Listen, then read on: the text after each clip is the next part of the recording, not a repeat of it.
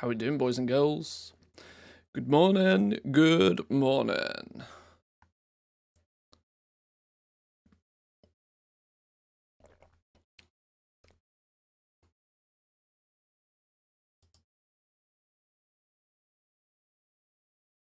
How we all doing? Welcome in. Welcome. We've changed some things. Woo! It's Christmas. I've also changed the way my setup looks, so this is all going to feel really weird this morning.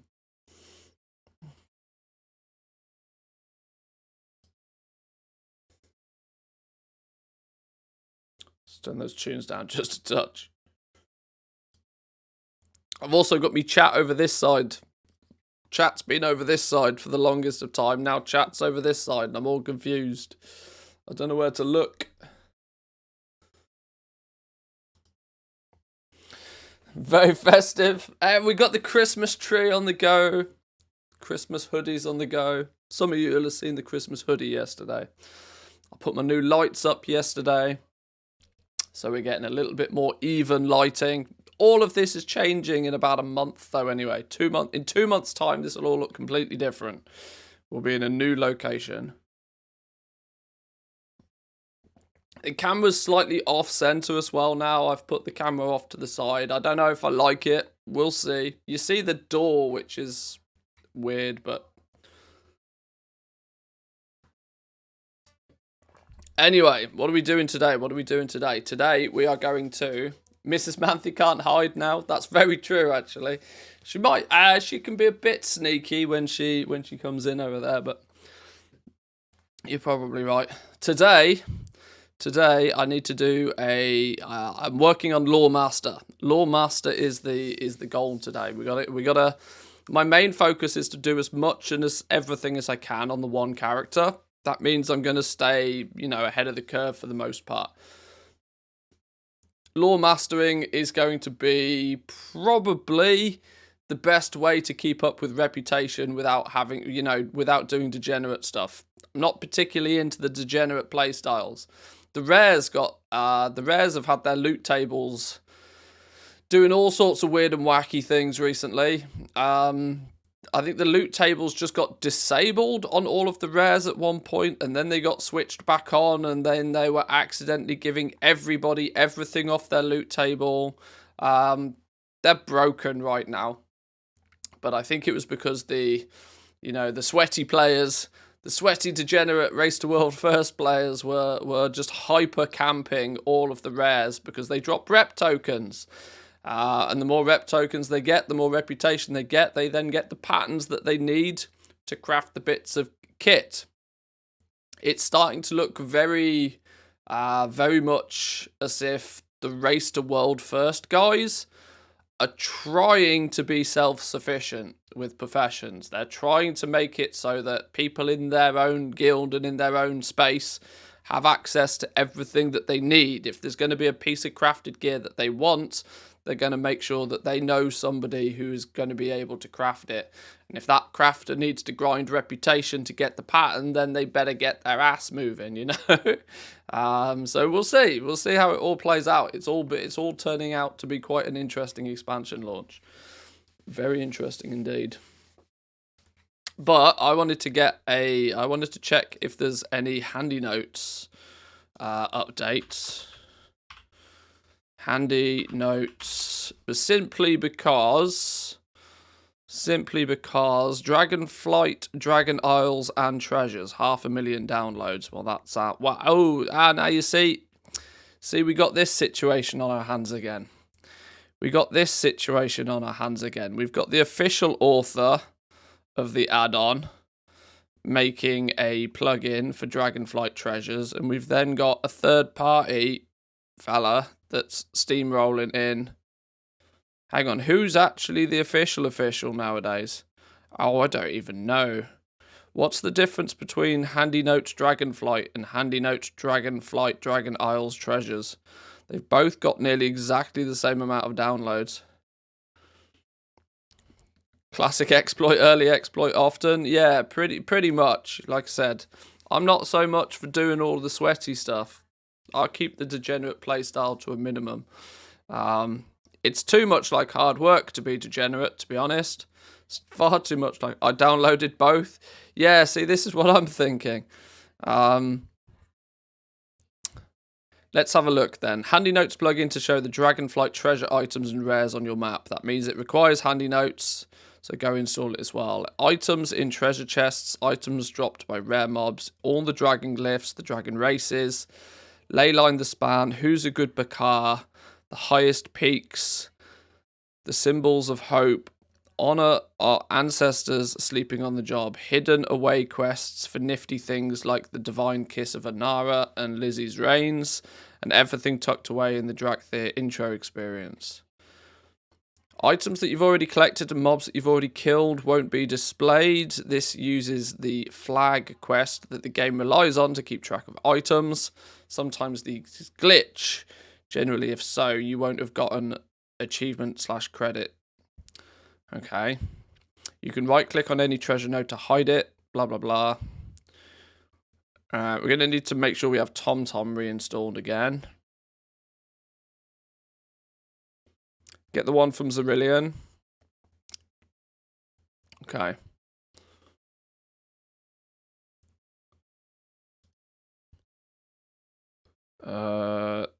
Cameo, Zerillion. So how does this one differ? Rare mobs, collectibles and treasures, battle pets and trainers, waypoints options. All the flags for the Dragon Scale Expedition, highest peaks achievement, dragon glyphs, kites for the symbols of hope achievement. They're basically exactly the same, aren't they? They're just carbon copies of each other.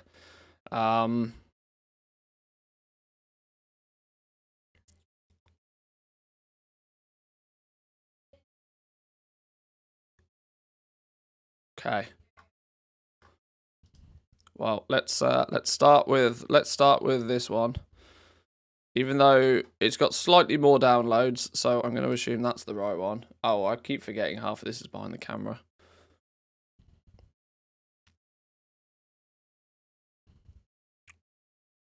Right, let's get that installed. We should have TomTom already activated. Let's load on in.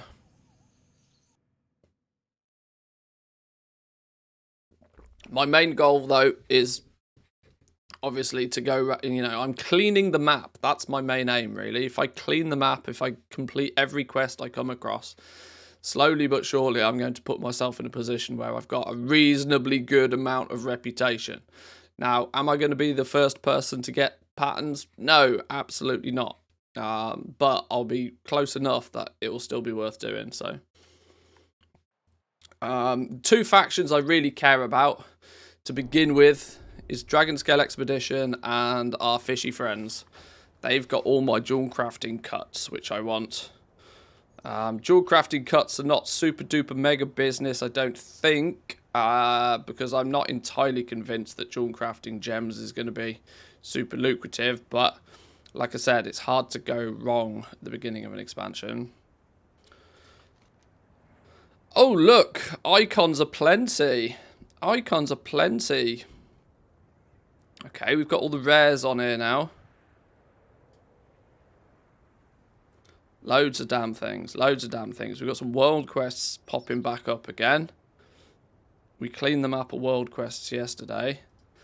That's probably my first point of call most days. Clean off any world quests that have popped up. There's a couple. All the dragon races. All the dragon races have loaded in today. At least for me, anyway.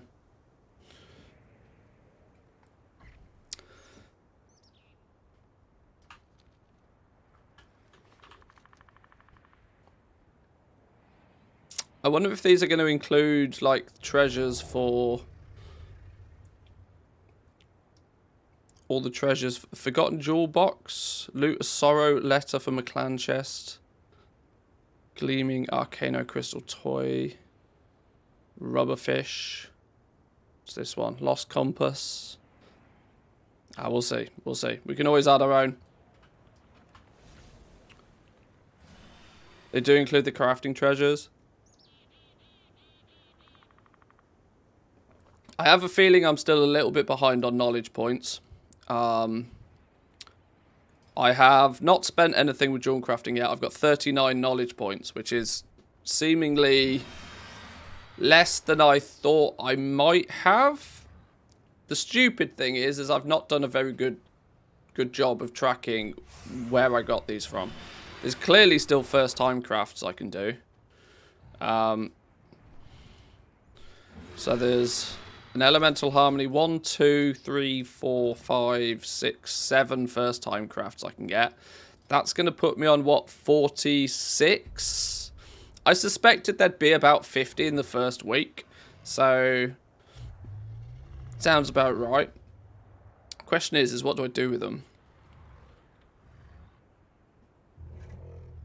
What do I do with them? We might have to do some research. I'm super tempted to go rings and necks. Super tempted to go rings and necks. Signet of Titanic Insight. Got 82 for blacksmithing. Go on. That's big numbers. Big numbers.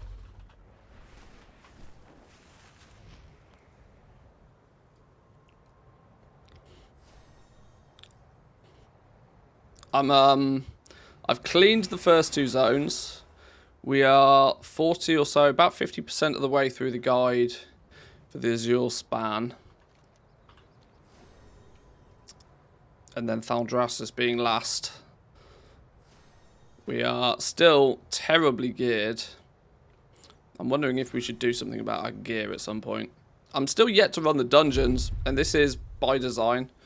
I didn't want to run the dungeons until... until I've cleared the world content. I don't know why. It's one of those arbitrary tasks I set myself. If you're after goods, I have plenty. I need to turn Spotify down a touch more. Can't hear myself think. We might even have a dabble in things like cooking today, you know. We might have a dabble with cooking. The rep's getting there though. Centaurs at 7. I need to get Dragon Scale Expedition to 5 double time because that's going to unlock buried treasures. And unlocking buried treasures is a real boost to your ability to gain rep because you just accidentally come across dirt piles all over the place. Those things are flipping littered all over the map.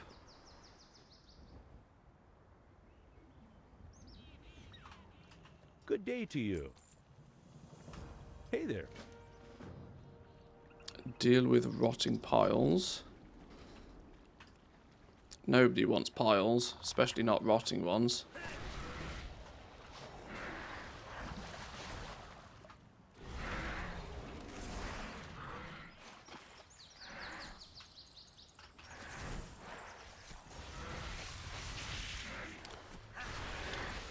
One thing that is really quite nice though is I am very much just relaxing and playing the game and enjoying it, which is a really nice position to be in.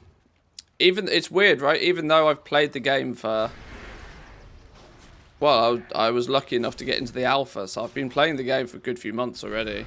But there's something about your progress sticking that's just, you know, it adds a, you know, it's the sense, I don't know, maybe it's the sense of achievement, the sense of progression. That when you actually get to do it properly and it sticks, it's somehow more fun. I don't quite know why. There's got to be some psychology in that somewhere, but...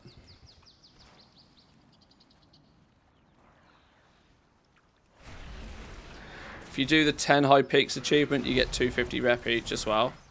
That's quite cool. Yeah, we can do some flying around and we can go get those flags.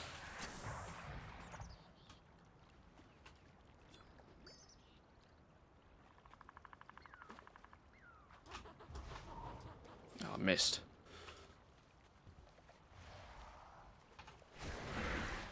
How's people's gold making adventure going though? Are people making monies? I've heard the PvP market's popping off, just simply because most people don't have the recipes. This is going to be the thing, right? I think we've probably had. I think probably the time has passed for people to make, you know, big silly gold off the trainer recipes, because by this point everybody's got the trainer recipes, right? This is where you are now going to be in a position where you want to kind of probably go a little bit further afield than just the trainer recipes. Because when everybody's got the trainer recipes and everybody's doing first time craft bonuses, and everybody's trying to flip in level by crafting professions as well, those trainer recipes, I imagine, are not worth a fat lot nowadays, especially the gear crafting stuff. You need something? See But if you know, if you get on your bike and you're out there and you're picking up some of the patterns that not everybody has, that's where I reckon the potential profits to be made. I have clearly pulled way too much here. I did not expect to zoom in on this and go quite so crazy. Let's keep the pet alive.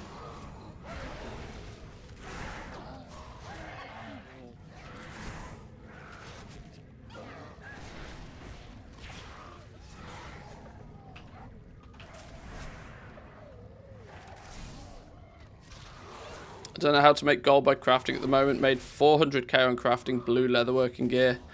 Currently working on getting renowned 13 for recipes. Well, I think that should be the goal for most people now.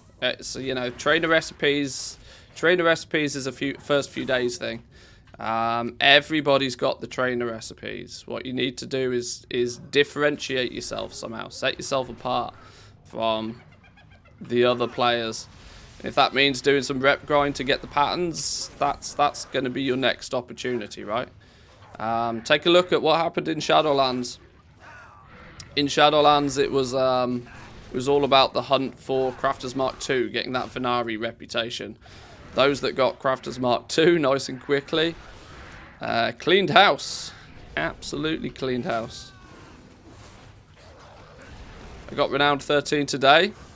It's more than possible if you've been working on it from day one. More than possible. I'd be very interested to see just what renowned levels some people have got with some of the factions. Because it's, if you laser focus it and you took some knowledge from the beta and you know what you're doing, there's some big numbers to be had, I reckon.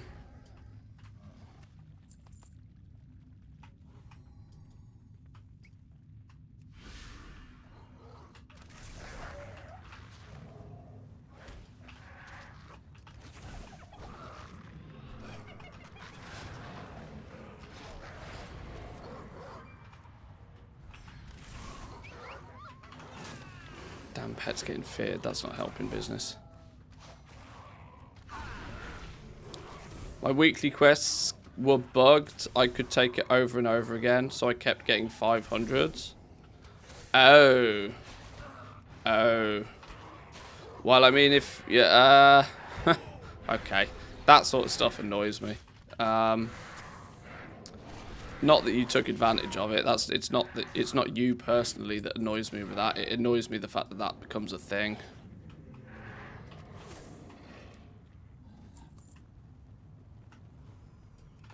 Because it kind of ruins the immersion for a lot of people. But that's not your fault. When things bug out, they bug out. And the annoyance is, for most people, is, as was said earlier, exploit early, exploit often. But, you know. How can you be streaming for 20 minutes if I checked Twitch 10 minutes ago and you weren't there? I don't know. Don't know, my friend. I need to do a Discord ping, don't I? I should let the Discord crowd know. Or have I done a Discord ping? I tell you what, my brain is actually really smushy right now. My brain is real smushy. I've played way too many video games the last few days. Twitch doesn't start the stream if it's in the background tab. Oh, Well, that could be why.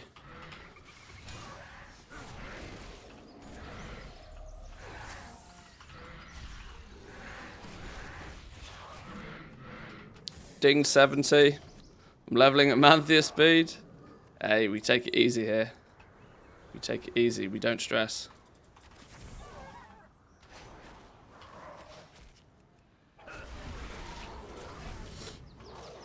Honestly, take your time. There's really not that much. There's not that much rush.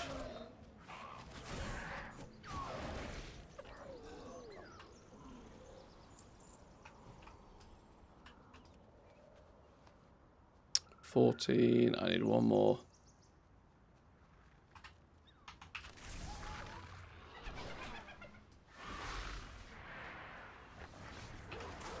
Is the spreadsheet already out for everybody?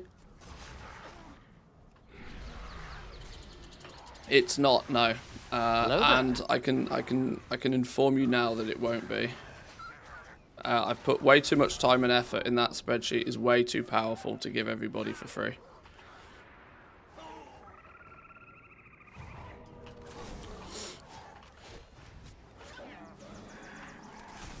Oh, I've pulled the entire flipping map again.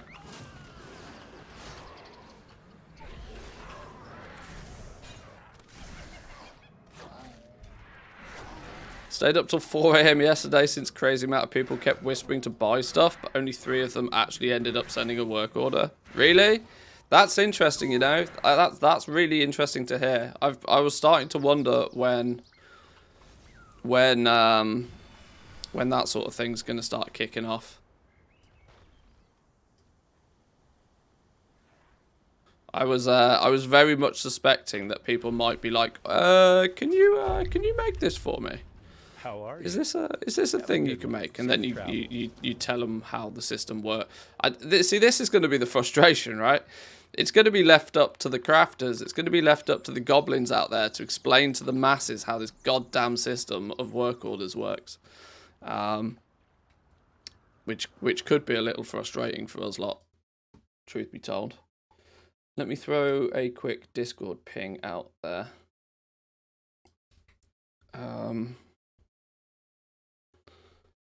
On the second day of Christmas,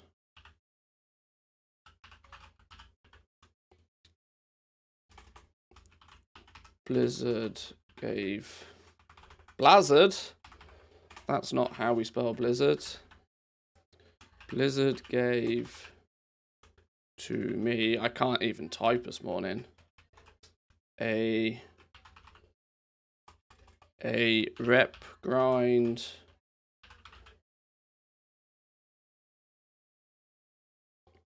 I need to make this rhyme now. On the second day of Christmas, Blizzard gave to me a rep grind, bugged, rares, and a partridge in a pear tree. Oh, how the hell do you spell partridge? Partridge, that'll do.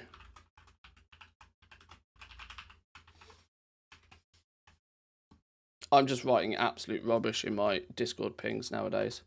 I don't think people read them.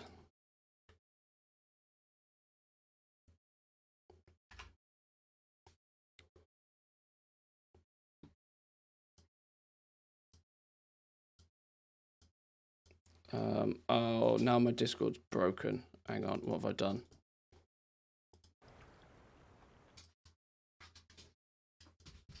Hello, Discord. Can you not be stupid, please?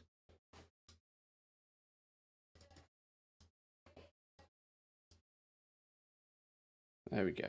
There we go.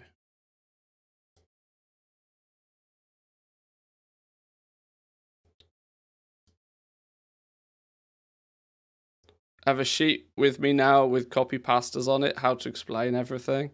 Oh, really? Oh, dear.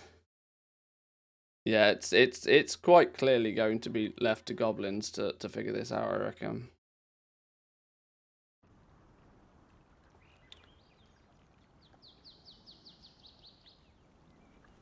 Every single one of the people who sent an order first added me to the party, crashed their dragon on my head within a minute, and then traded me. Yeah. Yeah. This is going to be the thing. This is going to be the thing. People are just going to absolutely have no idea what it is. People are going to have no clue what this work order system is. I don't know how Blizzard rectify it, really, to be honest, because there are there are little quests, there are little tutorials in the game. The problem is that 90% of players don't read quest text ever. They don't pay hardly any attention to what's actually going on in the game. And my quest log is full. I need to clear off some quests then real quick, because I'm not cancelling any. Right, let's clear the quest log of a few quests then. Yeah, I don't really know how Blizzard addressed this problem, but this could be a real indicator to why, you know. What do you have to trade? Next time, Because I always like to try and remember. I try to remember that. Excuse me, I've got the hiccups somehow. I always try to remember the fact that most people who play this game, or seemingly most people who play the game, probably do not pay any attention to anything apart from the retail version of the game. Meaning they're not watching YouTube videos, they're not watching streamers, they're not. They're certainly not downloading and installing PTRs. They're definitely not reading Wowhead. Huge percentage of the player base, I would suspect, have absolutely no idea that the work order system is even a thing.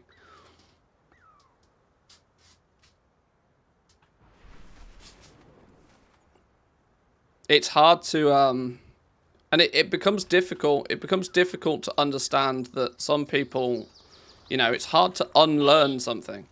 When you know something, it's very easy to take for granted that other people also know it. But that's never the case. It's never the case.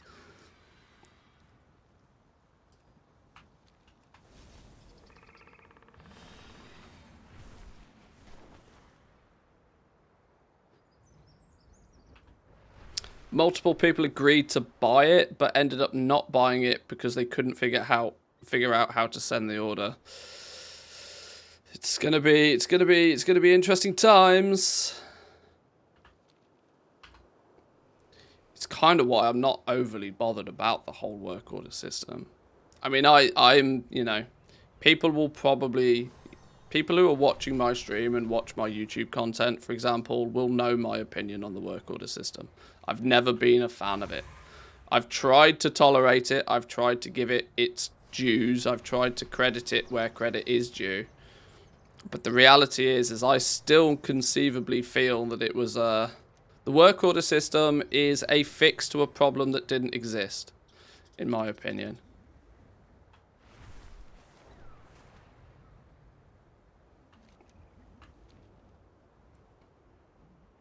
And I tend to feel that from a user experience and player perception point of view, there is far more elegant solutions to what we actually have with the work order system.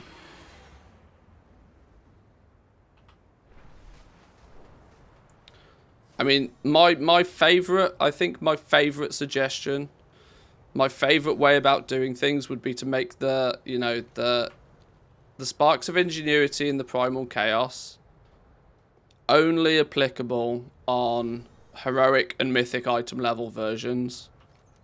Obviously, this is a because okay, let me start from afresh. Let me start from the actual beginning. The real beginning for me is actually about making the work order system optional, and I feel it should be optional. If you want a heavily customized piece of gear that is not readily available to you already, then you should be able to place an order for it. What shouldn't have ever been the case is that the only way to get those pieces of gear is through the work order system. That shouldn't be the situation. If you want something super customized that's not readily available to you, you can order it. But you understand that because that's a pros versus cons situation, right? And to some people it will balance out. Okay, well, I can just buy this, but it's a little bit expensive and it doesn't have the secondary stats, for example, that I want on it. One that I actually want isn't available at the moment. But I can see that there's people on the auction house that are selling them and are able to make them. What if I put in an order for a personal one to be crafted for me? I'll supply all the materials. Boom, hey presto. There you go. The crafting order system should be a custom crafted order system, not the only system. Making everything bind on pickup and making it so that people have absolutely no choice but to use the work order system. Terrible decision. Still firm in my belief that that's a terrible decision. That is creating a problem. What's the problem? Creating the problem that everything's bind on pickup. Oh, well, how do we solve that problem? Well, we'll use a work order system. So just don't create that problem in the first place.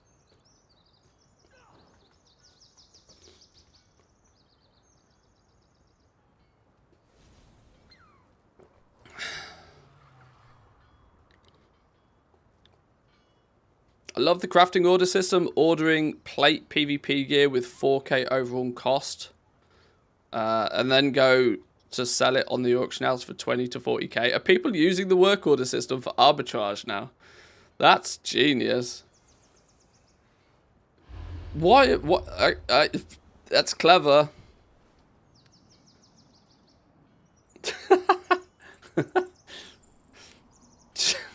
Get somebody to make it for you for free to get there. Yeah, sure. Because they're incentivized to fill work orders. They need to fill 5 work orders regardless of the gold that they make on them. So they'll sacrifice those 5 sales. Give somebody else a bind on equip item that they can then only go to sell. The real smart ones out there would put in their own personal work orders and then still sell it on the auction house. But people don't think like that. That's too big brain. Far too big brain.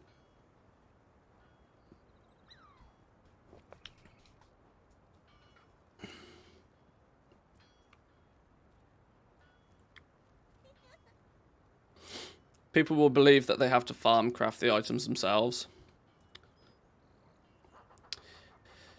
Yeah, I'm really interested to see just what the public perception ends up being of work orders. Yeah, I think I've made my views on it incredibly clear. See you soon. Watch your back. And like I said, whilst I have on many occasions tried to cut it some slack, I'm still firmly of the belief that the work order system could be a very, very good addition to the game. It allows for Blizzard to make far more customizable crafted gear, which is great. That's good for everybody. It's good for the people who want to buy that customized crafted gear. It's good for the crafters. It gives more variety. My issue is not with the premise of the system. It's with the implementation of it. I'm 120 work orders in from sending for my ult. No multi-craft is sad times. That's true. That's true. Right, have I got some space in my quest log now? I think I've cleared up some space. Let's take the... What can I do for you? Let's zip back over where we need to go. Where are we trying to go? Okay. I've the finest wares in the land. In my guild, nobody understands them at all. It's not exclusive to your guild, trust me. It's really not exclusive to your guild. And the problem is to crowbar the system into the game the way that Blizzard wants it in the game has actually meant that they've had to add 3 or 4 extra levels of complexity than is really necessary to be able to crowbar it in this kind of weird and wacky way. So that public orders can be as simple as possible. There's then a whole new rule set for how personal orders work. And yet there's no documentation to go along with any of this, sweet other than a couple of sort of quests that are very easy to skip over and miss. It's going to be chaos. It's going to be chaos. It won't be a problem, though. It won't be a problem until Season 1 actually launches. It won't be a problem for another week or two yet, because up until that point, people won't care. It'll be when people really start thinking about gear. And that, you know, that the word will spread that this system will allow you don't. You mean if I want that bind-on pickup shield, I don't actually have to be a blacksmith. I can still be a paladin with herbalism and mining, and I can still just order that shield. Then, okay, right. Well, then how does this work then? Well, I ordered the shield and I got a shit one. I got a quality 1. I want it at quality 5. This quality 1 is less than the one I got, less in item level than the one I got from M+. Well, this was dog shit. I thought this was going to be There's going to be so many problems with this. Blizzard are going to have to fight fires. The forums are going to be on fire. I can't wait. I can't wait. It's going to be funny.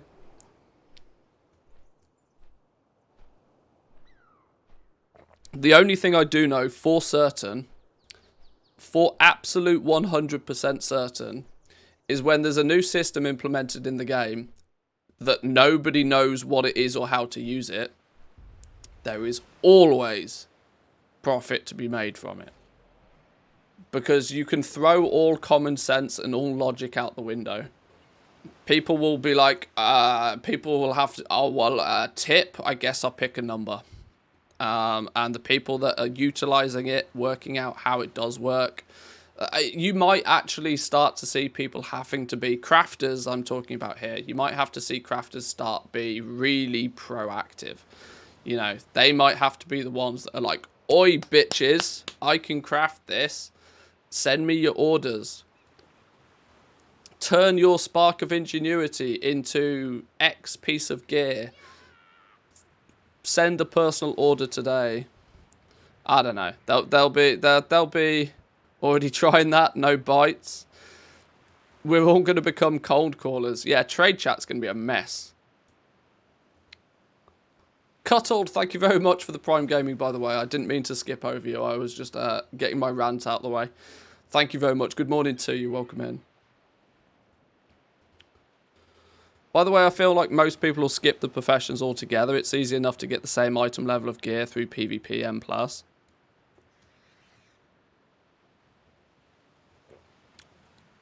That doesn't mean that most people will skip it. It'll mean that there's more profit for those that don't skip it. So, happy. Win-win. Win-win. I'm now at 89 knowledge points for blacksmithing for the week. And I think I only get knowledge points now from new recipes. That's pretty impressive. 90 knowledge points in a week. That's pretty good. That means you've pretty much milked everything that you're going to be able to get. Once reset rolls round, then you'll be able to get probably 120 then, which means you will probably put yourself in a position to make those big dick DPS weapons at higher quality. More importantly, when people start wanting them, that's the trick with all of this.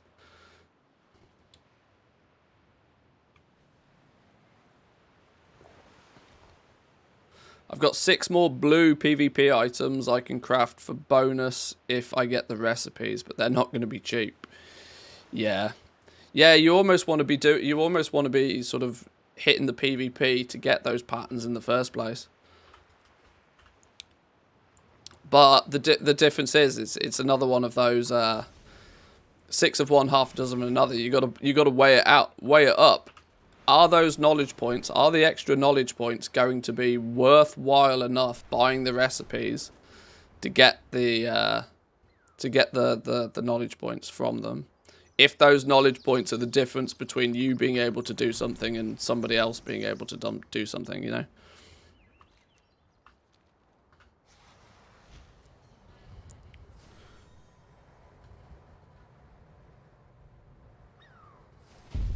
What can I do for you? You also have to win the BG to even get a chance at getting the recipe to drop. Yeah, this signs me out of the PvP scene pretty heavily. I mean, we can do some bits and pieces for sure. Hey, you see, this is where I just need to use my streamer privileges. I just need to be a bit more filthy about it. I should just get Yugalot to boost me. Because surely we've got some rank 1 PvPers in here somewhere, right? Surely we've got some multi-time glads kicking about.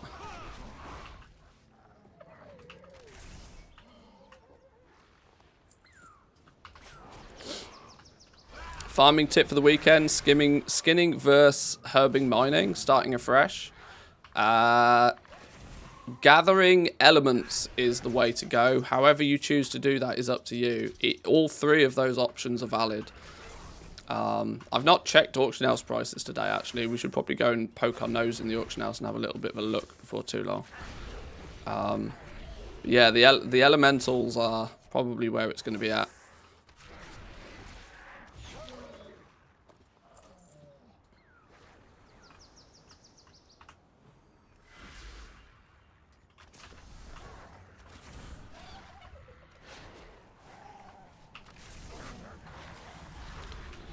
If only Comp Stomp was up.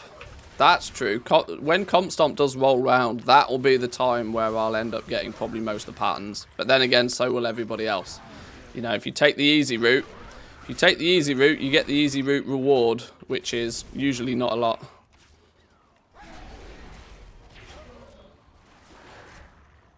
It's hard work that tends to pay off.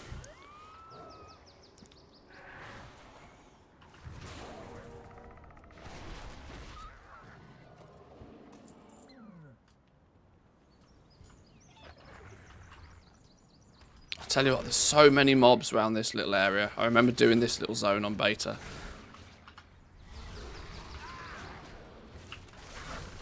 I don't look forward doing this on a class without good strong AoE.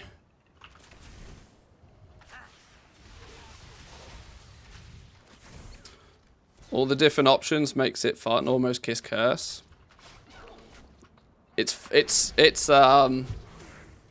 I wonder how people feel about it. I enjoy this. I enjoy this so much because I don't mind making the decision.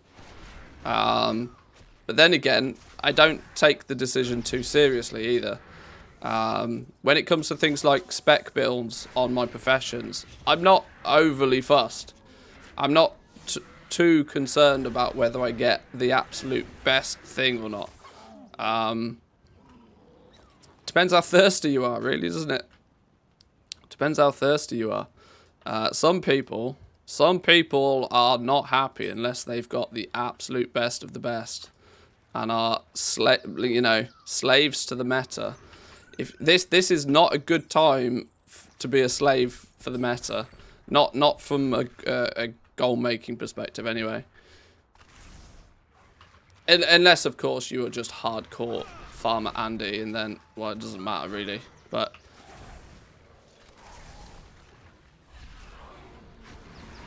Because you do have to make those decisions. And I'm really quite enjoying the fact that it is a thing.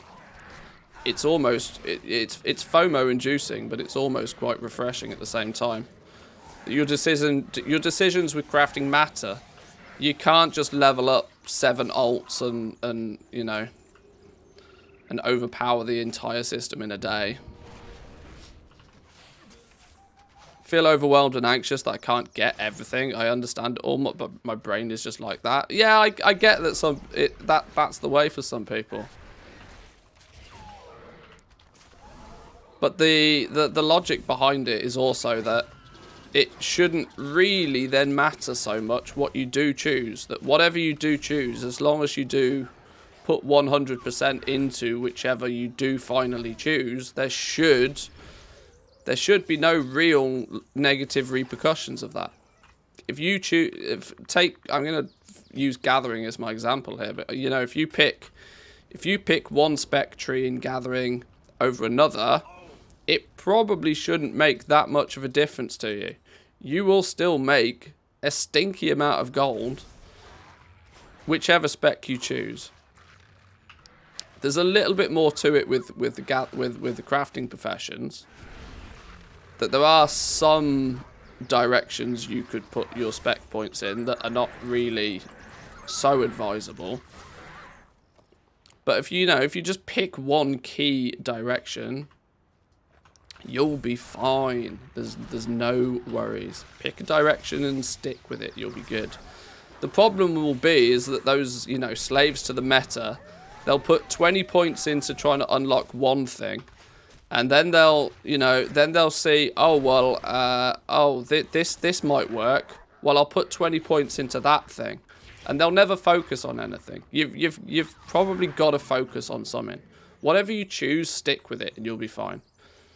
If you put 20 points in every tree, you're done goofed. But then again, being indecisive is never the way, right? What's going on here? Why can't I attack these? Have I been disconnected? We're dead. We've DC'd. Oh my lord, we haven't DC'd. That was just a lag spike. That was one hell of a lag spike, my god.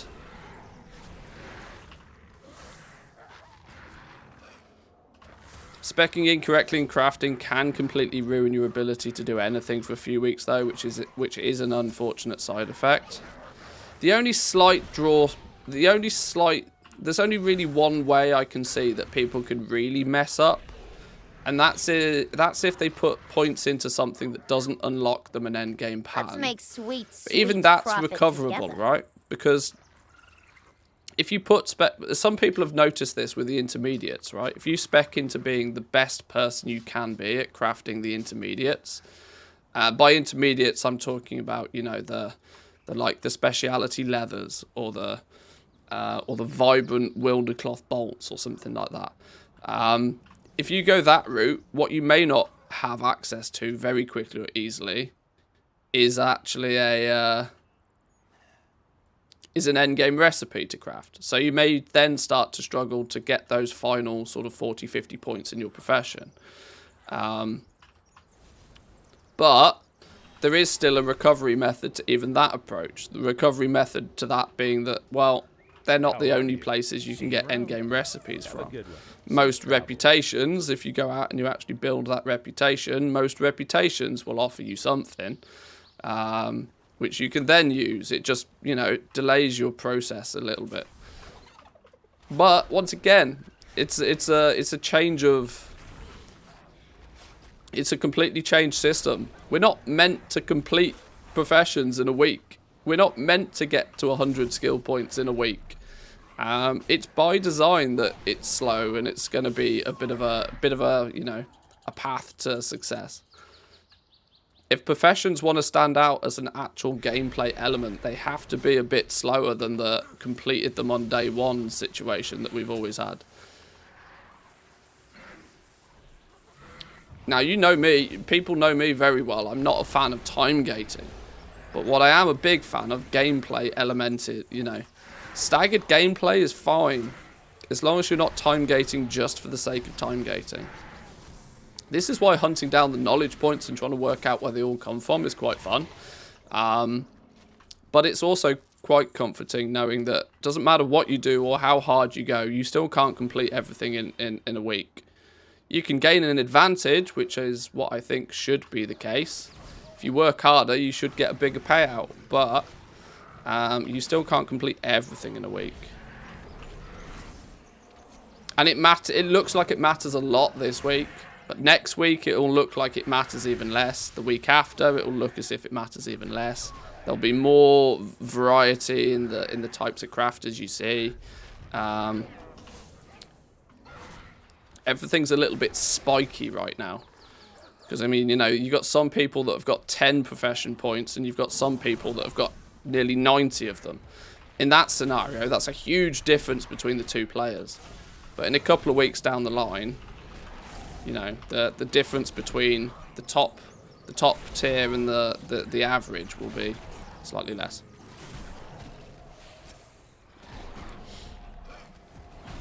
If you max out your spec into a slot of gear that nobody's buying, you're screwed. Maybe, but that was the mindset that was very heavily a thing with legendaries in Shadowlands. But even the off-meta pieces, even the pieces that you would have never suggested anybody ever level up, you still sold them. There was never a piece of gear that I didn't manage to sell. By the time I had every single pattern unlocked with legendaries, they were all selling. Rip wasted 9.1. You say that, but if you had them and you had them crafted, you would still sell them. The difference is, this time though, is that people actually physically have to go out their way to put an order in for one of these. That might be a defining enough feature. People might think a little bit more rather than purchase on impulse. So, we'll see.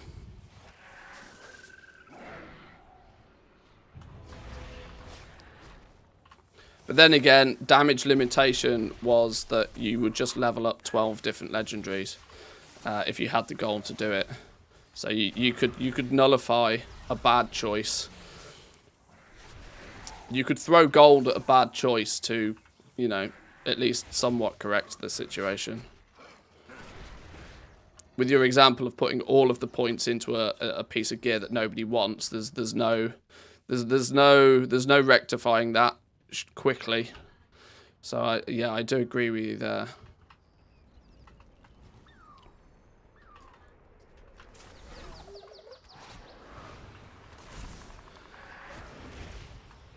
Is Artisan's Metal needed for high-end crafting work orders or just for recrafting orders? Artisan's Metal is... Okay, there's two answers to this. Yes and no. The work order itself is that you won't need Artisan's Metal as a material to craft the item in the first place. If a... what you can use, though, is you can use Artisan's Metal as a finishing reagent. It costs 50 I've got them in my bags here. You take 50 Artisan's Metal and you turn it into these things. Illustrious Insight. These are finishing reagents, which crafters can choose to use them or not. If you do use it, it increases your skill by 30. When you... Obviously, increasing your skill by 30 could be the difference between crafting, say, something at quality 4 or crafting something at quality 5. If a work order comes through, a personal work order comes through requesting quality 5, if you can only guarantee quality 4, you're not going to be able to craft it.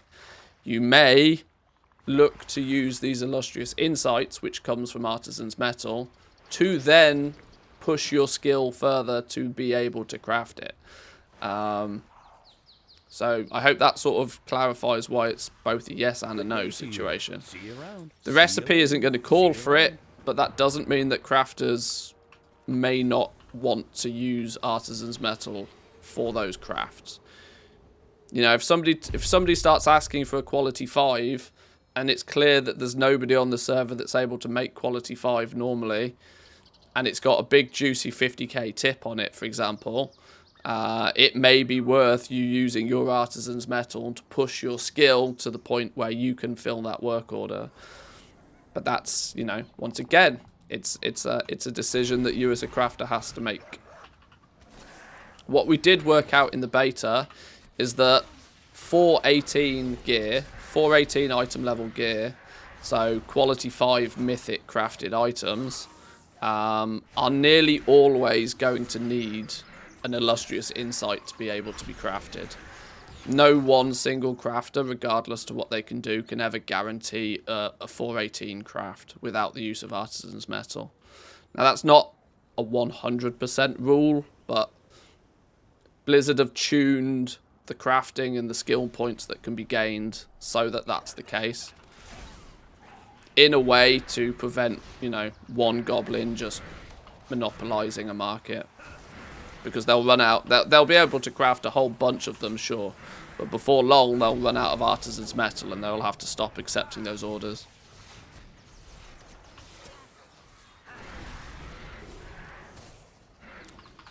But most people won't realise this until for another couple of weeks yet.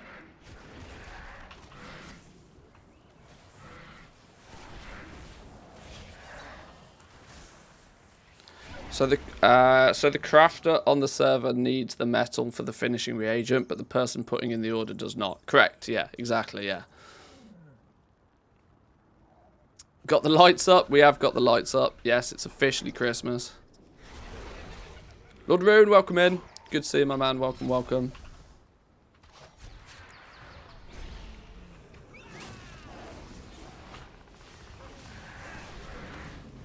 If you're only a gatherer, what do you use artisan's metal for?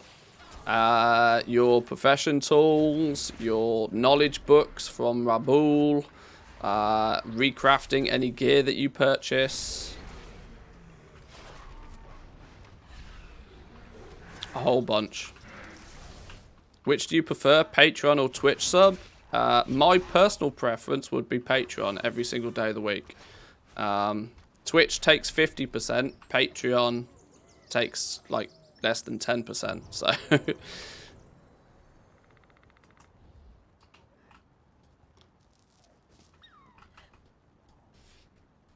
and that's before the tax man gets involved.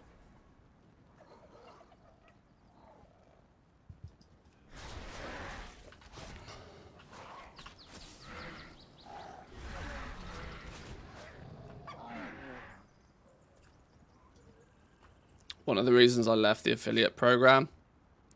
Yeah, Twitch taking 50% is gross. It's actually gross. Let's make sweet, sweet profit together. RenQT, thank you very much for the tier 1. I do appreciate it. Thank you, thank you.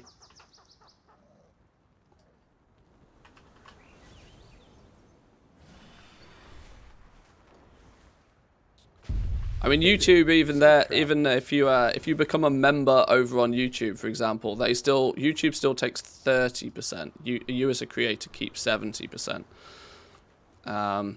which is more acceptable.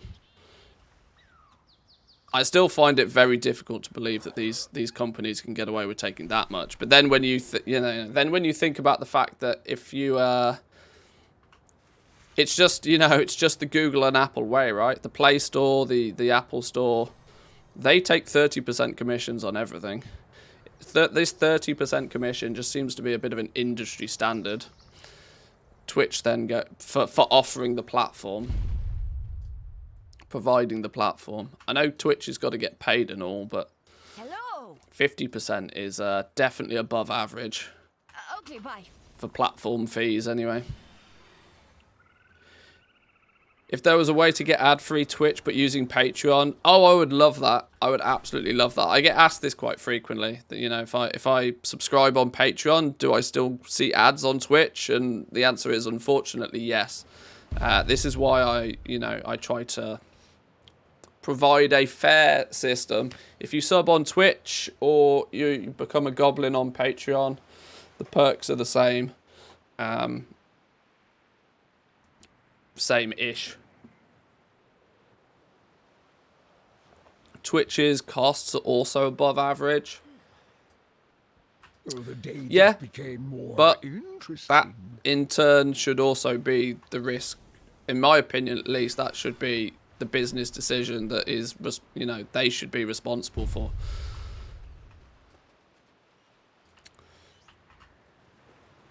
Let us hear your story.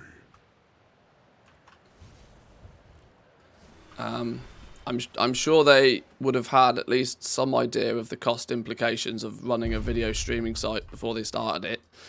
Mama says my tusks will be bigger. How's your renown looking? We're getting there. We're getting there. We are 7 for the Centaurs, 8. We've just hit 8 for Valdraken. Dragon Scale's only 4. Tusk Scales are only 4. I'm still working through Still working through Loremaster, gaining all the rep I can, cleaning the map of quests before we start doing, you know, degenerate treasure hunting and stuff.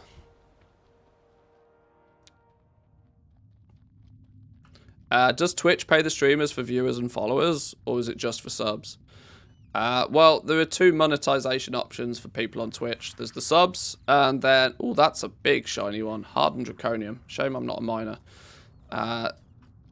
Obviously, the ads that you see on Twitch, the creator does get a split of the ad revenue.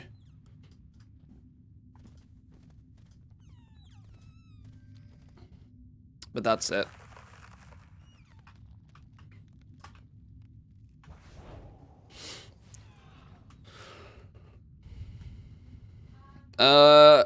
What are some other profession quests to do other than the ones that you've highlighted in your video? Well, you've got, each profession has their own weekly quests, which will be given to you in Valdrakken. But there's not so many sort of one-time quests. Not anything that stands out as substantially as getting those Dragon Shard quests done. Hey, we're renowned 5 with the fishy fellas. What's that going to do for us? Oh, we start being able to make our fishing gear now. Next time, bring fish, please.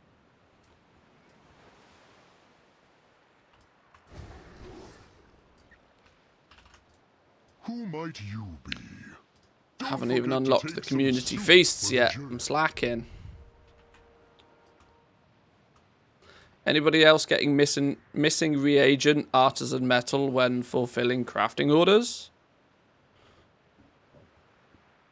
I'm not fulfilling crafting orders, so I wouldn't know.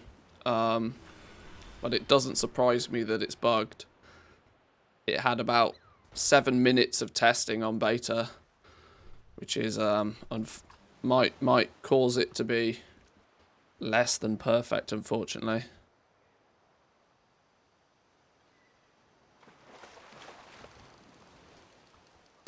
What are these fish worth right now? 5 gold?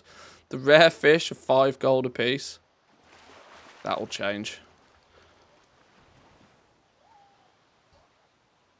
Wowhead's done a post on how to get profession knowledge points if someone's interested.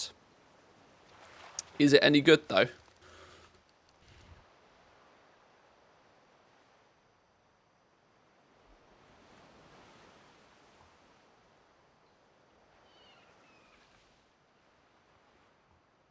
You can review it.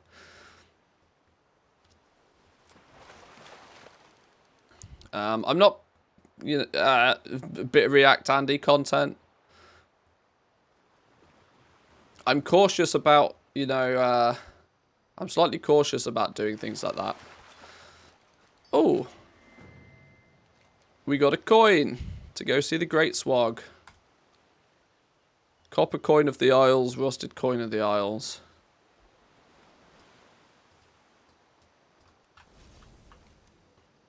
It's interesting that they give you a quest for that now. Where is he? He's over here, isn't he?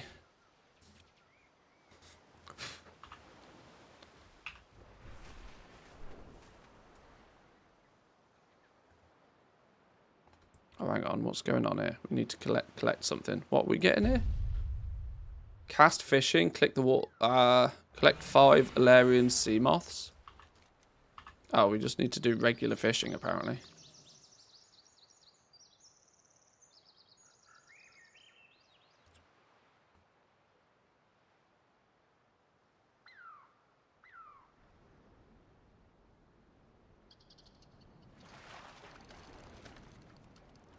Yeah, there's one. I'm still convinced there's more to this. There's more to this fishing than what people think.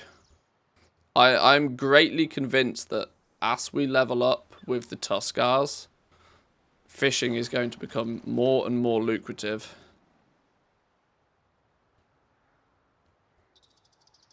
I don't think it's going to have so much to do with your personal skill either. I don't know. Maybe it's the hopium kicking in, but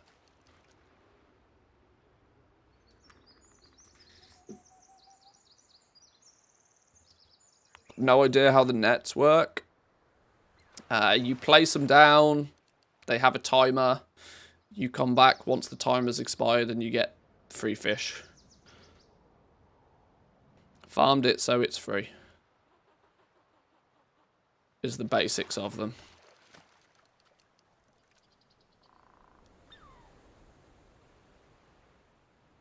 I didn't spend too much time playing with the Tuskars though on the beta.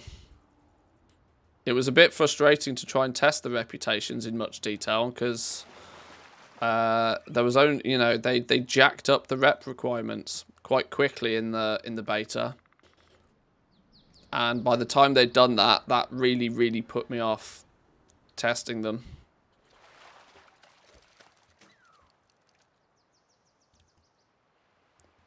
Fishing holes also have a daily where you can get 150 rep with the Tuskars. Yeah, see, this is it. Most of the rep with most of the rewards and reputation tends to snowball a little bit. Actually getting those first 4, 5, 6 renown is usually the hardest. From there on, there's things you can sort of chip away at to get rep quite frequently.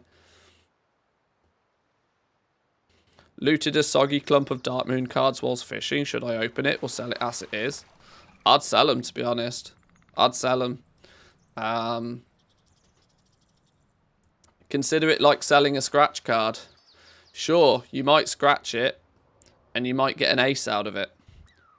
Or you can sell it to some other sucker for an outrageously high amount of gold and they can scratch it and get a vendor item out of it. So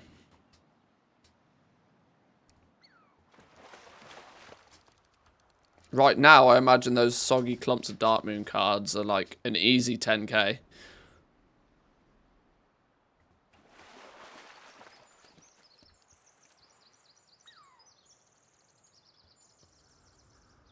How much they're going for now? Sold one on launch day for 20k. I'm not sure. The frustration for me is that I have the suspicion, now I can't prove this without buying a bunch of them and opening them, but I have a suspicion that the loot table on the cards is different in the soggy packs than it is the crafted ones. Another thing that I wasn't easily able to test on the beta for the fact that I wasn't going to fish up enough of them to get any sizable data.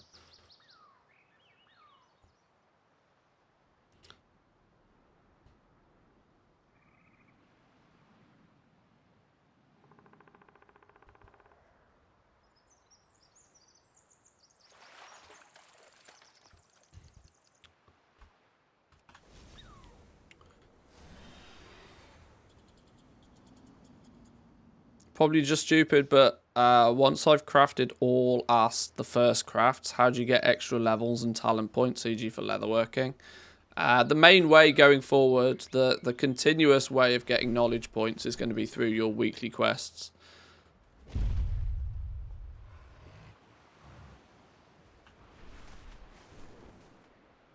But that's obviously, the knowledge points are very front-loaded. You're going to get a whole bunch of them at the start because of those first-time crafts, but quite quickly they'll slow down to like maybe 10, 15, 20 a week.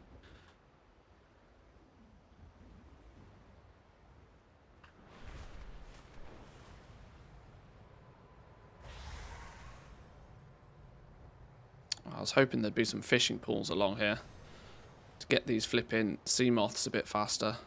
No, that's the wrong one.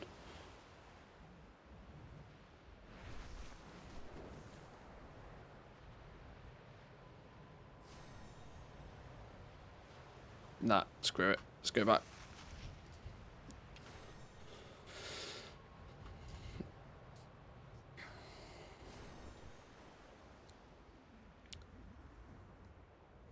Is that the quest that the leatherworking trainer gives? Example for making drums and boots? Yeah, that's one of them, yeah. There's, for leatherworking, for example, there'll be 2 weekly quests. One to There's probably going to be 3 weekly quests for something like leatherworking. You'll have 1 to complete a whole bunch of work orders for that profession. You'll have 1 to go out in the world and probably farm up something. And then you'll probably have a 3rd one to craft a couple of something. Each one of those quests is probably going to be the way that you'll gain knowledge points going forward.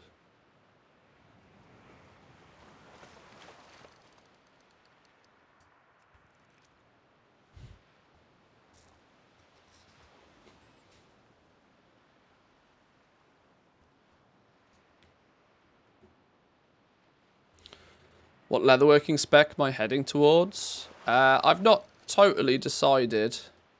Inventory's full. Oh lord. That will this is going to be a common problem going forward. I have many lucky doos. You like?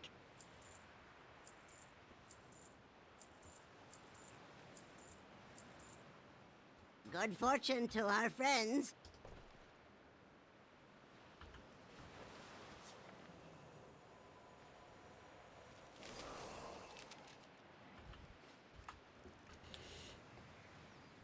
Yeah, I've not really decided exactly what I'm going to go for spec-wise for leatherworking. My initial intention was to go for the intermediate items. Take advantage of everybody buying a whole bunch of intermediate items to fulfill their work orders. But that also requires people to care about filling work orders, so the whole thing's a little bit up in the air right now. I've not decided. I'm basically pooling all of my knowledge points for now until I can actually make a decision. I'm in no rush, put it that way. Do you know if there's a master blacksmither? I want to do a little video on these guys.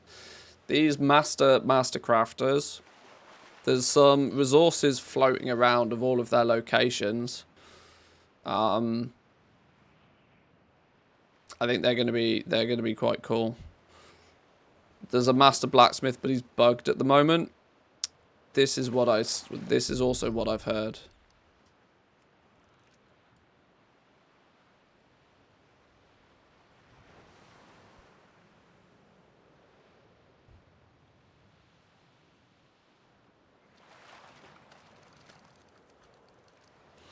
I've got 5 knowledge points, not 10, as Wowhead says, for Master Crafter.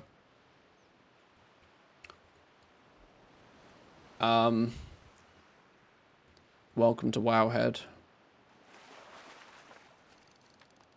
Come on, how am I not getting... I just need 3 Illyrian sea moths, really. We're fishing in the sea. These shouldn't be a problem. There we go. There's 1. There's number 3.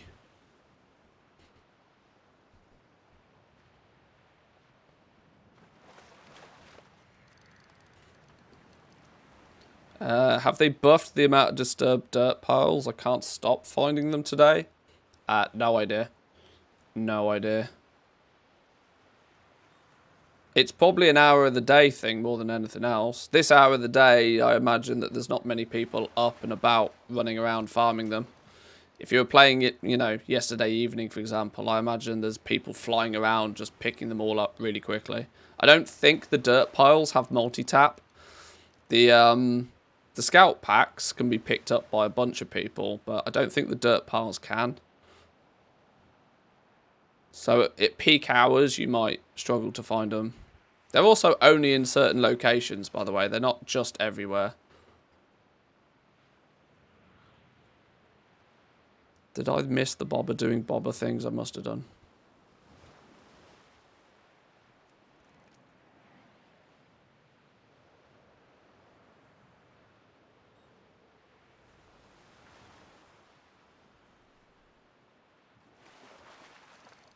Hey, there we go.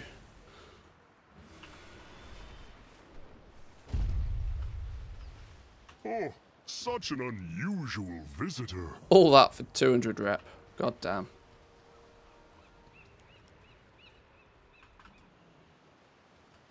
Hello.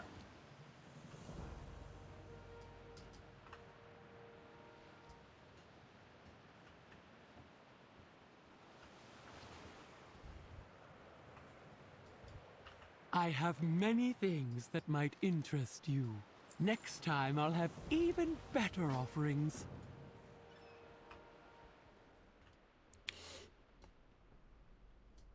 A fine day for a fine trade. Oh wow, look at all the quests. What? Goodbye? Yes. All right then. Your tale will be remembered. Tell a story? Hello? Speak Aha, up there we now. go.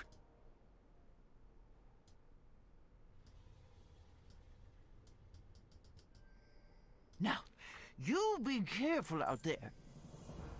What's a fast way to level alts? I don't know. The same thing. The same thing you'd do on a main. The Threads of Fate, Dragonflight Threads of Fate. It's not called Threads of Fate, is it? But you know what I mean. You get access to world quests, which will give you more to do along the same path. But I would imagine it's still probably just bang out the campaign as fast as you possibly can.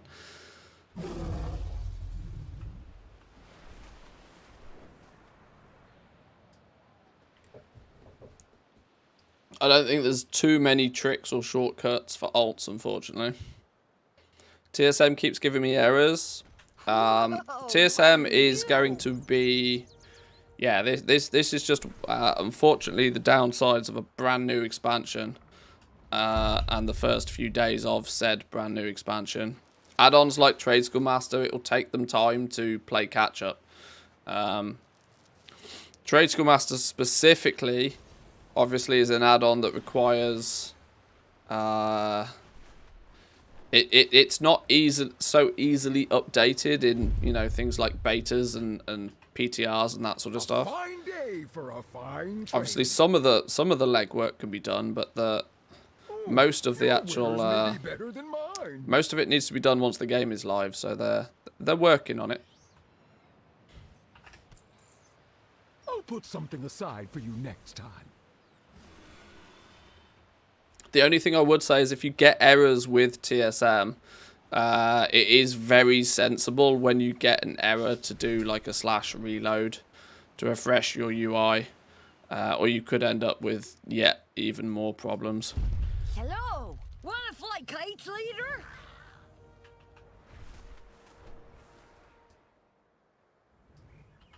Is that not an upgrade for me? No, it's the same. Who speaks before me? This also leads me to the fact that lots and lots of people are quizzing me. Am I going to be, you know, have I got some TSM groups and whatever? At the moment, no. And I don't really plan to put too much time or effort into TSM groups just yet, simply because I don't feel that the crafting side of the TSM add-on is really all that hot right now. They've still got a lot of work to do to play catch up. They're getting there. There's the new UI and stuff like this, but there's still so many bugs and errors and issues with, you know, putting things in groups correctly, and there's lots of stuff. I'm gonna wait till the dust is settled a little bit before I do really anything with TSM.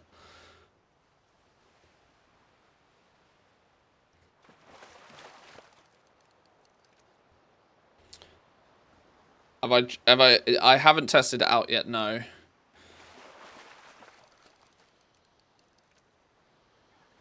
Where was this? Oh no, this is a spinefish pool. I was going to say, where was this pool when I needed it a minute ago?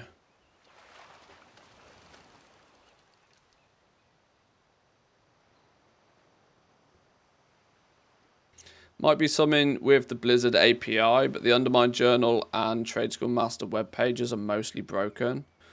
Well, Undermined Journal, of the owner of the Undermined Journal has publicly come out and said that he's not going to track materials anymore, or commodities, I should say, in general.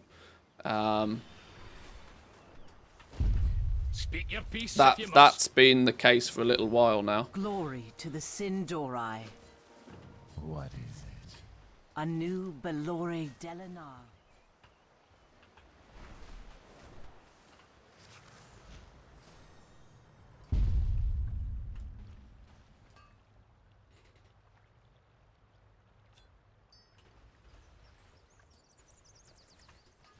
Right, second crystal. What are these things? Stolen parts.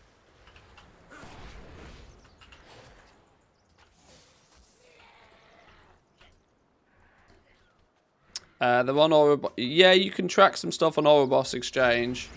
The difference is, though, is obviously Ouroboros Exchange is, you know, it simulates the auction house, but it doesn't have anywhere near as much of the, like, you know, the data side of things like the Undermine Journal has.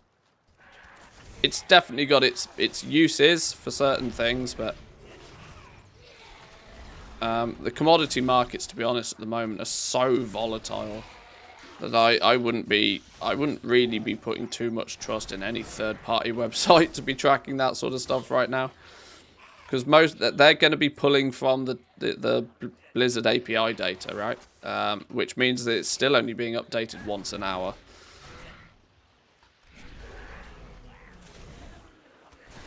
A lot can change in an hour at the moment, especially in the evenings.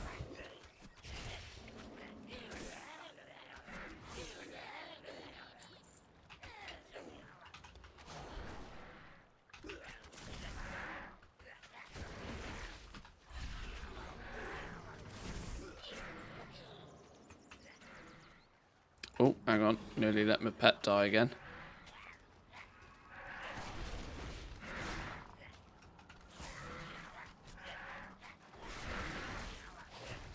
I don't know if it's a new thing, if it's a Dragonflight thing, or if I've just never noticed it before, but exhilaration causes, like, ridiculous amounts of threat. If I heal my pet using exhilaration, my threat spikes through the roof. I might just be showing my noobiness to the game there. That might have always been a thing, but I've never noticed it very much. Or it feels like my threat's going through the roof.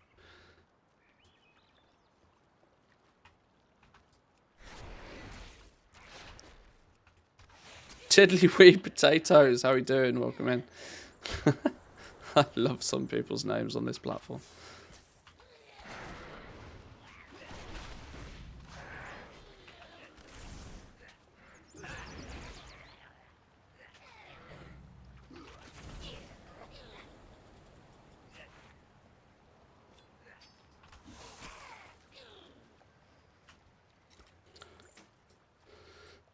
Saliva samples. Where are these coming from? Just pew pew things.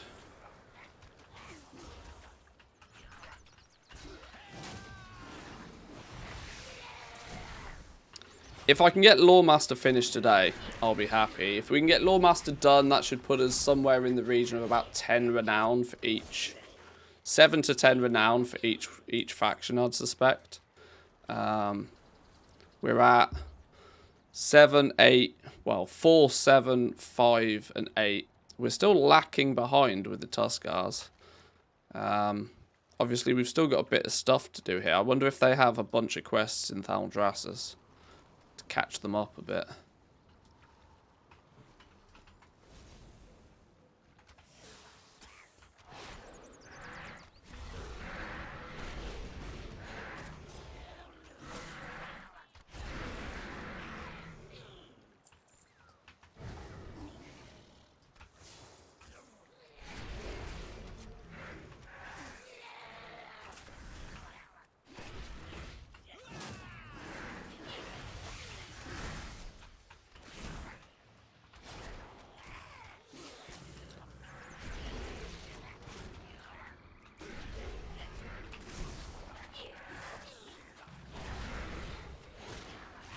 Connected Patreon to Discord. Still don't see the premium channels. Does it take some time? It does take a little bit of time, yeah. Especially at the beginning of the month. For some reason, Patreon at the beginning of the month, I think it's got something to do with payment processes. But at the beginning of the month, the first few days of a month, the Patreon bot's like super slow. So I apologize if it takes a little while, but it should all happen automatically if you've got the two connected. If it ends up taking over 24 hours, feel free to DM me on Discord and I'll try and look into it manually. Tune-up? Pedal to the metal, baby. But in most cases, even when it's slow, it Baladash shouldn't take that Malanori. long. Usually it only takes an hour or so to connect it up. I don't quite understand why it's slow at the moment. Start your engines. Why do you need Renown and Loremaster? Is it just you want to do it for yourself? Well, it's one of the, you know, it's the reputation side of things, really. So many of the patterns I need are locked behind these reputations, so Loremaster's a good way to, you know, get those first early levels. And importantly as well, once you reach level 10 with any of these guys, level 10 you unlock the Word of a Worthy Ally, which gives you a rep bonus to your alts as well. So if you can get to at least level 10 on your main, it'll make your alts journey a little bit quicker and easier as well.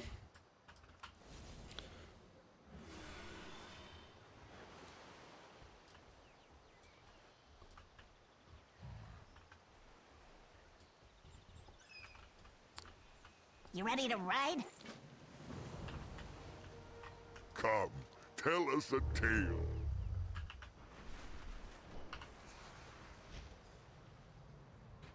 Whoa, hang on. What's going on here?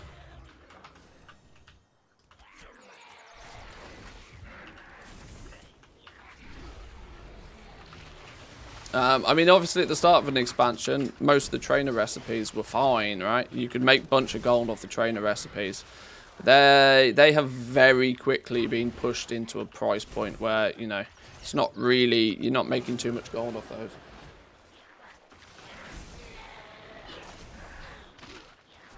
Hang on, please hold, boys and girls.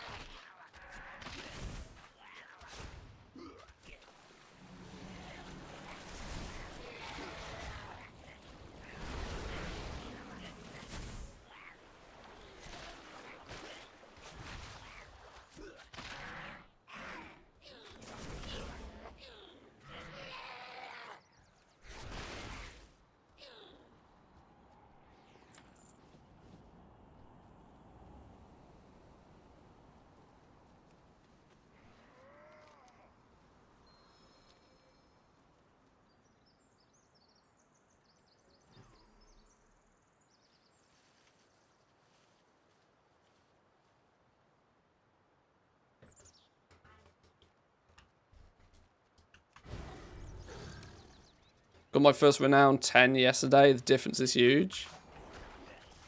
Well, you get 100% extra reputation on your alts. And when you get renown 20, it buffs it up to 200%. So, yeah, it's a sizable change.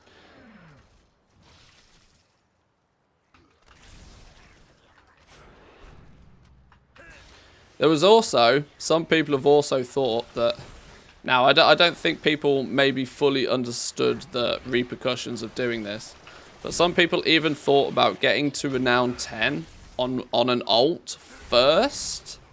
Getting renown 10 on an alt first, just so that then they could play through and do Loremaster on their main, but gain 100% experience buff whilst doing Loremaster to sort of, like, propel them forward. So, I mean, that I don't know if that's still really I mean, technically it works, because it just means that you'll get those first 10 renown levels, like, in half the time, using half the quests. Then you'll still be able to get good experience, with, good rep gains from then onwards. A real min-maxy approach. To do Loremaster on an alt so that it's then more efficient to do it on your main still means that you have to do Loremaster on 2 characters. But, you know, this is the kind of level that people go to when it comes to trying to min-max stuff.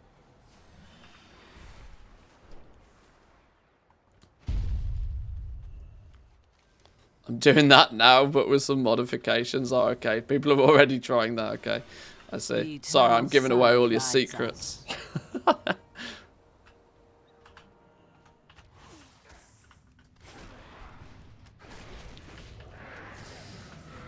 Can't do my alchemy experimentation. No, they've disabled alchemy experimentation right now. It was bugged. So they've turned it off. I think the problem was the problem with it was I think that people quickly worked out that if you get the cooldown on your alchemist, you just log out and log in again, and logging out and logging in again reset the cooldown, which is clearly not intended. So to prevent people maxing alchemy in a day.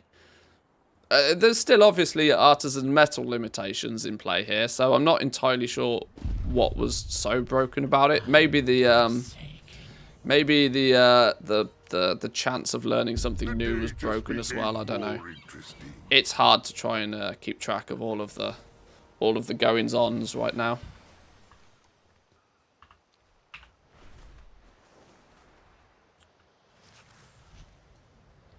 It's ridiculous that they don't just trigger a warning that it's disabled.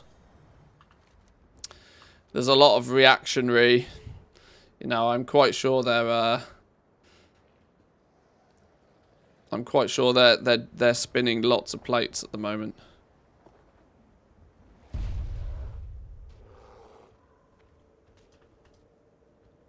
Oh, you're a spicy meatball. We ain't gonna pew pew you solo.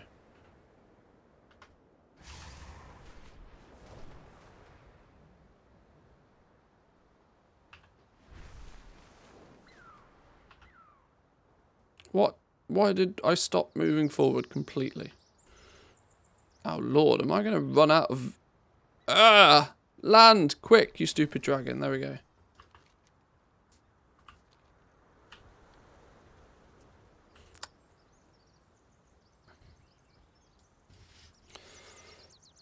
That also works with the cloth daily. Oh god. These things are not meant... Okay. There's seemingly a lot of bugs with professions at the moment. A lot more than there usually is. But then again, you know, brand new system. What do you suspect? What do you expect?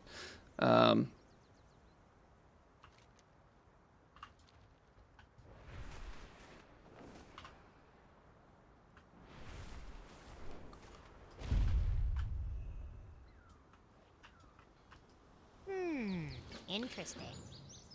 What frustrates me more than anything else is I'm never on the receiving end of some of these bugs. Greetings, man. I rarely come across bugs like this. I don't know if it's just a bit of an illusion, because obviously when you do content creation, when you get, you know, when you're sat in front of, well, 250 of you here nearly. Wow. When there's 250 people watching you, there's a good chance that somebody has found a bug and somebody is going to tell you about it. But it does mean that the chance of you actually finding them yourselves is still pretty slim. This is why I always think that Blizzard should just give people, a lot more people, access to things like the beta. I know there's obviously the element of they don't want to give people, you know, they don't want to give too many people the ability to practically play their game for free, but I think a lot more of the bugs would be smoothed out before the game goes live if they just gave more people access to it. But then again, there's also bugs that were reported like way back in the alpha in the early days of beta that are still a thing. So I don't know what their process is for prioritizing bugs. Posting on Wowhead where a few percent of the player base will read it is not acceptable. It has to give a warning in game when you press the button. Yeah, it should do. It shouldn't just leave you kind of like questioning what the hell's going on.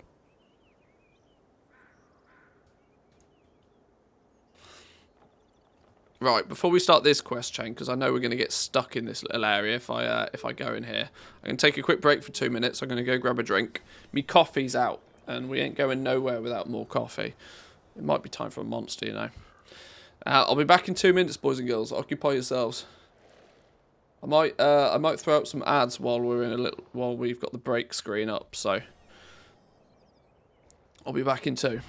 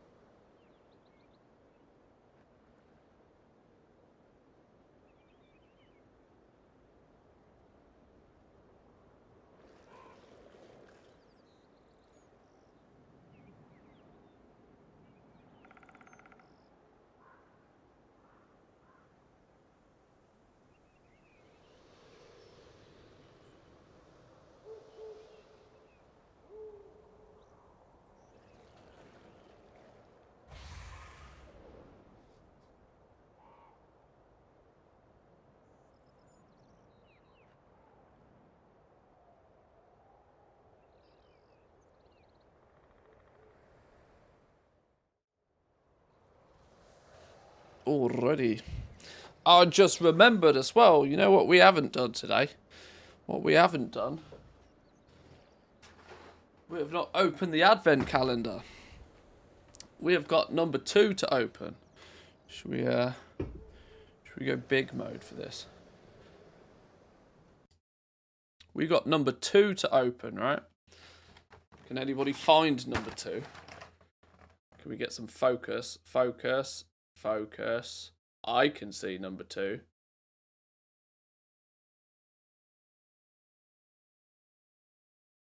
Above yellow. Hey, somebody's got good eyes. Round it. No. This one. It's a... The fuck is that? Ah, it's a Snickers again. We got a stupid Snickers yesterday. What are we... It's only a small Snickers today. We got big Snickers yesterday. What do we get? 2 big Snickers, 2 bounties, 2 Milky Way. Didn't they take milk? They took bounties out of celebrations, right? Everything is yellow. Didn't they take bounties out of celebrations? That should be against the law. Bounties are like my favourite one. Right, we'll open number 3 tomorrow. They did. Shocking performance. You can't take flipping bounties out of celebration boxes. No. Not having any of that. Right, well, I'll eat my Snickers. Mmm.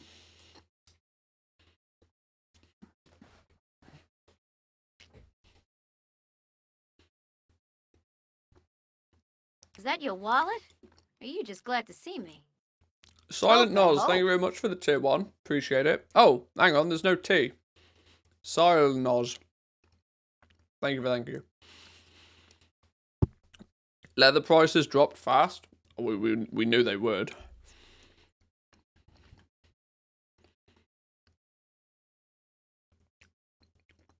What's this? Kahani's linking me.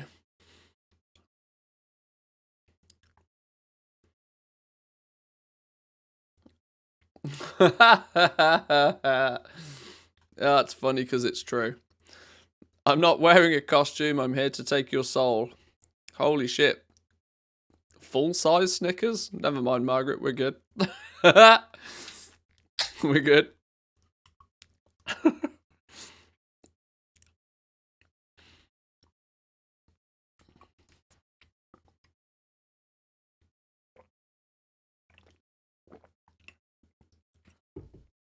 $44 gold for quality 3 leather already.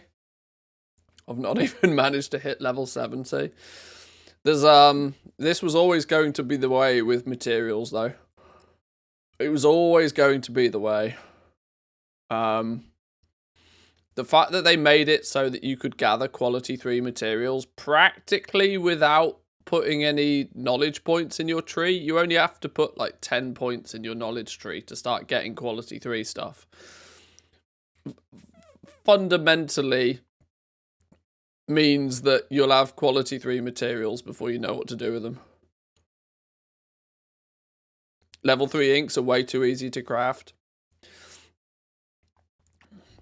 But you got to remember though, for most things it's not the core materials that makes the difference, because those core materials, those basic bits of leather, those basic inks, right? They all go into intermediates. It's the intermediates that then have the high difficulty, and it's making those intermediates at quality 3 that's going to be the real win, right? So leatherworking, for example, you've got sure, everybody can farm up their materials super quick and easy, but what you actually are trying to do is you're trying to make your Earthshine scales. Look at the recipe difficulty on these silly things. Your Frostbite scales, your Mire Slush hide, your Stone Crush hide. This is where you need to be getting top quality of these, because these are the components that go into actually making the end game crafted gear. So you're going to want your quality 3 lustrous hides here. your quality 3 dense hide to give you as much of a boost as you possibly can to push towards this 375 number. I'm still obviously miles off, but I'm very tempted to spend my knowledge points in a direction that benefits the craft of these. Because I reckon making quality 3 versions of these is going to be a bit of a win. Where's my auction house? I want to take a little bit of a look at some of these prices. Let's make sweet, sweet profit together. Oh my lord, what's going on here? Yuma with the 10 gifted subs to the community. My man, thank you very much. Appreciate it. Appreciate it a lot. Sweet, sweet Boys and girls, together. if you got yourself a gifted sub right now, make sure to say your thanks. That's incredibly generous. Thank you very much. 5 pets worth of subs. Sweet, sweet profit yeah, together. boy. Level 2 hype train. Keep that train alive.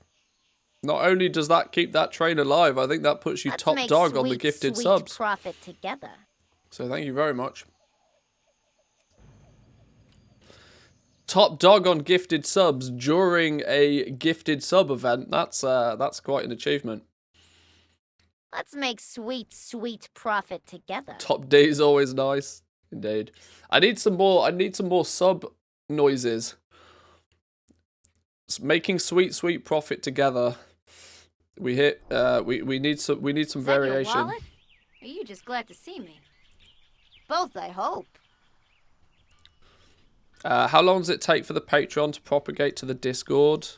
As long as it's paired up, it's usually quite quick. It's been slow the last couple of days though, so it's glad to see me. it will happen as long as it's paired up. It's just playing catch up. It can easily be a couple of hours at the moment, unfortunately, which I know is quite slow and a bit annoying. Is that your wallet? Or are you just glad to see me? Both, I hope.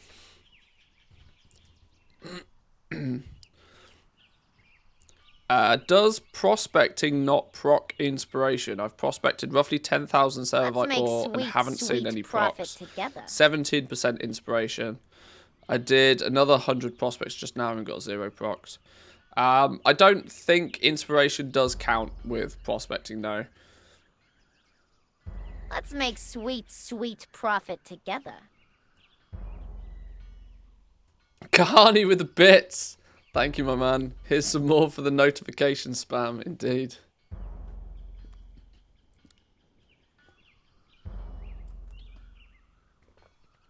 Thank you very much, boys and girls. I do appreciate it.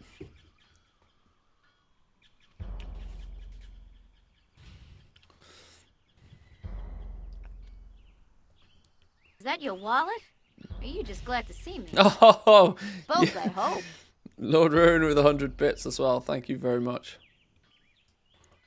How do I get access to the cheat sheet? I'm a sub and it's synced to Discord, but I get access denied. Let's make sweet, sweet Well, profit access together. denied to the Discord. If you're getting access denied to the Discord, there's a chance you've been banned in the Discord. If that's the case, let's make sweet, sweet profit together. You can check the Discord link here. What's it? Exclamation mark Discord. That's the link. If that link doesn't work for you, there's a good chance you've been banned from the Discord. Make sweet, sweet if that's the case, it together. could be because if your account's been compromised at some point. Earth with the Prime Gaming as well. Summer Breeze with the tier 1. Wow, you guys are really pushing it now. You guys are pumping numbers. Thank you very much. My last biddies, forgot I even had them. Thank you very much, boys and girls. I do appreciate it. Something special? Let's check some material prices then real quickly. Let's check just how ridiculous things are still at. I want to run some numbers on the Dark Moon thing. Let's see if Dark Moon is still actually bonkers crazy. It looks bonkers crazy already. I can tell it already is.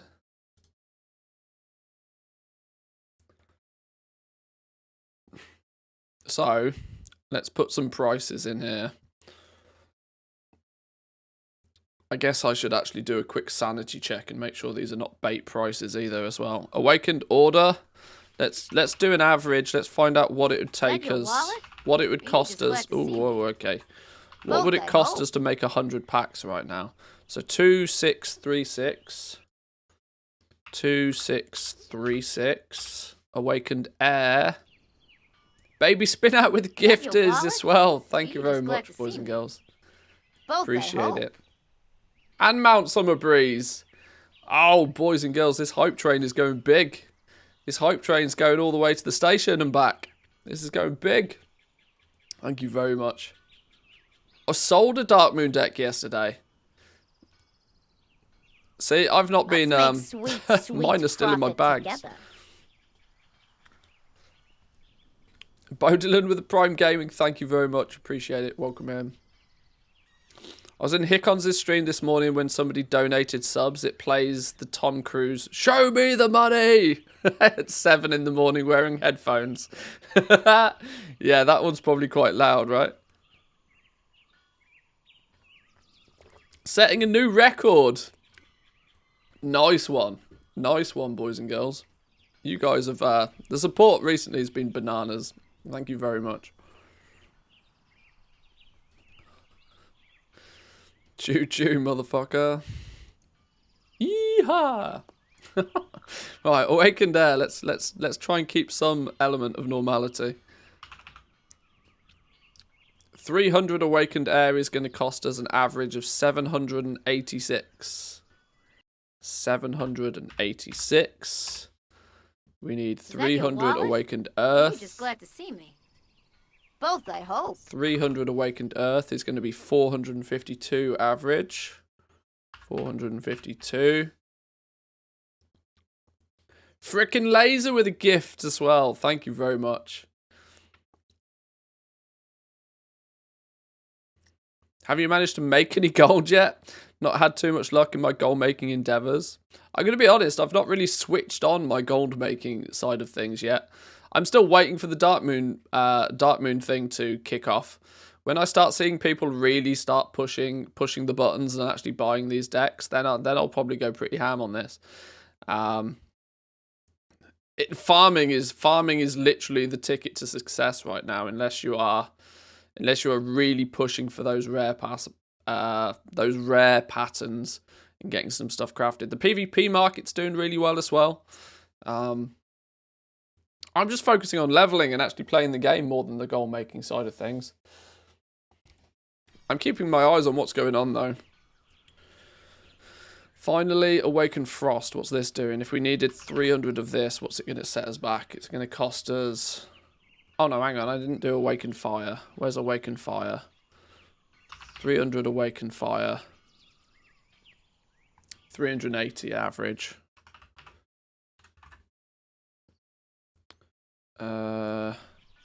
And Awaken Frost is 433. There we go, there's our numbers. Such strong support. Level 2 complete. All-time record shattered. You've reached new levels of support. Thank you, boys and girls. You lot pulled out all the stops. Thank you very much. Do greatly appreciate it.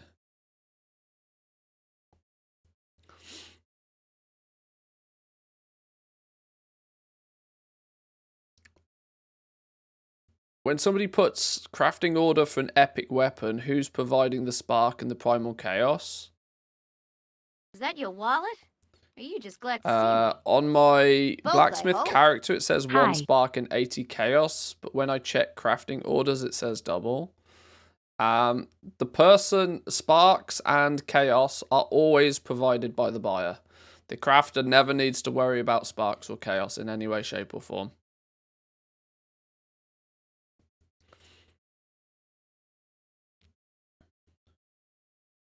PvP market's good, but remember the hotfix today increased their drop rate, so don't expect a long-term gold mine. I wasn't even aware there was a hotfix. Wasn't even aware there was a hotfix, unfortunately. Tiddlywee Potatoes with a tier 2. Thank you very much. Thank you, thank you. What is this hype train emote? What did people get? The hype fail? That was not a hype fail. That was anything but a hype fail. Twitch lies.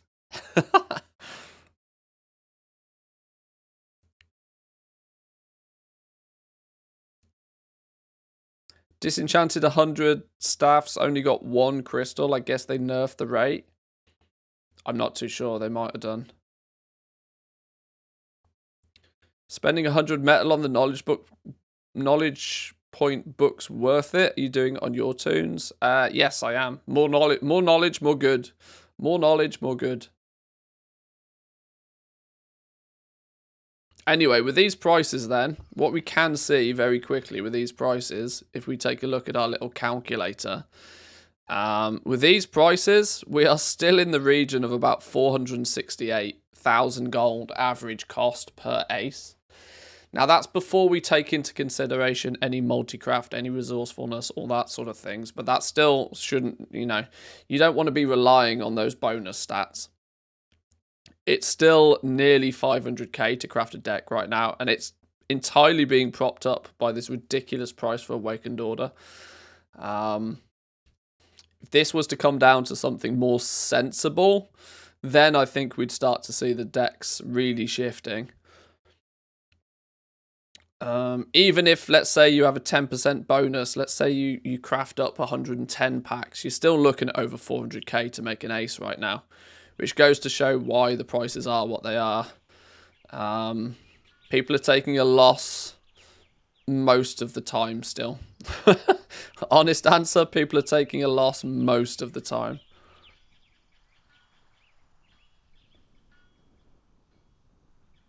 But this is the big culprit to the whole thing. And the problem is that people are going to be treating this. I bet there's big scenarios here where it just gets reset and then it comes down a bit and then it gets reset again, then it comes down, then it gets reset again. This is goblins doing goblin things for sure.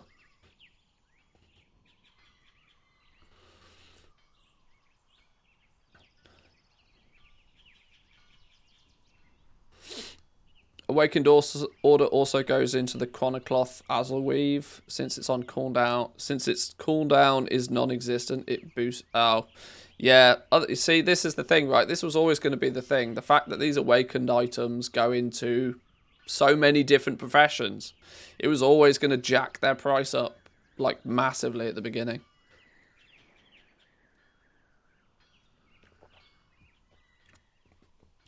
It'll push it through the roof.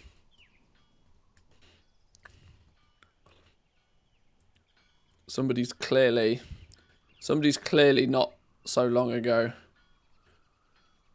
been playing around with these prices and all.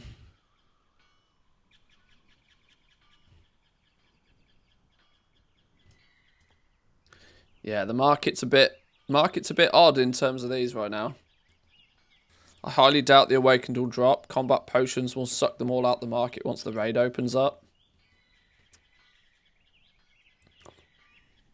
It could just be that, you know, if you want a Dark Moon trinket, these are the prices you're going to need to pay.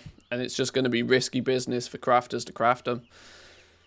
You take the time implication out of the Dark Moon decks and it shows what happens, right? It just becomes a simple maths equation.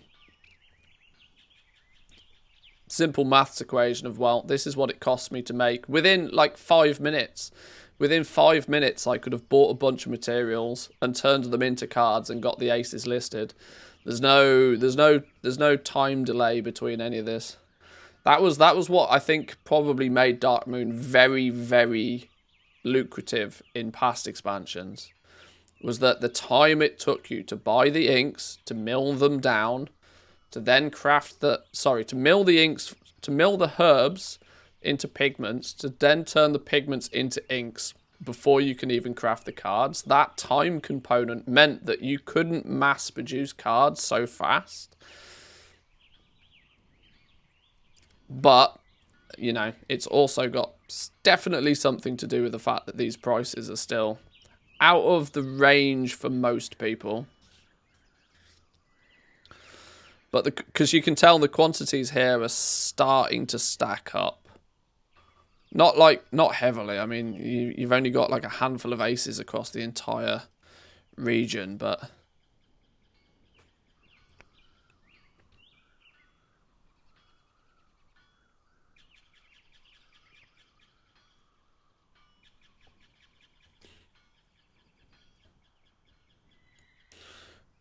what is going on with Ceravite ore?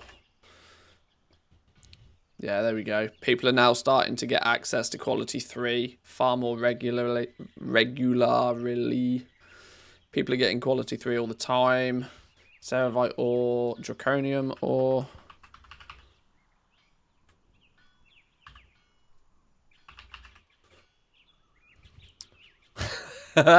Quality 1 is now more expensive than quality 2. We always knew that was going to happen. People have started getting quality 3 though. It's not much of it though. There's really not much of it. If you went the quality route, you could be making a killing off this right now. Oh, that also looks like it's been reset. Or somebody's... That's... Okay. What's the other one? Casgarite. Casgarite ore. Let's make 63, sweet, 100, sweet and profit 510. This stuff has got to be prime for prospecting, surely. How can you not be... Oh, I suppose it depends what the gems are. Hate Mud with the Prime Gaming, thank you very much. Thank you, thank you. In fact, why am I not using my...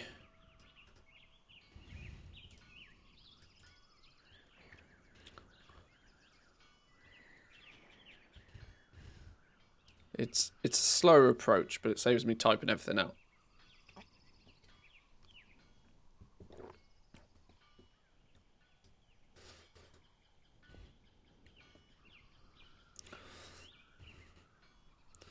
Azaweave bolts. People are starting to be able to make quality 3 Azaweave bolts.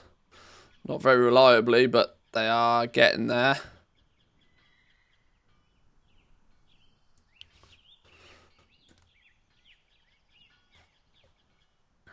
These must come from procs, right? The only way of getting these is from procs. Look how many of them there are not. There is like a handful of these.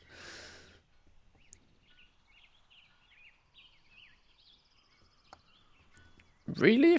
What? Really? I wonder if people are just struggling to sell them at that sort of price. 10,000 gold for a single quality 3 material is kind of pricey. Kind of pricey.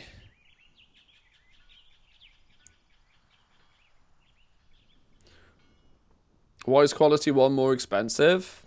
Because there comes a point very quickly where you just don't get quality 1. Once you're skill 100 in gathering, which is half an hour's worth of effort, you basically don't get quality 1. You get quality 2 the majority of the time, and especially if you put a few spec points into pushing that quality, you very quickly end up getting just quality 2 and quality 3. It's going to be quite weird. That's probably going to be a bit of a weird anomaly with a lot of the gathering, that you'll see quality 2 being cheaper than quality 1 just based on, you know, availability, quantity of it.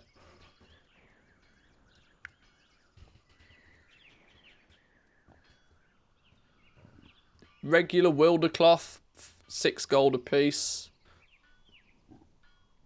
Is that your wallet? Or are you just glad to see me? Both, I hope.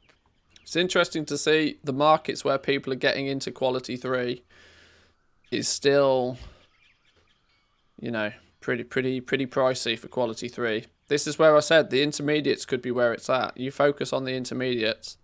If you're somebody that's able to churn out, I don't know why people are doing this monstrous undercuts. Maybe it's because they're struggling to sell it, but if you can be churning out huge quantities,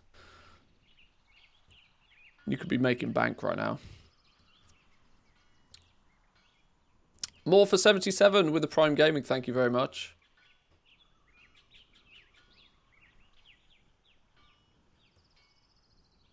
Out of the 3 daily cooldown professions, which 2 is the most low effort? I hate questions like this. I know why people ask them, but it just infuriates me. You do realise that the 2 that are most low effort will also provide the least return, right? I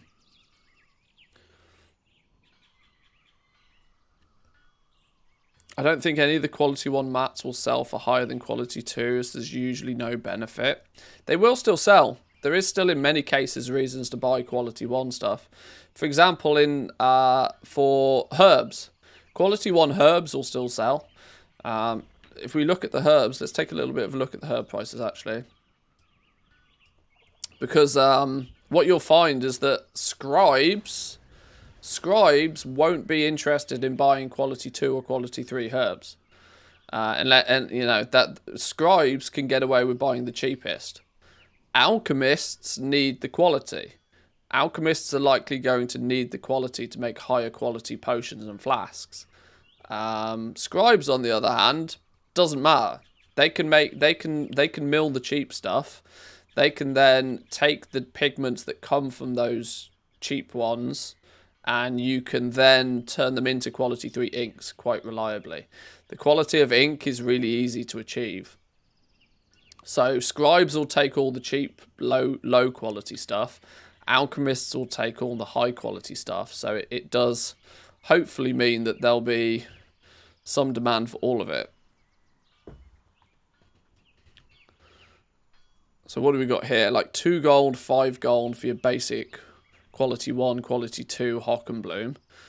Hock and Bloom, you know, quality 1 scribes will have all of this. Then quality 3 stuff is at 30 gold a piece. This will become like the normal price for herbs because it'll go into, you know, alchemists will start buying this up.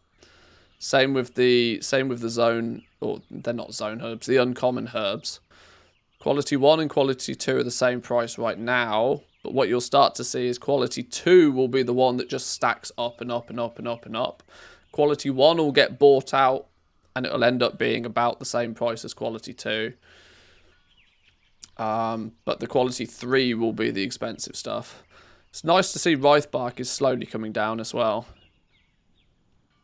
It was a bit bananas that this was so expensive the first few days.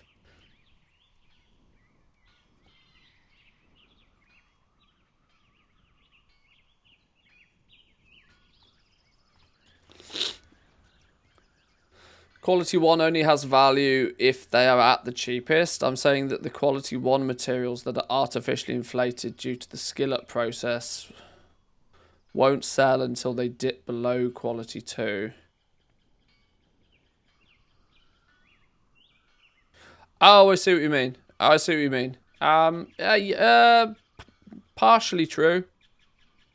Partially true. You should, yeah, you should. You technically you should. This is this is something that I try not to think too heavily about because yes, you are right. If quality 2 is cheaper than quality 1, you have got absolutely no reason to ever buy quality 1. But that doesn't mean that people won't. Because they're all different item levels. A lot of people do think, you know, a lot of people will be, oh, okay, Manthius in a YouTube video told me that I should be using quality 1 materials for this. So they'll buy quality 1 materials, even though quality 2 is cheaper. You know, it's... People don't strictly always do everything that's totally logical. Logic be damned, yeah. That's a very good way of putting it. There's no saving some. You can try. You can always try. What's the phrase? You can lead a man to water, but you can't teach him to swim or something. I can't remember what it is. There's some fancy way of describing that. What's leather doing right now? What's the leather market looking like? You can lead a man to water, but you can't make him drink. Oh, there we go. Or horse to water? I don't know. I don't know what the phrase... You guys worked it out. You guys picked up on what I was putting down. Oh, my groups don't have quality 3 dense hide or lustrous hide. Do they still not exist? Leather's surprisingly expensive. Resilient leather, quality 2 resilient leather at 16 gold a piece. That's surprisingly expensive. I expected it to be a lot less than that. Adamant scales being cheaper doesn't surprise me. I definitely expected that. That's why my leatherworking guide suggests that you use scales.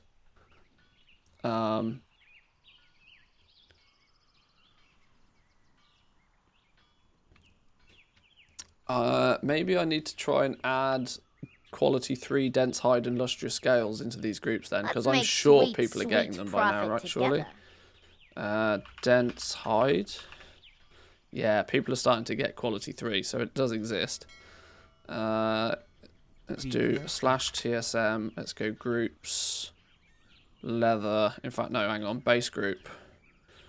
Dense hide. Is that Q3? Put that in there.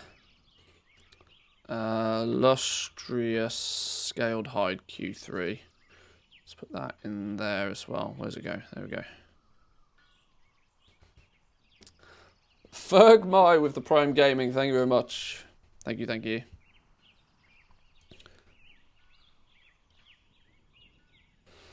So far from the level 60 to 70, is quest reward gear weaker or stronger than crafted gear? Quest rewards scale based on your item level. So if you go put a bunch of crafted gear on, then go out questing, your quest rewards will be better than what you've got equipped. So it can give you a nice little cheeky boost. Watch this space. Fishing with the Great Swag quest ready to turn in appears to grant more coins.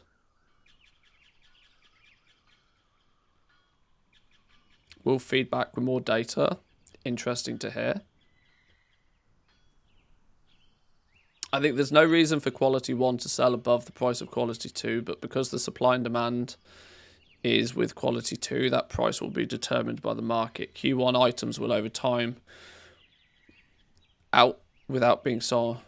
It just general fluctuation of the market will occasionally make quality 1 end up being more expensive than quality 2, but you know, you can ignore it. Absolutely can't decide whether I should drop engineering for alchemy on my main. The other profession's blacksmithing. In terms of gold making, alchemy would always be the winner, right? No. No. The profession you'll make the most gold with is the one you spend the most time and effort, put the most effort into. Dragonflight is deliberately designed so that you specialize in something and you'll get something out of it. My recommendation is not to start chasing the shiny shinies. The grass isn't always greener on the other side. The crafting system has been very cleverly designed so that it doesn't matter what profession you pick up. If you focus on it and you specialize within it, there'll be opportunities for you. Pick the professions that you want to use.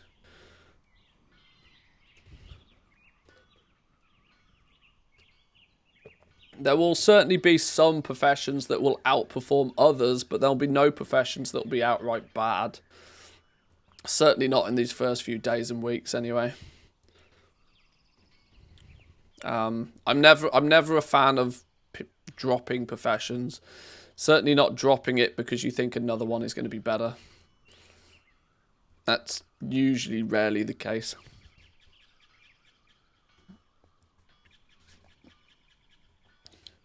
If you're not a full-time streamer playing WoW, drop everything with region-wide. That's my premise.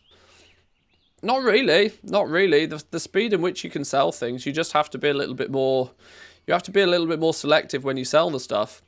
This is going to be the trick with the region-wide auction house. The demand is going to be bananas at certain times a day.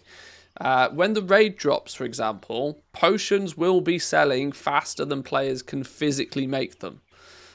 Meaning that, you know, the raid will go live, Season 1 will launch, people will start buying potions at ridiculous speeds.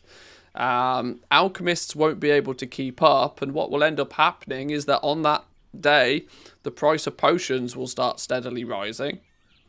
If you've crafted a whole stockpile previously, which you can do sort of for the most part at your leisure, then when the time is right, you put all of your stock on the region-wide auction house, you'll sell it like that. Job done.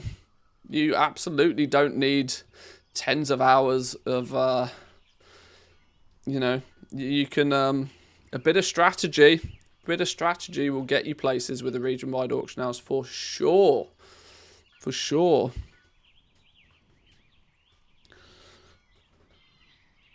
Can you please do the Dragonflight draw? It's very difficult to play in Turkey. I'm not sure what you mean. I'm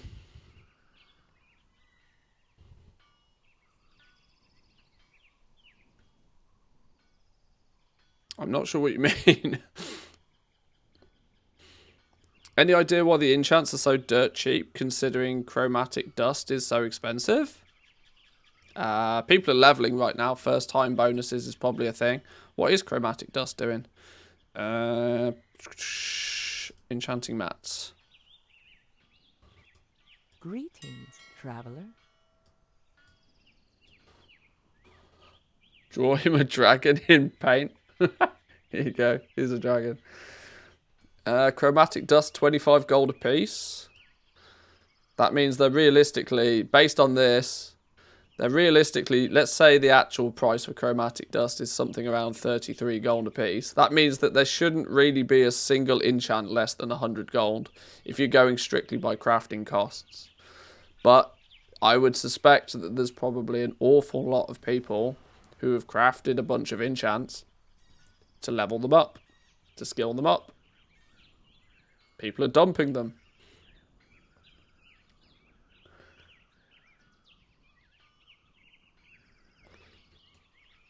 I don't have groups for all this sorts of stuff. Yeah, I'm going to have to dedicate a day. I don't know when we're going to do it, but I'm going to have to start putting together some slightly better groups. Or, well, I say slightly better, just any. I don't have any TSM groups for anything right now. Most of you guys probably have better TSM groups than I do right now. Does TSM have the facility to track the price in my region on my server over time of items that I can view on a website? Not really. That sort of functionality isn't so readily available anymore. The Undermined Journal is a website that does a bunch of that, but it's not for everything.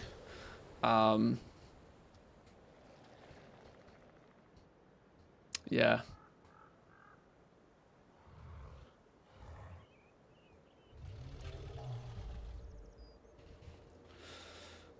What price do you think the chromatic dust will be in a week?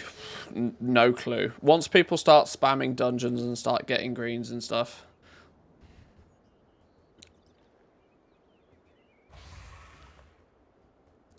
Once again, it's probably a thing that the enchants are probably, like I said, the enchants are super cheap. Because people are crafting them to level up enchanting. They're not having as much fun selling them because not many people are that bothered about enchanting their gear yet. Because most people haven't finished leveling. You know, it's the age-old supply and demand situation. If there's more supply than there is demand, prices go down, and vice versa. Right, let's get going. We're what are we? 61% of the way through the Azure span now. Loads of quests on hand. Quest log is full. Oh lord. Too many quests on hand. Is there any I can easily get rid of without being too much of a problem?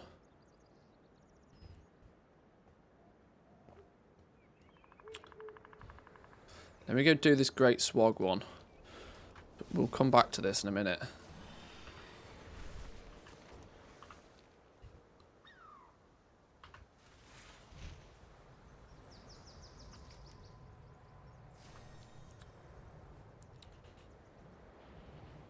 Bad idea to sell the enchants. We saw it last time. Hold on to them. They'll spike during the raid and mythic dungeon time. Possibly. Possibly. The logic there is sound, for sure. What you've also got to account for is that every day that goes past, the materials are dropping in price. There's a very strong likelihood as well that without something like the legendary crafting system to prop up the price of dust will eventually just tank. There's no reason for it to not do. There'll come a point where people will start being able to mass produce the dust that we see at the moment is probably based on, you know, just people disenchanting their own gear. But there'll come a point where shuffles will start being viable and people will start doing all that sort of stuff. I'm a big advocate for this just sell it while you can sort of mentality. Because you can always buy it again later.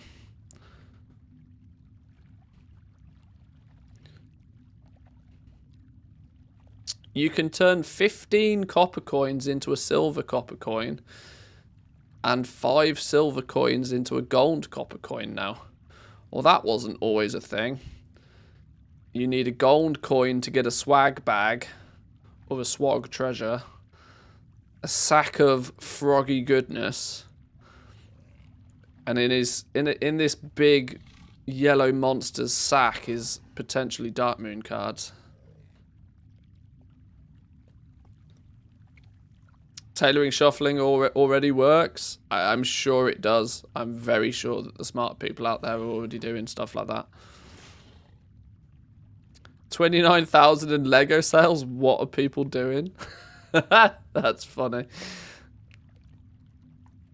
Do I have any of these coins? Silver coins? No. Copper coins? Apparently. Oh, I've got 1 copper coin apparently. Yeah, I'm not spending my copper coin. I will convert everything into gold coins because I know that aces are in those bags. I know there's aces in them bags. Not taking any chances. Where's me treasure? Or is he just considered the treasure? Is this dude just considered the treasure? Oh.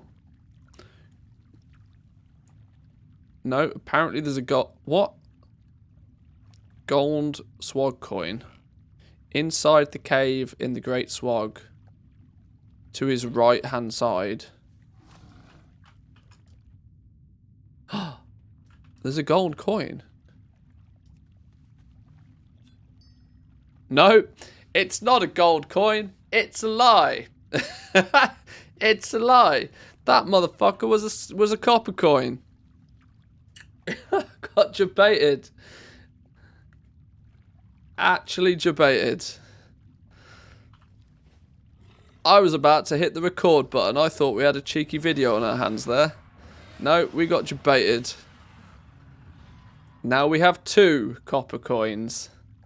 Damn you, game. Damn you. Stupid game. Okay.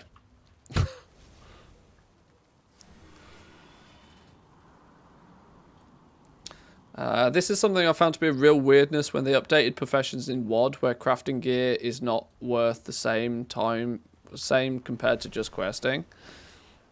It's your leveling gear is only ever, you know, it's not really worth very quickly.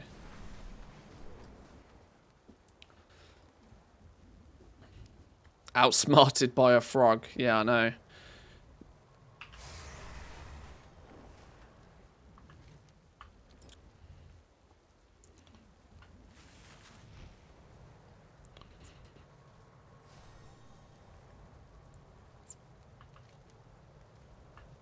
Where are we going for these quests? Where's me arrow gone? Oh, I meant to talk to some Knoll dude and I kind of forgot. Oops. Outsmarted by a frog. It doesn't take much.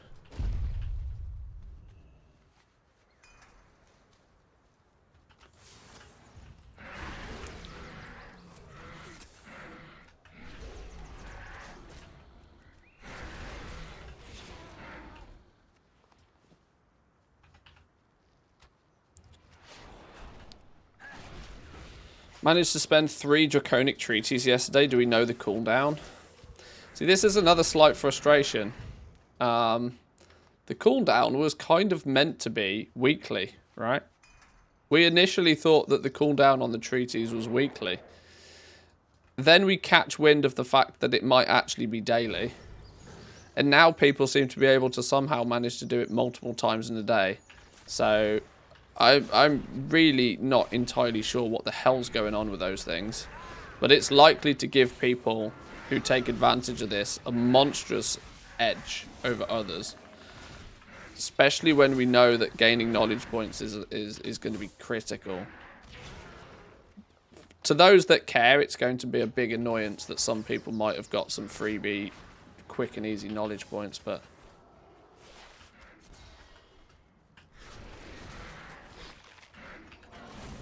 They hotfixed it, no longer multiple times a day. I think it was fixed last night, can't do it today. Well, like I said, on the beta, and it was also advertised as being a weekly thing. So the fact that it was even daily for a while is a bit frustrating.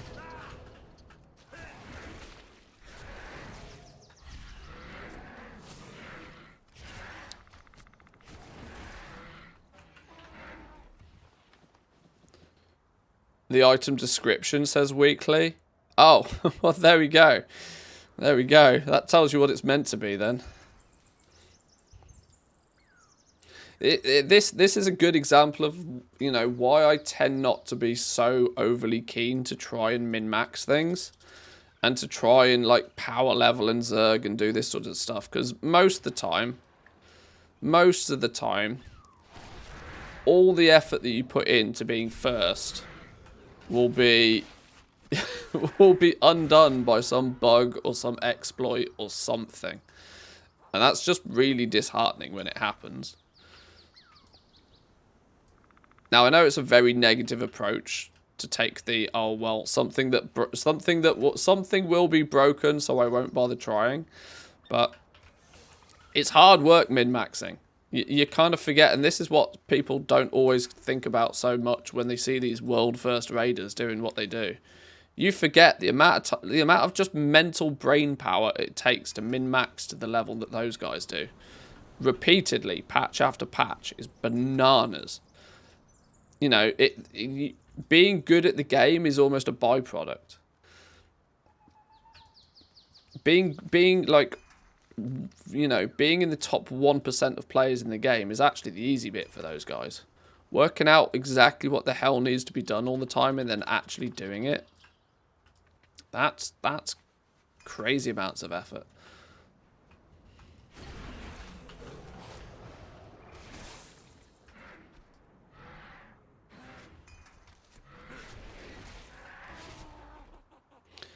How many knowledge points would we be at now if you've done everything? It's different for different professions. So because of that, it's a bit hard to say. But there are people who are pushing upwards of like 70, 80, 90 knowledge points now on certain professions.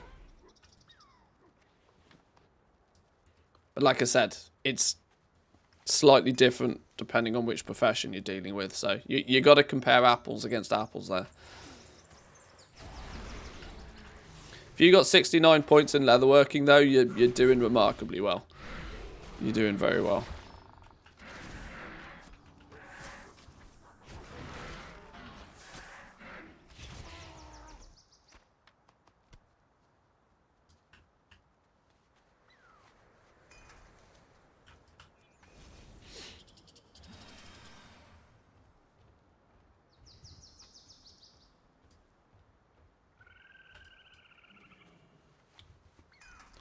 I'm up to 82 for inscription.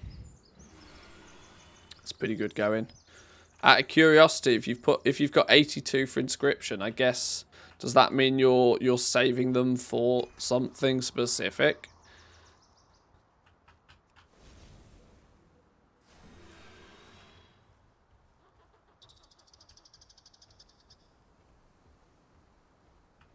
What are we still missing? Oh, hang on. We're not even missing things. I'm not even meant to be doing these quests yet. Where's our Null friend gone?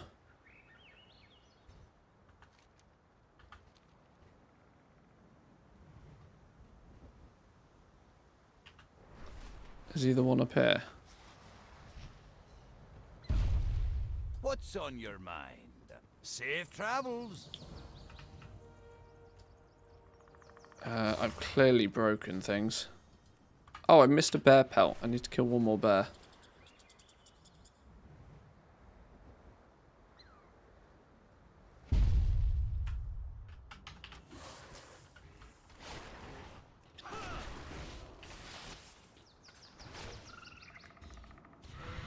Y'all are monsters, hats off. Some people are going ham. This is also another reason why I tend not to focus too much on min-maxing. Because I've come to realise playing video games online for so many years, it doesn't matter how much preparation you put in, it doesn't matter how much effort you put in, there will always be somebody that somehow magically manages to do it better than you. You have a Like literally always. Maybe it's just because I'm a, you know, I'm a bad gamer or something. I don't know. Call it what you want, but Lord, the amount of the things that some people achieve.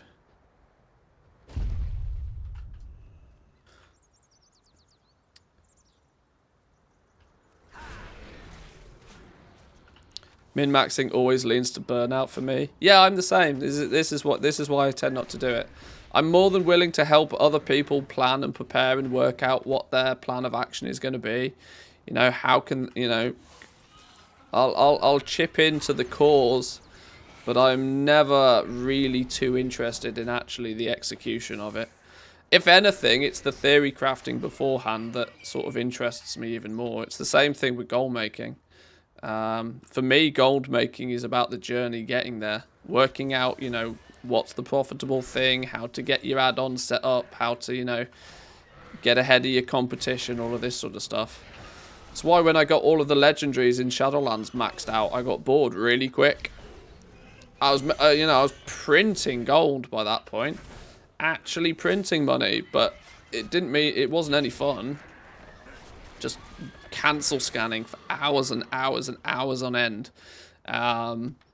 It was, you know, there was a bit of a dopamine kick seeing like 200,000, 300,000, 400,000, 500,000, a million, 2 million gold an hour sort of thing. But that dopamine kick wears off eventually. And I knew there'd be too many different varieties, too many options in Dragonflight for me to really try and min-max anything. But hats off to those that do it, because it's a big risk and a big reward. If it pays off and you end up like being first to market in something that everybody wants, you win. You know, you win big. That payoff is enough for some people. Please tell me you aren't level 70 with 370 gear, or I might have to quit. No, I mean, I'm level 70, obviously, but I'm not 370 gear. Nowhere near.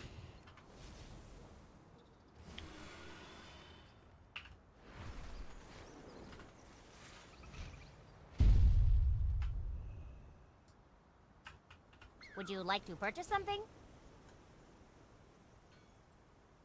You have a great day now. Very well, then. 4 more M0s left at 358. It's good numbers. It's good numbers.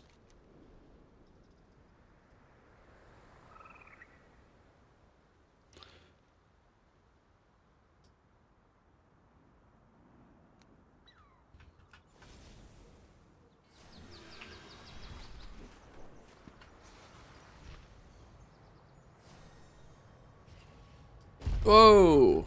Hang on. Bit of a crash landing there.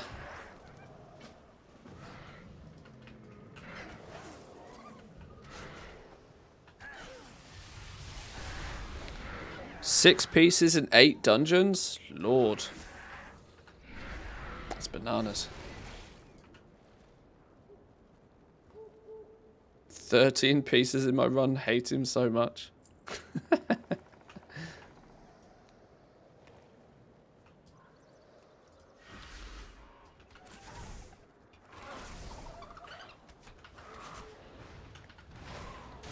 It's funny, for those of you that watched the Preach interview with Ian Hazakostas recently, one thing that came out of that is that there are a sizable different amount of types of players.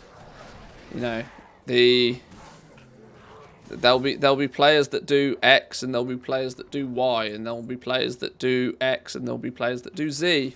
You know, and the crossover is often very weird and very wacky. Some people love pet battles, some people love PvP, some people love collecting transmog. You know, there's so many different niches in this game that have developed over the years, and there's so many different crossovers there. But one thing that came out of that for me was that there were equally probably more people like me than I think. People who don't particularly engage in the end game content so much. People that have played the game for a long time but don't strictly chase gear. I've not chased gear for a long time. I practically couldn't care less the gear that my characters have. So much so, I mean, I used to pretty much now, if I do LFR, I do LFR to see the raid, see what it's all about. But I'm, you know, once I've gone through it and I've seen the scenery, I'm not really overly keen to go back there. Maybe this is the reason that I don't gel very well with Mythic Plus, because Mythic Plus is just like the ultimate treadmill for gear whores, right? People that want nothing more than just like one item level. I just need one more item level. Just one more item level. Another piece of gear. Just one more item level. You can, if you get on that treadmill, you can get stuck in that treadmill, I think.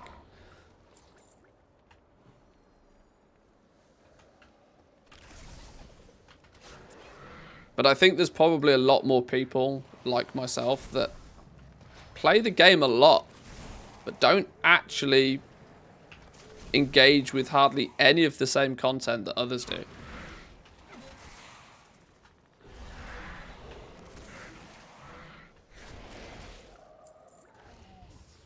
Mythic Plus ends up feeling like Destiny 2. Grinding for that +1 item level piece of gear is nauseating, especially since it resets so fast as well. It's alright, you know, back in the day, if you got that really, really good piece of gear and you achieved your BIS list piece of gear, at least it was going to be BIS for like a while. It's, you know, it barely lasts more than a couple of months right now. It takes you 6 weeks, 6 to 8 weeks to get it, and then 3 or 4 weeks later, you might as well have it all reset to do it all again. The activity of getting the gear is fun if you do it with the right people. Well, this is also the thing, right? The one thing that can probably quite easily distract you from chasing gear is if you're doing it with a bunch of mates and it's basically, you know, just a social activity. And the gear then, you know, just comes, you know, just comes with the territory sort of thing.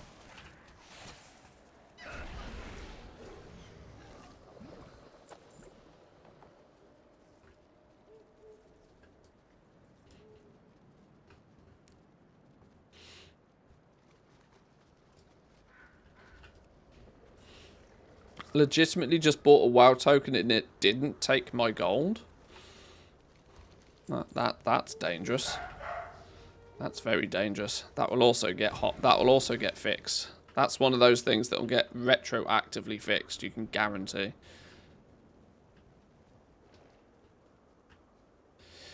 D3 is a treadmill, but I keep doing it because it's fun. Yeah, I can see that. Yeah, I can also very heavily agree with that. That was my doorbell.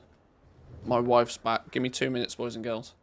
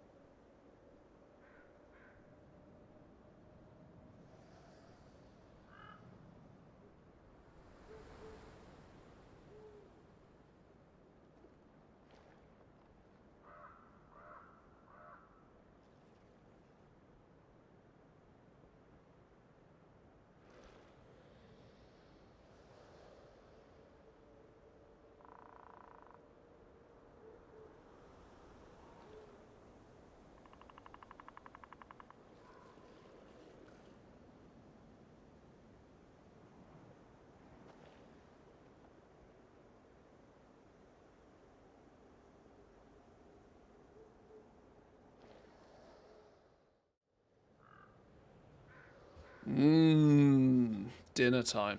Or, well, lunchtime. You know what I mean. More importantly, sushi time. Who being all the wolf bags? What are you doing, Nibses? Doggo's been banished to the stream room. Right, let's get this on the go. Let's move you guys over to the side a touch. It's gonna sound a bit funny, but we need some React Andy content while I eat some food. Has anybody got any good links? We demand a doggo stream. Nibses. Come here. Up. She doesn't want to up. Get the doggo on cam real quick. Nibses, come up here. Come here. Come here. Up. There you go. There you go. This is doggo number 2. You saw doggo number 1 yesterday. Hi. Hi.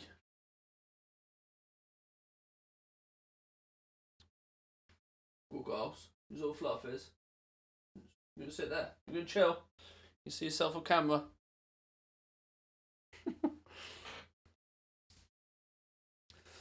Now, don't eat my advent calendar, though, doggo. Don't be eating my advent calendar.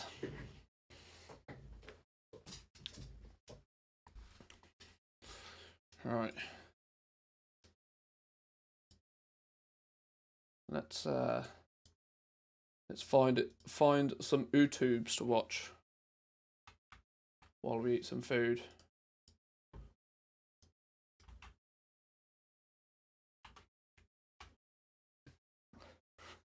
Yeah, dogs and watch Primitive Technology. Hey, that's a shout, you know. That stuff's very clever.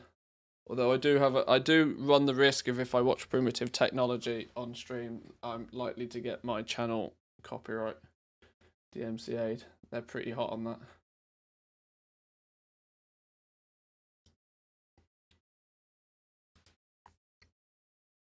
Do I have anything interesting? The 100,000 gold per hour farm that nobody is doing 14 minutes ago. Student's at it. Student's pumping. Student is absolutely a 3-level, 372 item level. Gear up quickly. Signs of Kalani. That'll do us. What's the tricks and tips to get to 372? Hey folks. Hey folks. Let's pause you for a minute.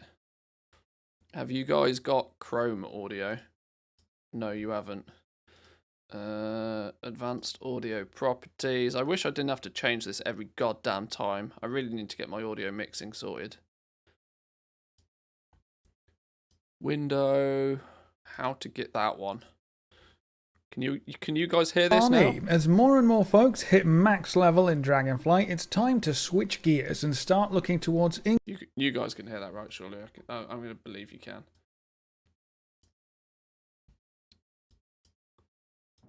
Ow, cock, where'd it go? I mean, oh no.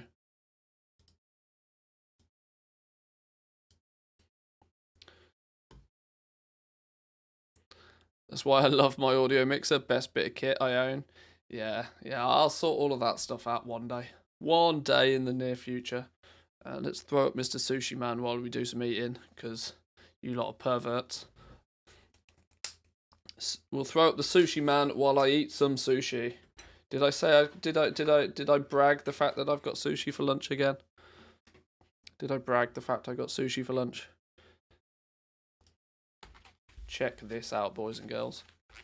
Check this out. Oh ho ho! Go on, do some autofocus, you would. There we go. That's the lunch of kings. Lunch of goblins right there. Yeah, boy. Yeah, boy. Right. Kalani, teach me the ways of 372 item level. Teach me the ways.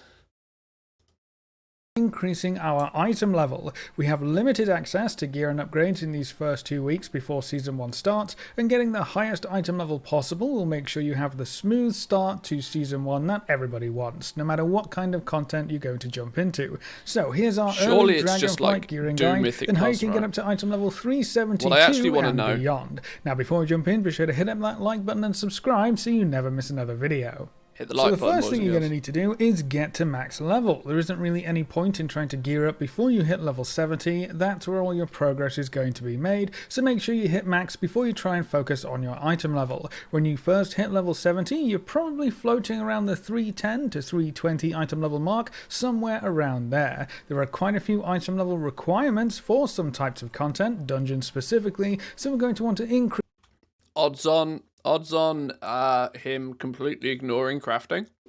What do we think? What do we suspect? Is crafting going to be mentioned in the gearing process at all? Or is it just going to be, you know what, just go do M0s, you'll be fine?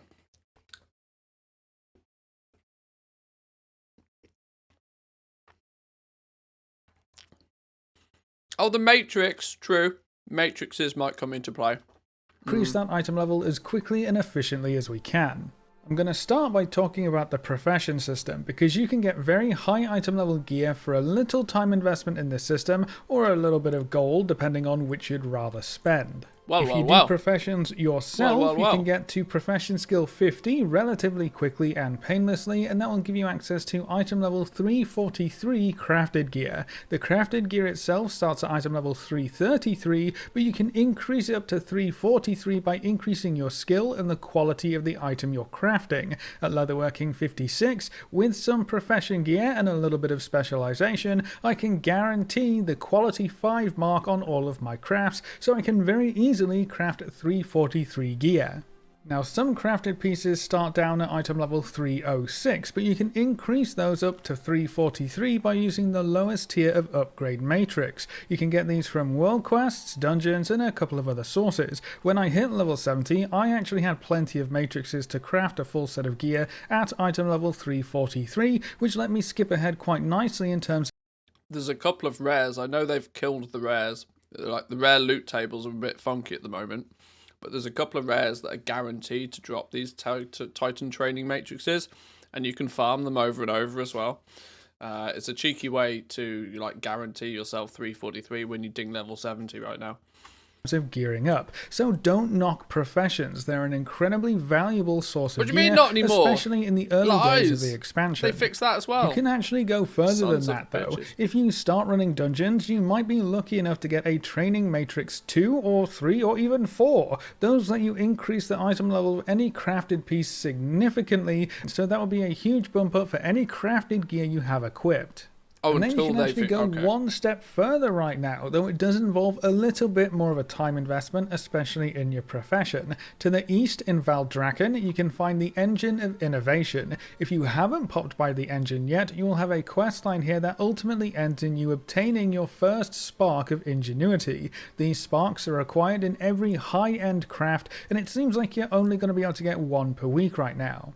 With about 20 profession knowledge, you can unlock your first high-end crafting recipe almost no matter what profession you are using. I can actually unlock 5 recipes total right now, but I haven't decided which other ones I want, so I haven't spent my knowledge just yet. My main point here is that you can actually craft an item level 382 piece or higher depending on your skill right now. It can go all the way up to item level 392 if you have the appropriate skill and items. That's probably one of the highest item level pieces you can get your hands on this week. To craft these items, you need 1 spark, some primal chaos, and then some rare crafting materials and a bunch of general materials. We just got our first spark, so that's done. The primal chaos is rewarded from all over the place. World quests, daily quests, weekly quests at the end of dungeons. There's a wide variety of places you can get it. And then the other materials are kind of up to you. You can gather them, farm them, or buy them, whatever suits you best.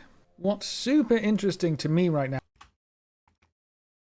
I am very glad that they're telling, like, somebody like Kalani is telling people to go do crafting. This is very good news.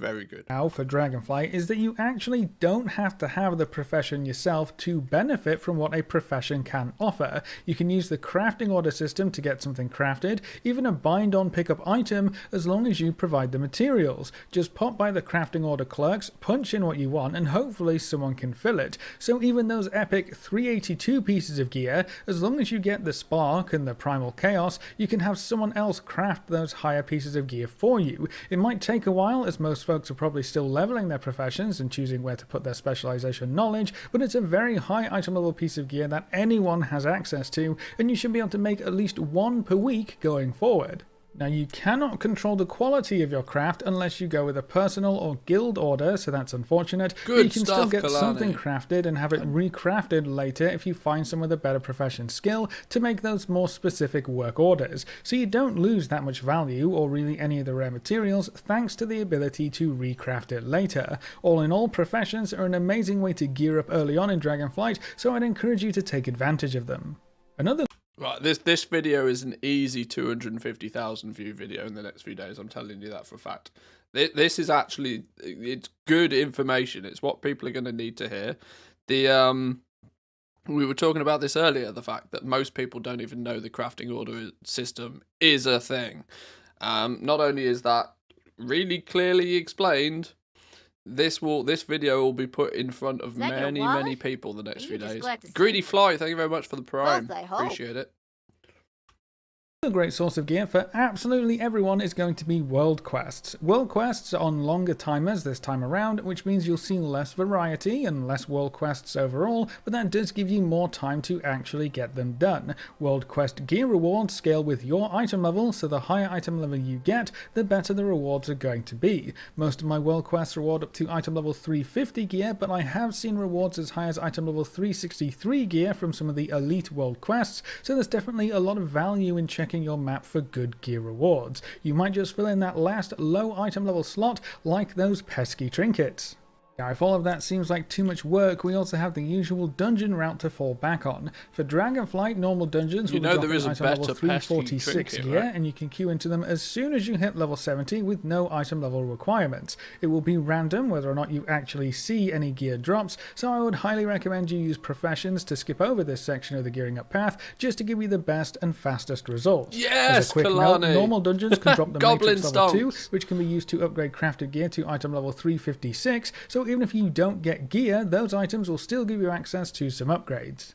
Moving on to heroic dungeons, they're going to drop item level 359 gear, so I would say they're definitely worth running if you're looking to do some easy gearing up. You do need to get up to item level 342 before you can queue into them using the dungeon finder though, so you'll have to get some gear elsewhere before hopping into heroic dungeons. Heroic dungeons can also drop the level 3 matrix upgrade items, allowing you to make crafted gear up to item level 369, so even if you aren't super focusing on crafted gear, they can offer you an efficient side gearing pathway. And then the next step up is to head into Mythic dungeons. You can only get loot from each boss on Mythic once per week, so the loot is definitely way more restricted. If you're lucky, you can walk away with item level 372 gear. The trade-off is that you can't queue into this content. You're either going to have to make a group or join a group. It's much easier and way more fun, in my opinion, to play with friends or guildies, but if you have to resort to pugging, you can see what the Looking for Group tool has on offer. From our experience, most groups are asking for item level 340 to 350 to join, somewhere in there, and pugs are always going to be wildcards, so good luck out there, and I hope you get some shiny loot.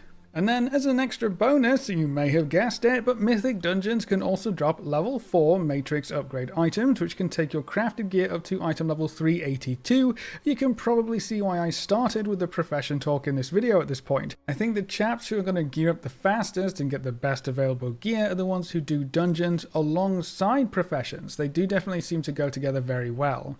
While you're gearing up, you should also pick up the dungeon quests available for each dungeon. They're kind of scattered about the place, but thankfully some of them auto accept when you join the dungeon. Each dungeon quest will give you a choice of gear rewards at item level 346, so not super high item level, but they can potentially help you fill in some gaps, and you're doing the dungeons anyway, so it's not really any extra effort. A very important thing to note is that while heroic dungeons do have an item level requirement to queue into them, they do not have an item level requirement if you simply walk into the dungeon. So you can take your full group of 5 and run heroic dungeons even if you don't have the item level to queue into them. You just need to go to the portal, go to the actual dungeon entrance and just walk in. That can let you skip over the normal dungeon gearing up section and hop straight into heroic, which will probably be fine for the most part. Dungeons seem to be relatively easy in Dragonflight by the looks of things, and that actually includes Mythic 0 dungeons.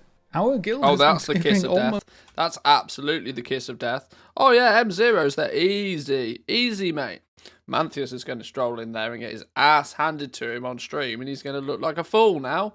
Thanks, Kalani. Appreciate that. Where's my excuse of, oh, these M0s are really hard. Oof. Tough cookie today.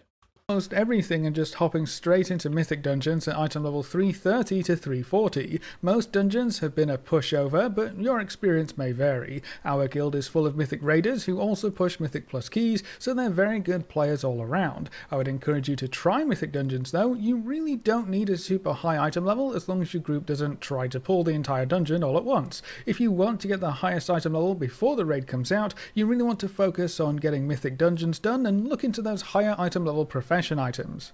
Now, as always, you can always gear up to some PvP activities as well. It's only unrated PvP for now, but you can earn Honor in the typical ways, mostly from BGs, and then pop on over to the Honor Quartermaster. The unrated PvP gear starts at item level 340, and you can upgrade it, though the upgrades are currently limited until Season 1 starts, so it's useful if all you do is PvP, but the dungeon rewards are going to be far more valuable in general.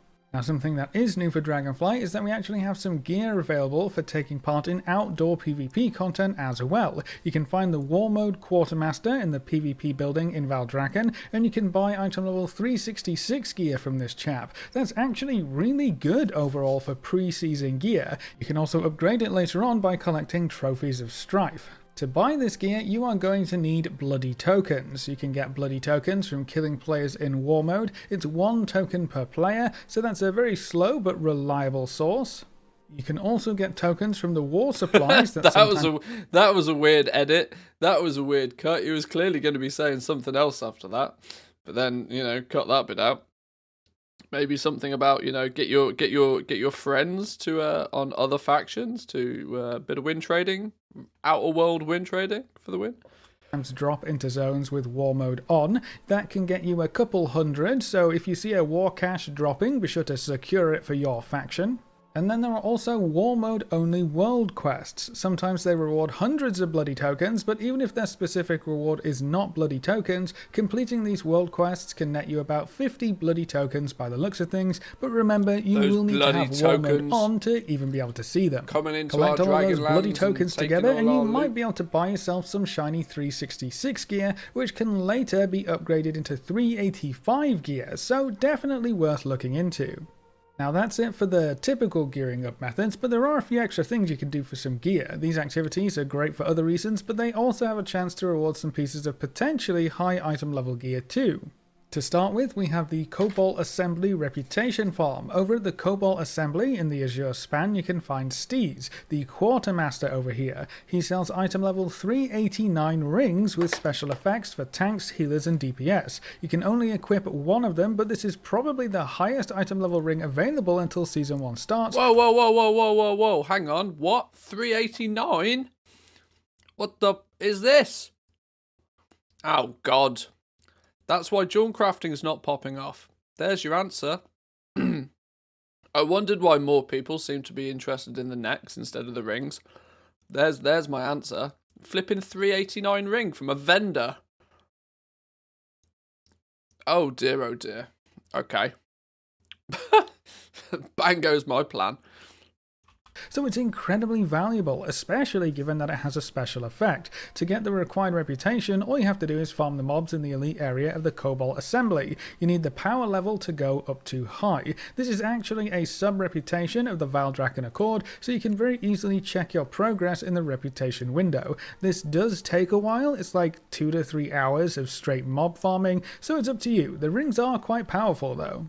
Then there's also the Siege We might on just farm the Dragonbane fuck out Keep of that event. You can find on this in the stream. Waking Shores. The horn on the map shows you when the next event will start. At the very end of this event, you'll get a box with a variety of rewards, including the chance at a piece of gear that scales with your item level. So the higher you are when you complete it, the better gear you will get. I'm not sure what the cap is on that gear, but an extra chance and an upgrade is 2.5 always hours nice. with a good I'm pretty party. sure you can only complete this once per week for the big box. Subsequent rewards aren't as good. And then the weekly quest in Valdraken, Aiding the Accord, Get a good also tank that rewards you with pulls a box that everything. can It's about contain 2 some hours. nice gear upgrades. Any I good do tanks believe in this one chat? also scales with your item level, so you'll probably want to open it later on in the week to maximize the potential rewards. And I guess we can also talk about reputation rewards. At certain renown levels, you can unlock gear rewards from the 4 major factions in Dragonflight. The renown levels are quite high, however, so you'll most likely have much better options for gearing up by the time you get to the required rep levels. But you can get item level 376 and item level 389 gear depending on the renown level required.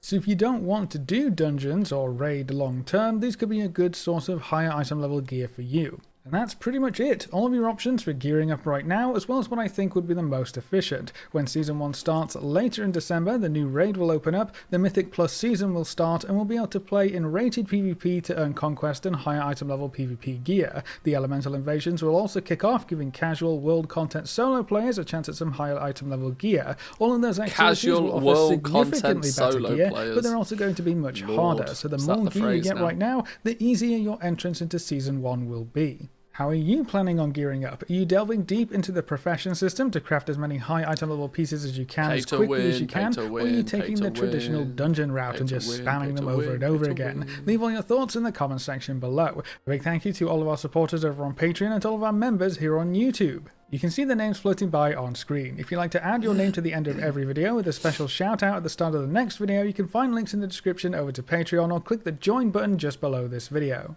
If you want to see more videos like this, make sure to subscribe and ring that notification bell so you never miss another video. Thanks for watching, folks. Good luck and have fun, and as always, I will see you next time. Good job, Kalani. Good job. Solid showcase of crafting there. I like that. Like that a lot. Goblin stonks for the win. It's what we need, right? We need more people with a sizable presence. I'm aware I have some presence on YouTube nowadays, but we need more people with a sizable presence, the Kalanis and, dare I say it, the Bellulars, to get out there and tell every man and their dog they need to start putting work orders in. Let's start getting getting this crafting system rocking and rolling.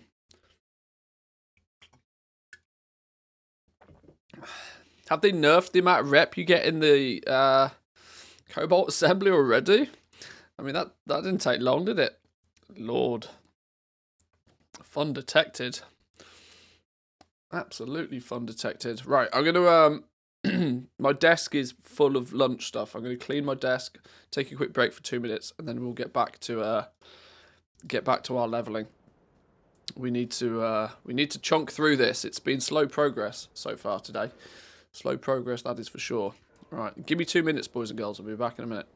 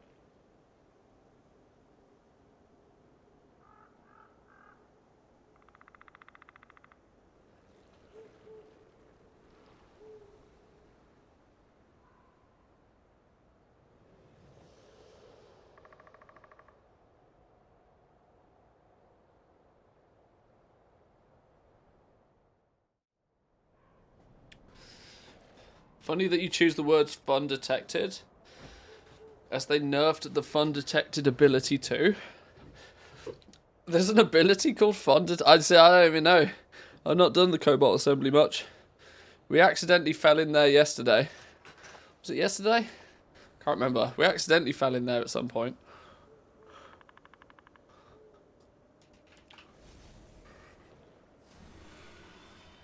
Right, what were we doing? We were killing Brackenhide warriors, apparently. Give me a Brackenhide warrior.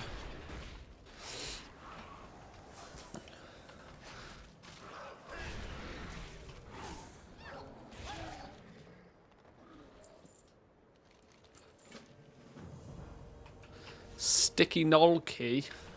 Mmm, yum yum.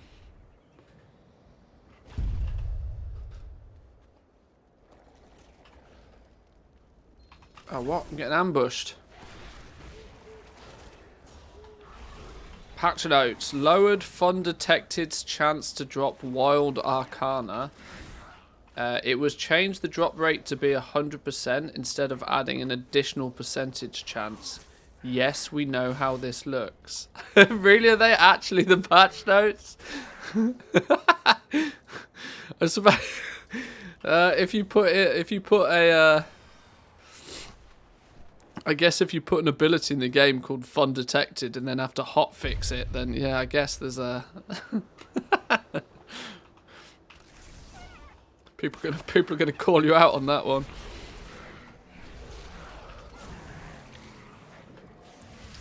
At least they've still got some sense of humour, you know.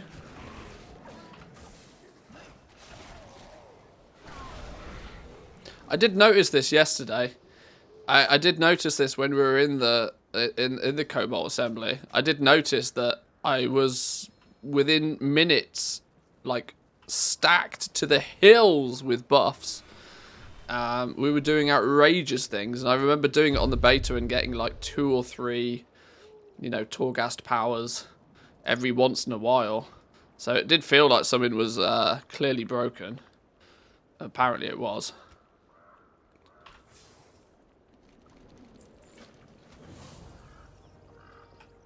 Okay, that hungry nib. What are we doing here? I'm getting on a slime.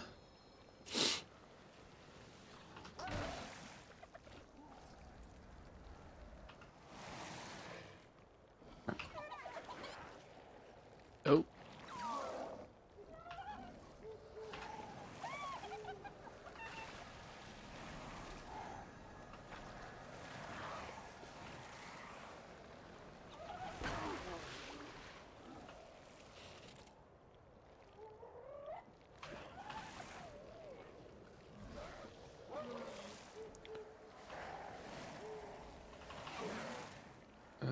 Where's this last totem then? Is it in it? Is it in it or is it round here? Where's this last totem?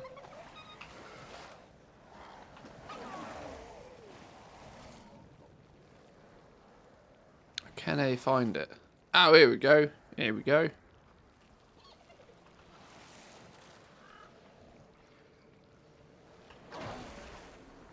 Three of 3. Now where are we going?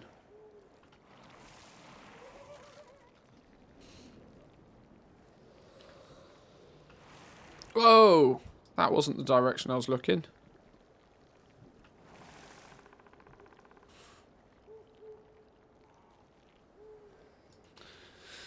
I like how Blizzard supports mild exploits and the ones playing normal are the ones who get less. Seems like we should go to the bad side and exploit too. It's where the phrase exploit early, exploit often comes from. Because the reality of it is that very rarely is there any repercussions for doing this. That's not really something I should probably be promoting to 300 people. It's certainly not going to put me in Blizzard's good books, but it's been the case for years and years and years and years and years. If you it's one of those that, you know, if it's a bug, it's pretty much fair game. It's where it's like clearly an exploit. you know, and you're actively trying to gain an advantage from using this exploit, doing something severely out from the norm, where, you know, repercussions have happened, but most of the time, like, I mean, I was saying this earlier, that most of the time I don't even find that many bugs. Bugs are one of those things that if you happen to be like in a you know, a really big active guild or something, news spreads fast.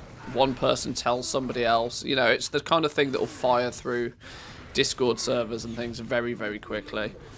Word of mouth plays a big part in these, but at the very same time, as fast as it spreads, you know, it's just as quick for Blizzard to get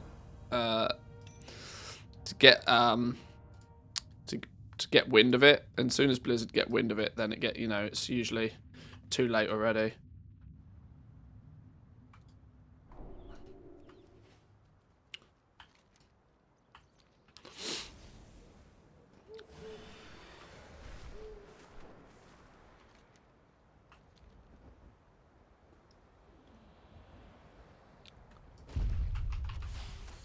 You remember that long-running bot I mentioned? It was there until Dragonflight arrived. 14 months straight of botting.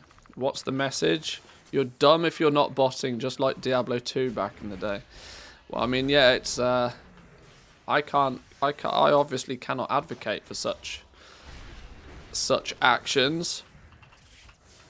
But it is mighty frustrating. This is the thing that's the big problem, right? It's super frustrating when you see something clearly nefarious going on, you report said action, and seemingly nothing is done about it.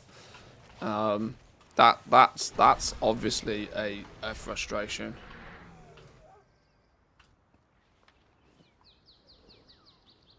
But we'll see how Dragonflight does. I mean, some of them, you know, the most annoying bots are often, you know, the farming bots and stuff. The people that are, like, actually grinding raw gold, or they're farming for materials and this sorts of stuff.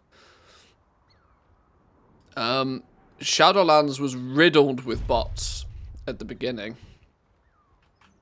Flipping skinning bots at the beginning of Shadowlands were rampant, which was kind of ironic considering they'd ever so just recently made policy changes to multi-boxing, which I and others suspected was to help it so that they could catch or at least differentiate bots more easily, or more efficiently. But let's see how Dragonflight fares. Hopefully they've put some time and effort into some systems. Dragon riding, actually, being one. Dragon riding will slow down bots' ability to, you know, take advantage. A lot more difficult to get about nowadays. Requires a lot more actual interaction. Real interaction.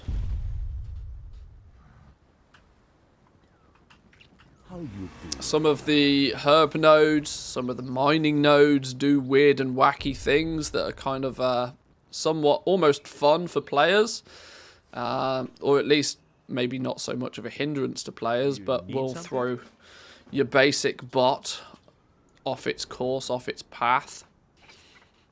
So we'll see, we'll see.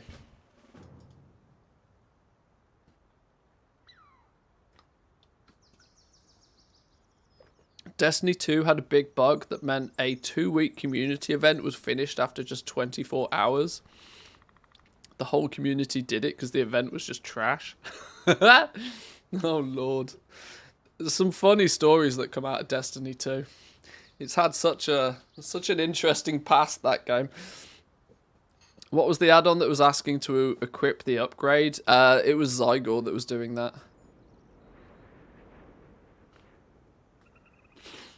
I noticed the cloth daily cooldown resetting early, made a ticket reporting it, and had not exploited it.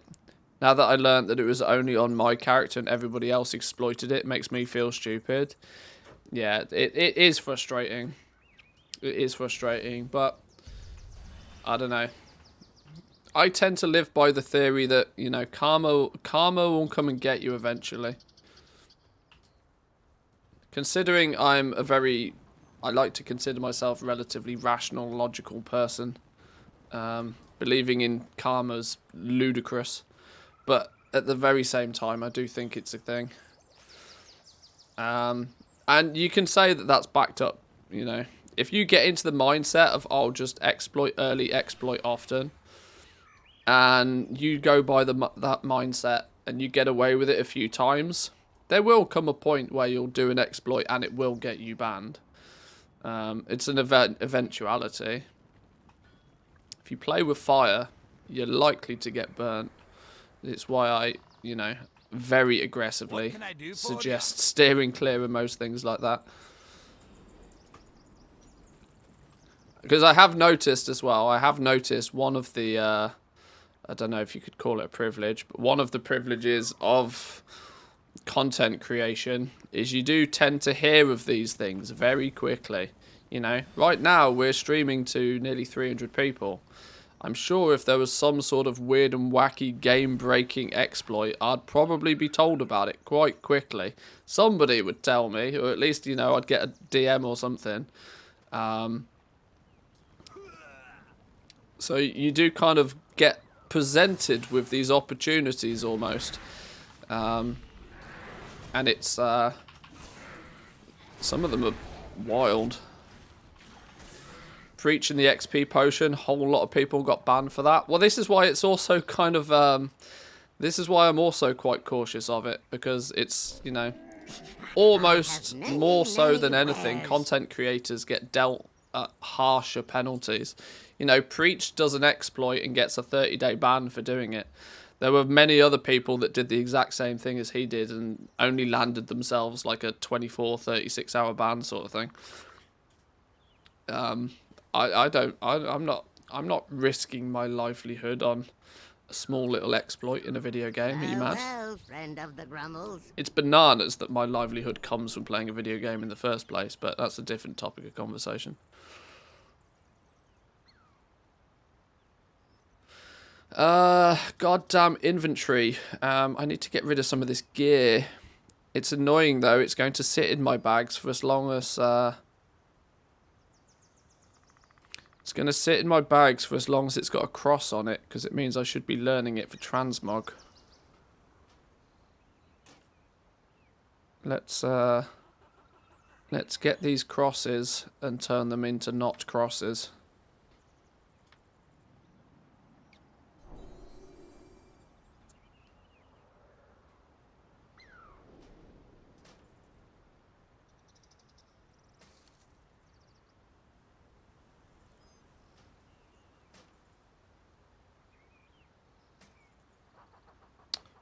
What's this one? Cape.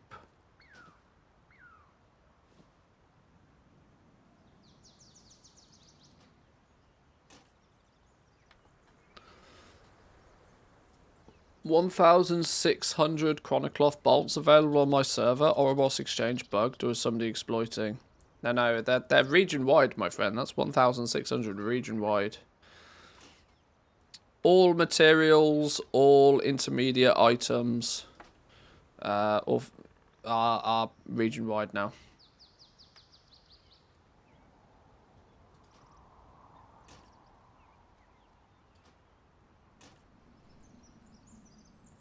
Hang on, what's going on here? Why have I somehow magically got 2 swords equipped? Shit, where did my bow go? There we go. Woo! Almost end up running around with a dagger. Just because it's a hunter weapon doesn't mean I actually want to use it. There we go. Now can we clean our inventory of rubbish? Many deals for a friend of the Grummles. Like you.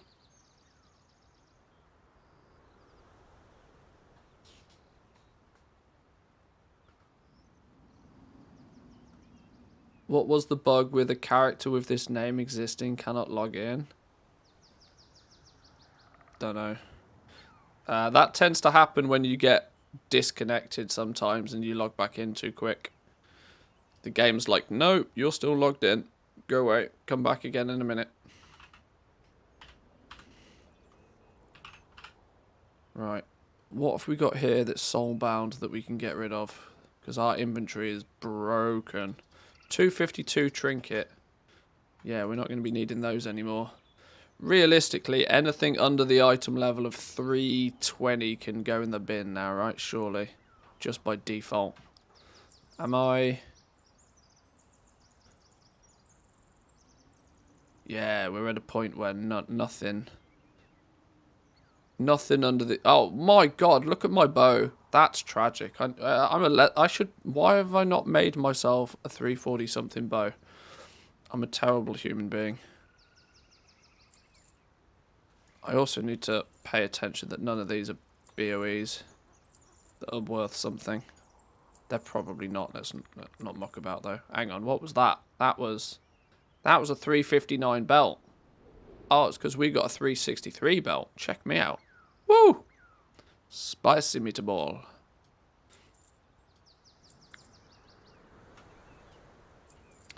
Oh, do we sell our Unity now? See you later. Get out of here. Oh, the merchant doesn't want it. Phooey. Throw it in the bank.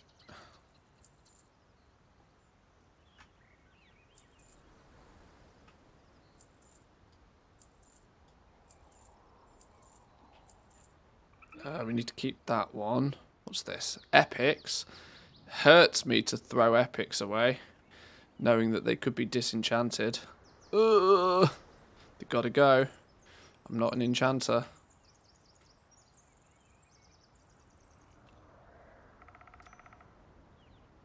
Okay, it's better because of stats, of course.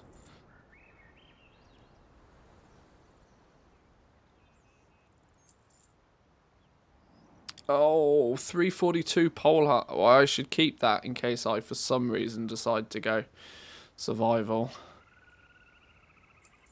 Not that I am, but...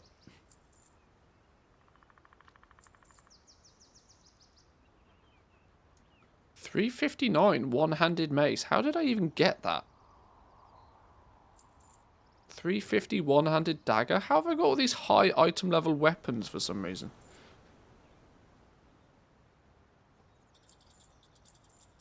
They're probably treasures, actually, aren't they? That's probably what it is.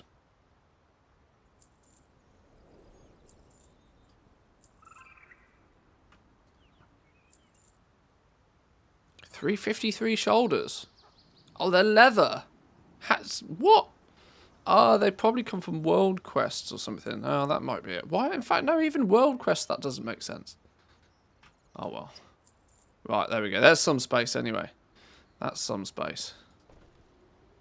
That's better than nothing. Many farewells.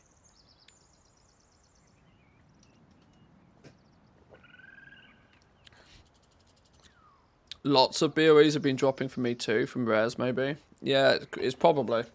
See, this is the downside. I'm not strictly always paying so much attention because there's Igor doing the autocomplete for me. I'm not always paying that much attention to what the quest rewards are for a lot of stuff, which I probably should be.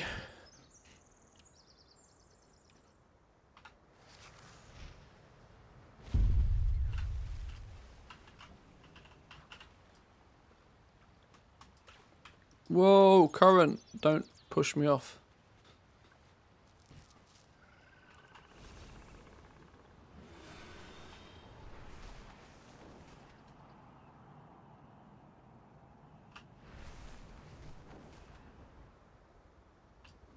Hello. See you later.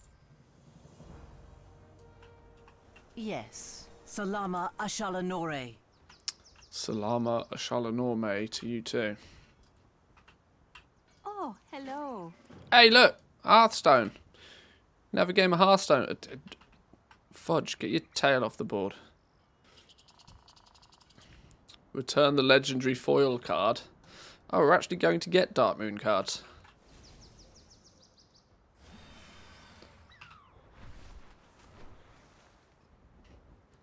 I want to see them add. I want to see them add Hearthstone cards in game. I cannot believe. Like, it seems so obvious to me, and we've spoke about this before, but I cannot believe that Blizzard has missed a trick. This trick. Why do they not make it so that you can loot or acquire or craft or buy Hearthstone cards in WoW that then through your Battle.net account you then have access to in Hearthstone. How have they not made that link? That seems such an obvious link to me. Welcome. Maintain the order. Cross promotion between those two games would then be wild. Protect the innocent.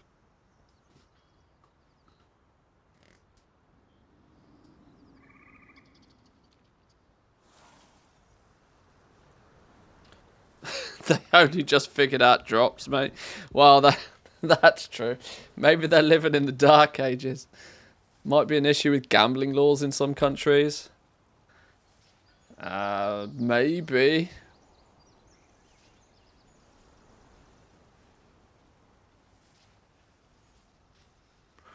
Is there any news about the white items becoming transmoggable? Wasn't it Greys too? I forget. The Isles have awakened.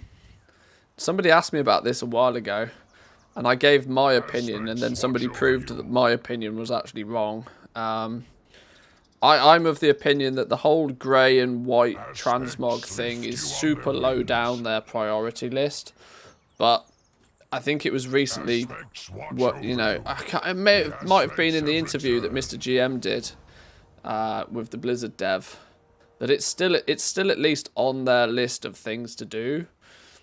They just haven't done it yet. So at least it's not strictly gone the way of the dance studio. They do still plan, at least in somewhat shape or form, to do something with it.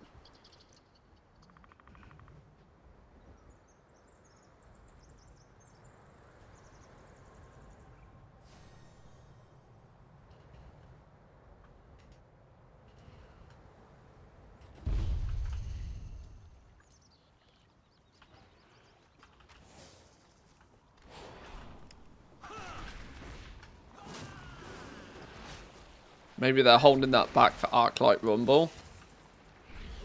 That could be.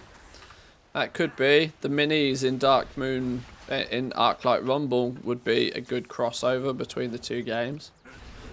I've been playing the shit out of that game, by the way. Arclight Rumble. It's really quite fun. Annoyingly fun. For, you know, as mobile phone games go.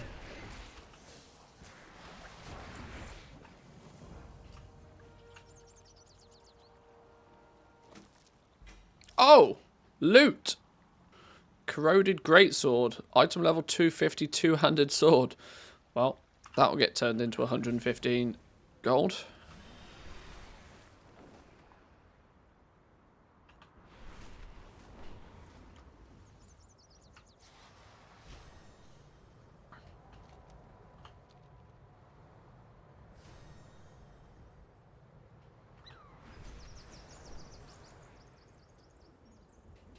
What are we doing in the Azure Vaults now? Surely we've done all of this business. Doesn't look like there's a quest there. I am having a... I think this is a bait. I think we're going to get all the way here and then it's going to tell us, oh no, by the way, you've done all of these quests. Huh.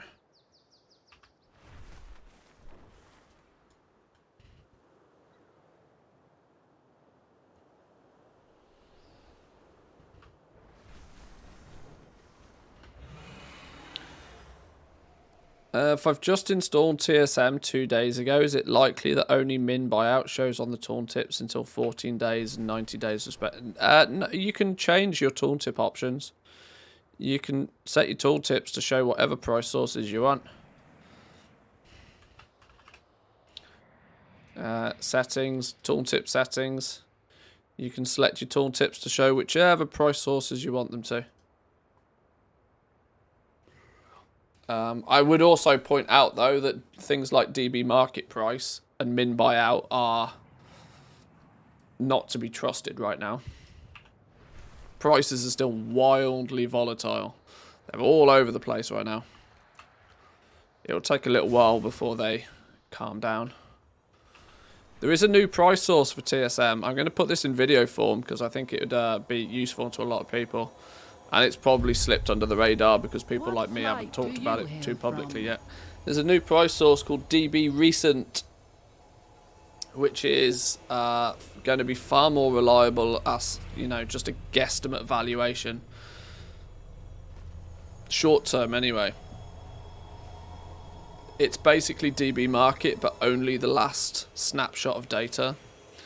So investigate that. That might be today's video, actually. Lots of people are trying to get to grips with TSM, and the reality is TSM's not in a great place still. They're playing catch up. But one thing they have been able to do is give us a price source that allows us to at least put a number to an item, even if it's not, you know, the most accurate. It's, you know, it's not super duper mega perfect, but it's better than DB Market. It's better than min buyout. Especially when crafting doesn't work, it's hard to actually even get, you know, a price against different items. Why do my buttons not work? Oh my word, my buttons do work, and they all worked at the same time.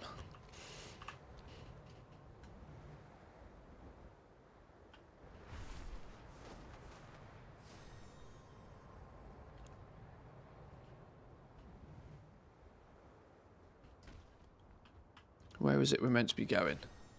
Up here somewhere.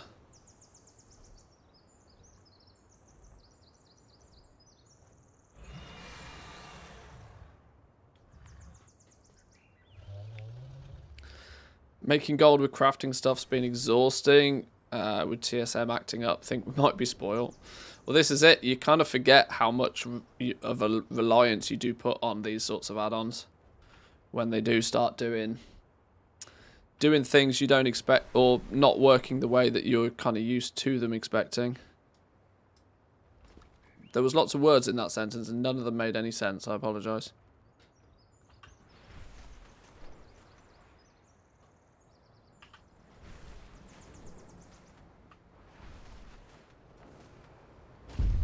Oh, no. Now we've gone too high. Where the hell is this goddamn quest? Here it is. Here it is.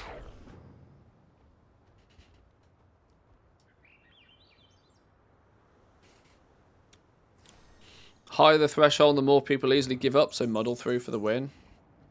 It's true. It's true.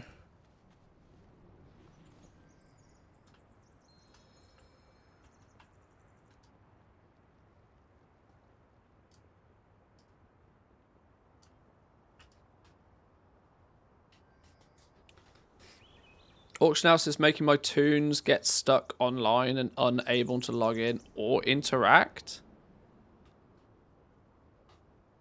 Sounds odd.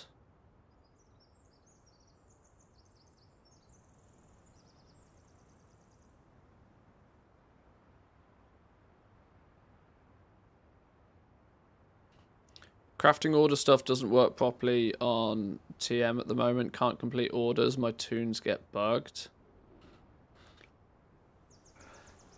I mean, yeah, I don't know what to tell you guys. Things like work orders are bugged. They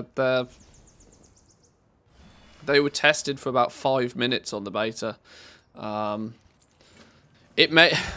it might be a good thing that there's not too many people trying to interact with them right now. But it equally means that a lot of the bugs may go unnoticed in the early days.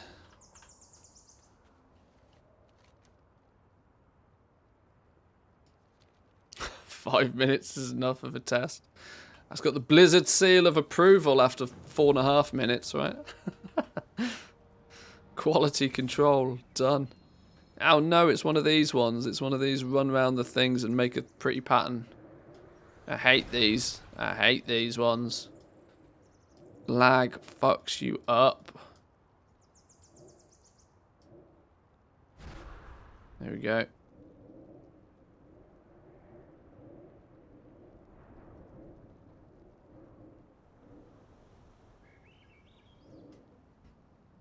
Oh, which bit have I missed?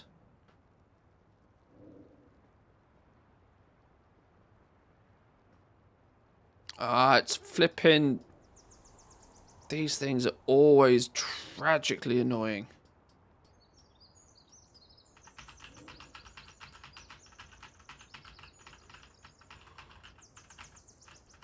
Oh, God. I'll go back the other way. The margin for error on these things shouldn't be that tight. These runes... When did they when did we first see these runed things? Suramar. Was it Suramar the first time we saw these things? And then the flipping Tortolans in BFA had them. They gotta sneak them in somewhere every expansion. Oh, Christ.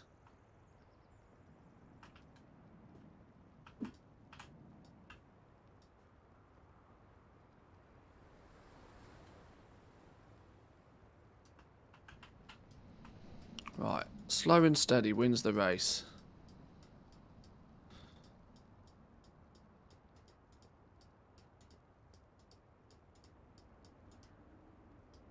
And these things have never worked either. They put them in every expansion and they never work. Can I just... Do I maybe need to...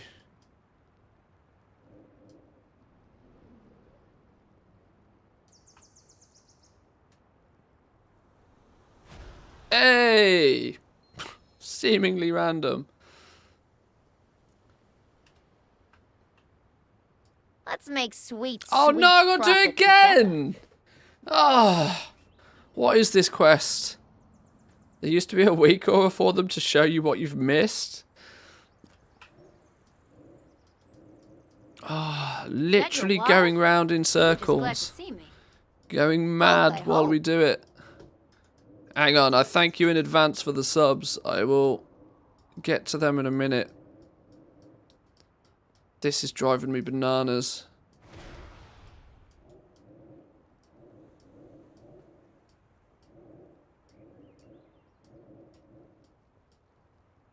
No, okay, we hadn't completed that one somehow then.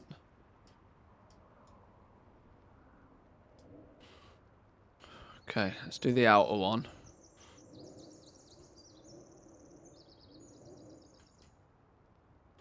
No, this one's still not done.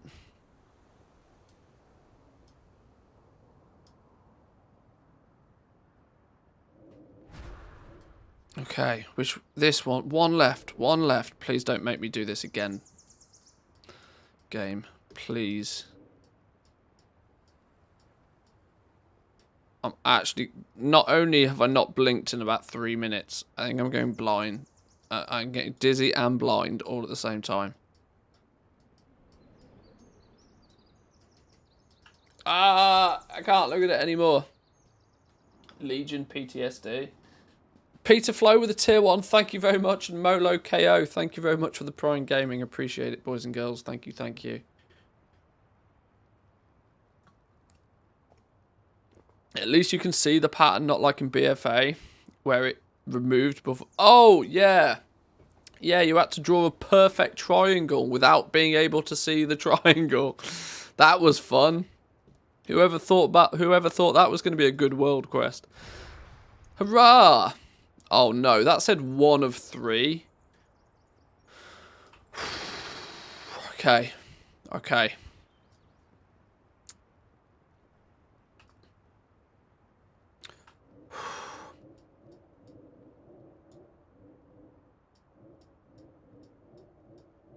Slow and steady. 1 ring. We've penetrated 1 ring.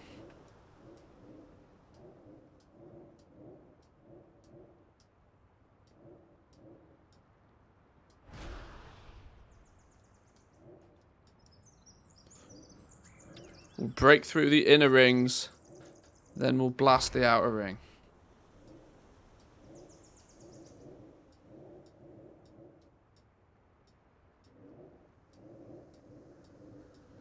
This is my concentration face, if you can't tell.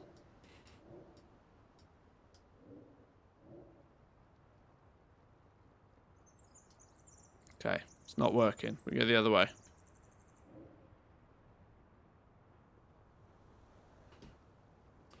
You know when you get pulled over for drink driving and you have to walk in a straight line with your finger on your nose? It feels like this, but worse.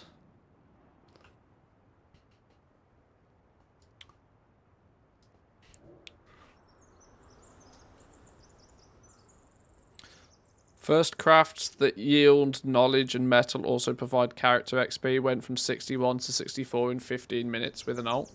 Yeah, they do. That's how people are getting the last 2 levels. People are doing that from 68 to 70 because the last 2 levels are gross. Especially if you zerg the campaign, you run out of campaign quests at 68. Then you're like, shit. Now what do I do? Apparently the answer's crafting.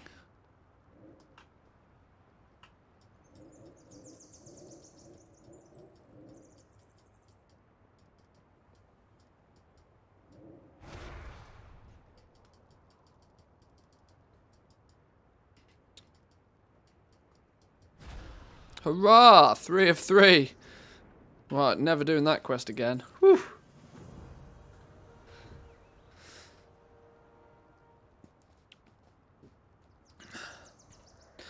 Siege of Dragonbane starting soon in Waking Shores.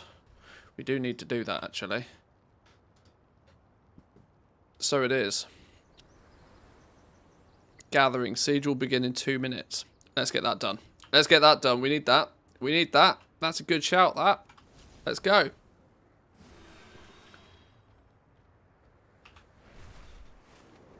When I say let's go, which way are we going? We're going this way.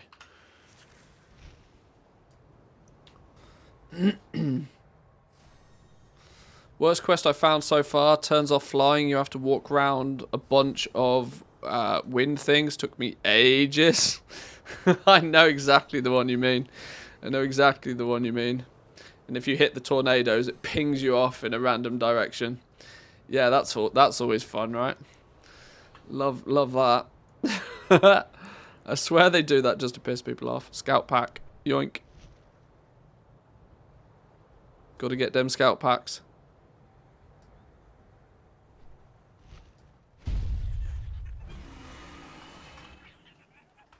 Where's me scout packs?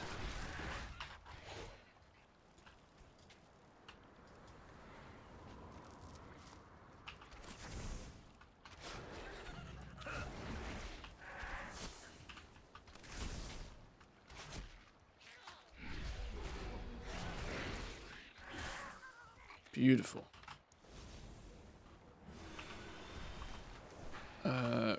This way.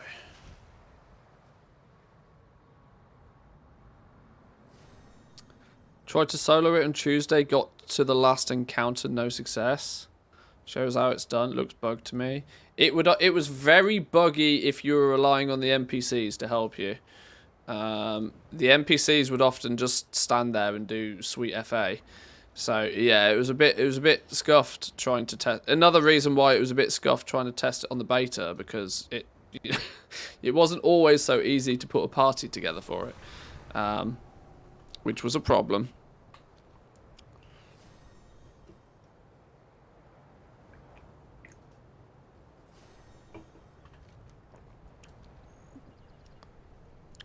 Where does it start from? We escort the... Are we going? Let's go. Pet the frog. Pet the frog.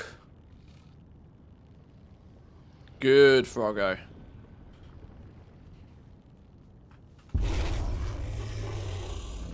Right, all. Let's move. Let's move.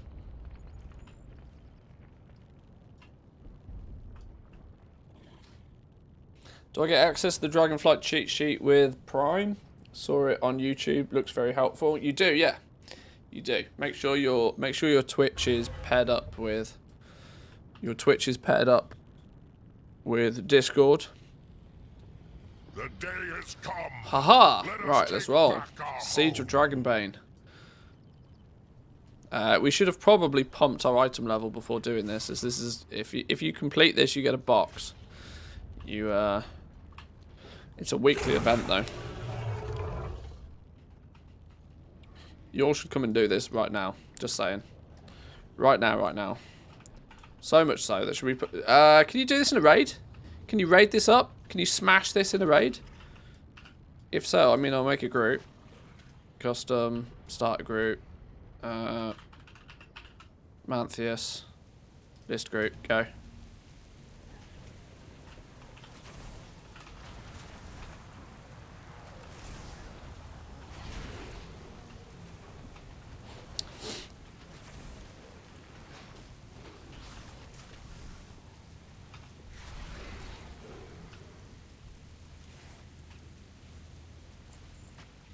The loot bag downgrades each time you do it.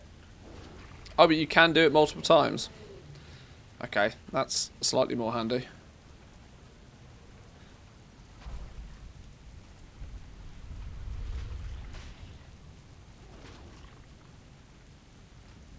Right. Let's get this froggy fed. Let's get this froggy some food.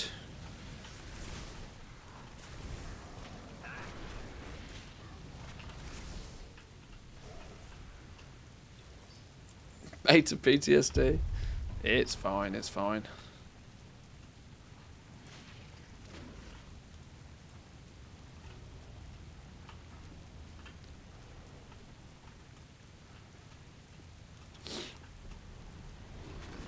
Mr. Stream, what the objectives for today? Everything. The honest answer is everything. Loremaster is my main goal. I want to get... I'm trying to clean the map of quests. Gaining reputation as much as possible.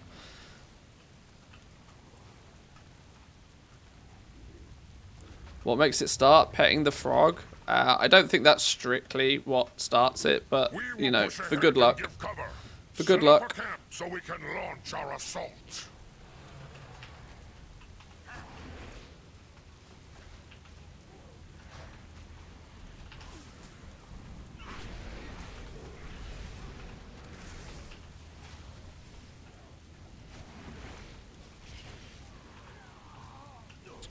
Right. Set the camp up. Let's get it going.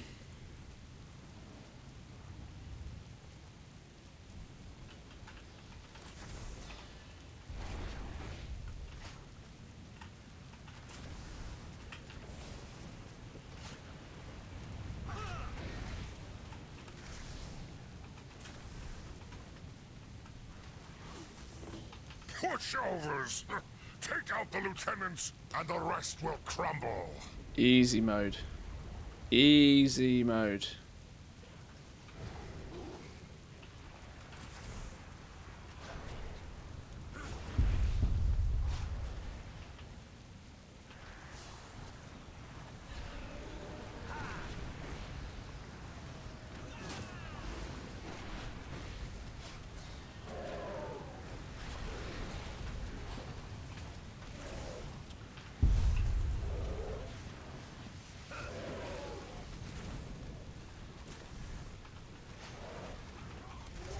Yes, war mode off.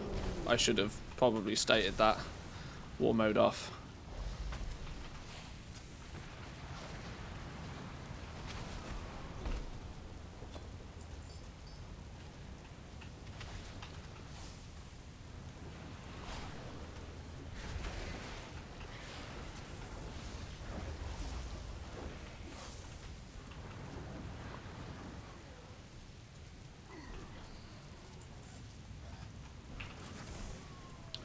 One more spot open if people wants to join in.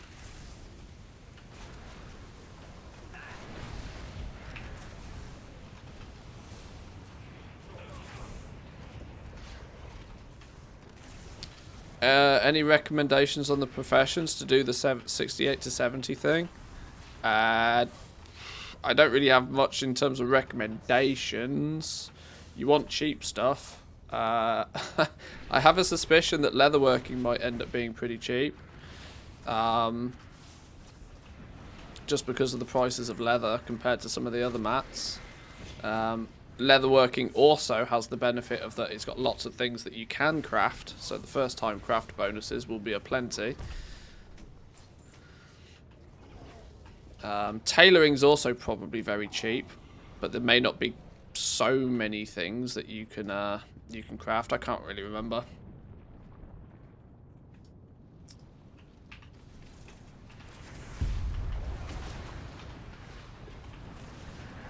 Is this kind of a weekly event or rep? It's a weekly event. It's often going to be something that's going to be needed for the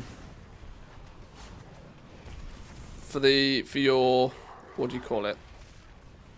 Your weekly meta quest. What's it called? Assisting the Accord. It's often a criteria for that. So Even if it's not, it's worth doing though, because it gives you a goodie box when you complete it, and it's only up so often.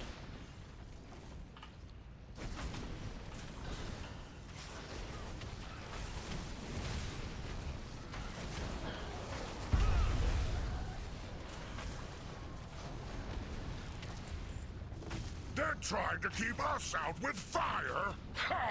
Show them we dragons bring the heat.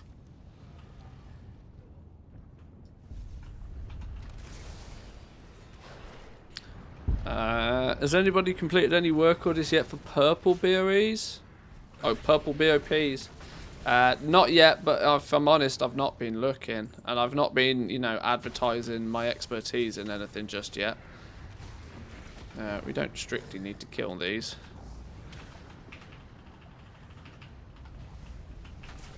Whoa, getting slapped. Can you upgrade your own crafted gear? Of course.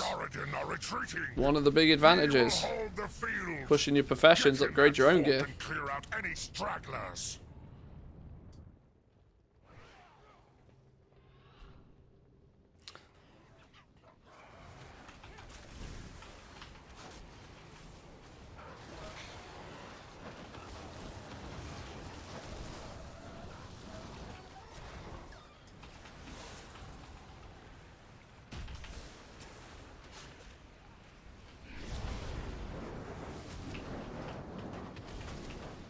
Do your hops, boys and girls. Don't get cooked. He says, as he realises he doesn't have a pet. Amateur hour or what?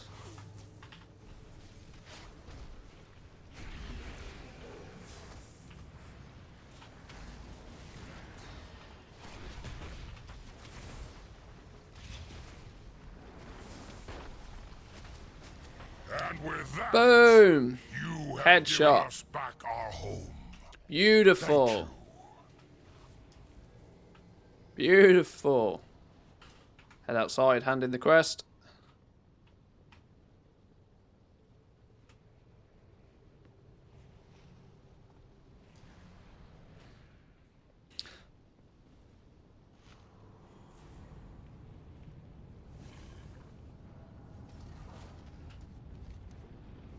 Bit of Valdrak and Rep. Do not get me box of goodies. Where's me box of goodies? Weird. Oh, I do get my box of goodies. There we go. Dragonbane keeps strong box. Boom. What did we get? 356 waste. Well, that was a waste. Where did it go? Here it is. Oh, it's not even an upgrade. Not even an upgrade. Let's make sweet, sweet profit together. Yeah, go Lance, people. Captain Lancer. Let's go pew him. Go pew him. Path me with the gift. Thank you very much. Appreciate it. Thank you, thank you.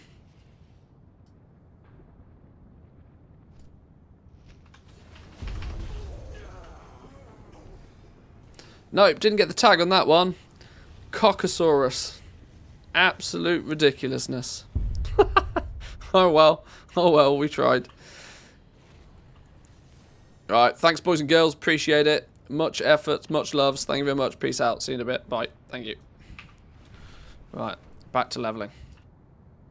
Pro gamer, oh you know it. Expert pro gamer me. Nothing but the most elite of elite gameplay on the Mantheus channel.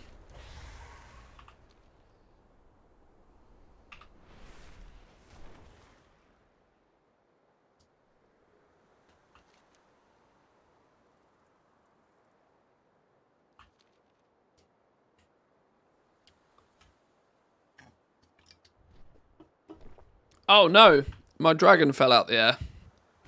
Oh, this is horrendous. It's all going wrong. WoW really needs proximity chat.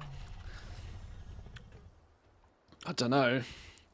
That's both a good and a bad thing. Didn't COD recently do proximity chat? Didn't Warzone 2 have proximity chat? It just ends up turning into chaos like really quick though, doesn't it? Surely. Alright, let's just chill out here for a minute.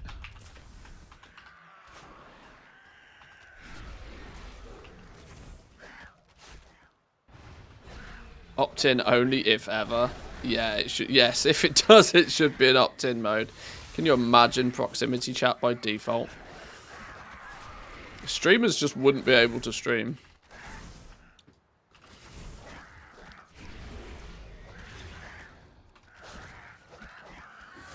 It's bad enough getting sniped as a streamer, never mind getting banned because somebody in proximity chat starts dropping N-bombs. Can't be having any of that.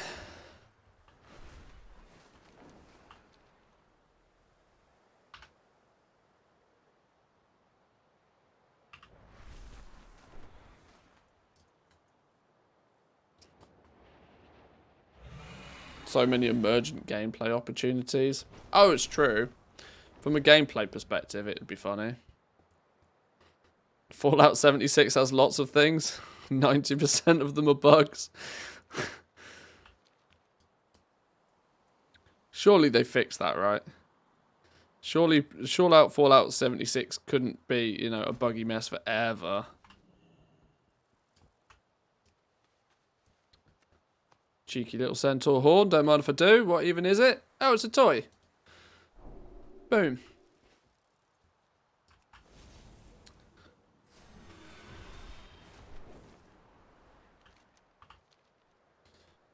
Came across one of your videos specifically when trying to understand what the dragon shards are. Great content. Glad to see you on the platform. Thank you very much. Appreciate it. Welcome in.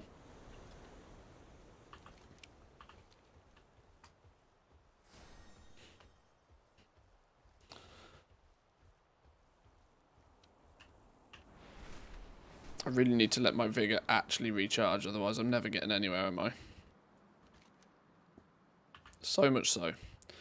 Might just go take the flight point.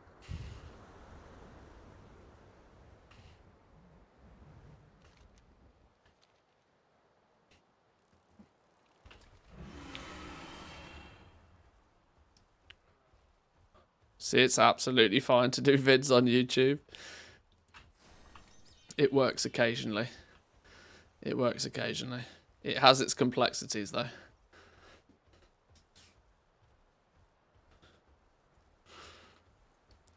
Its biggest issue is the lack of content right now. I never got into the Fallout games, you know. Some people really liked them. They just weren't for me. Not for me. I just couldn't get on with them. Like, they were just too clunky for me. To be fair, I never really gave them much chance, but even still, just couldn't get on with them, to be honest.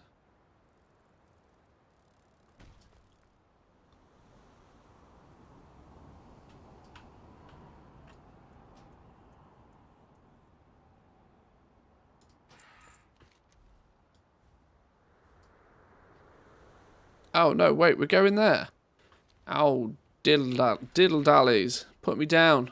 Put me down. We've gone in the wrong direction. I thought we were going down here.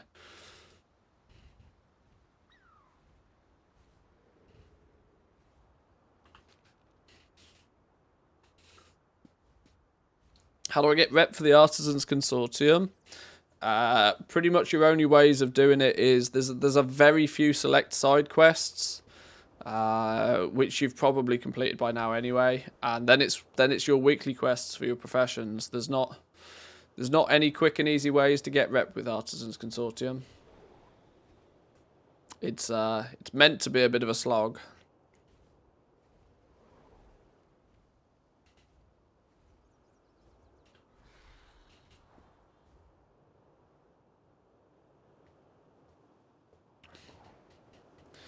When does the limit of crafting orders get reset? I think it's on a rolling thing. I don't think it's like a daily reset. I think every like few hours, if you've used one, every few hours it'll regenerate. I think somebody said it was 4 hours.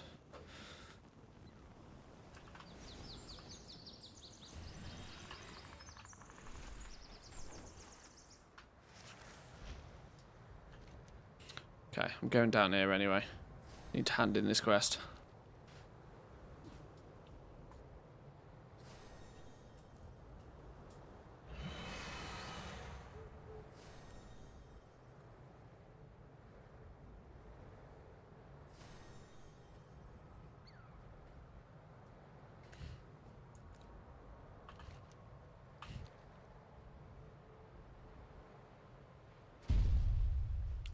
Hang on, where's it gone?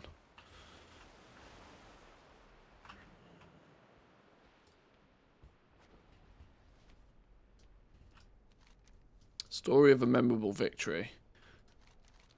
250 rep. Thank you. How are we doing on rep now? Centaurs is at nearly 8. Dragon Scale Expedition is at 6. Tuskars are 5 and Valdraken's 8. Oh! You know what we do need to do? We need to go unlock buried treasures. That's really important. We need to be picking up those treasure piles every time we see them. I need to go unlock them first though. Otherwise it's not gonna work. Let's get myself up to here then. Dragon Scale Base Camp. Yeah. I need to get that unlocked double quick. Dragon Scale and Iskara for jewel crafting, right? Yeah, pretty much. Pretty much. They're the two that I care about most. Do you ever get a shovel with more uses? I carry like 10 of them in my bags. Blacksmiths can make one. Blacksmiths can make one. I can't remember what the materials are for it. They're not particularly expensive. But Blacksmiths makes one that I think has like 20 charges. I can't quite exactly remember.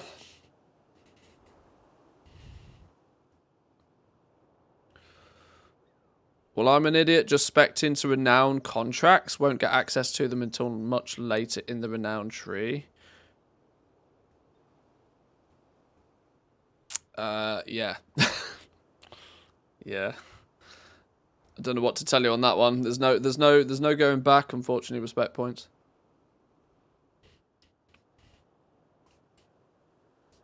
How do you unlock the scouting map for alts? I think the only requirements to finish the campaign, the main campaign, you'll get a big splash window that will pop up, that it will tell you that those sorts of things have unlocked.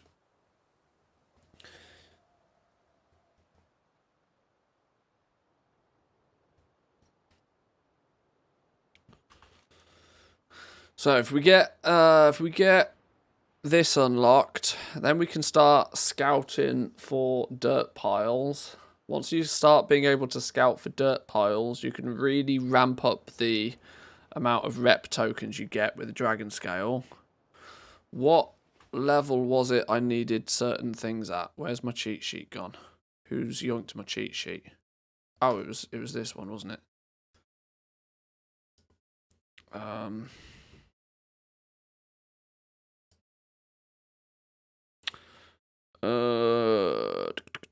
Jewel crafting. Dragon scale 9. Trinkets at 13. Magnificent margin magnifier at 15. Magnificent margin magnifier.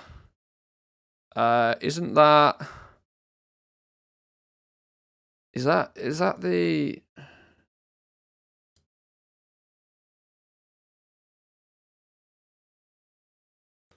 Who's that for? Oh, that's the inscription one. Scribes are going to want those. Scribes are going to want those. They're going to be all over those like a rash. You showing the link on screen? Ah, don't worry. This isn't the one that's shared. This is my personal one. You can see this one's not shared.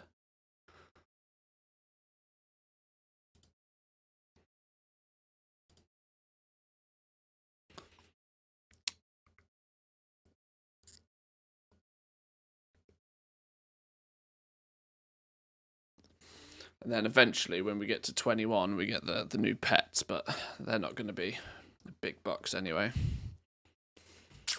Okay.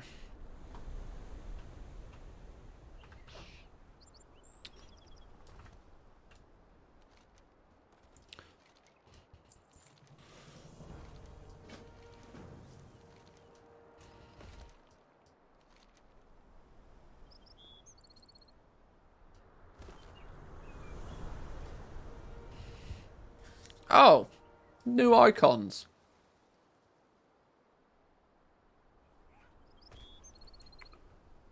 It's very tempting to just max this out straight away.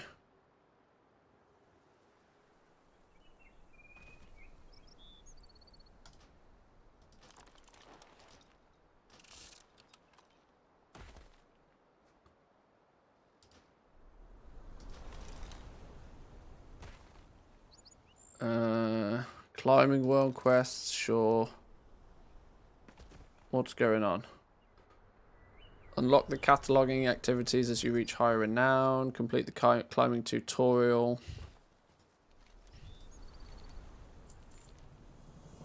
Yip should have packed spare supplies.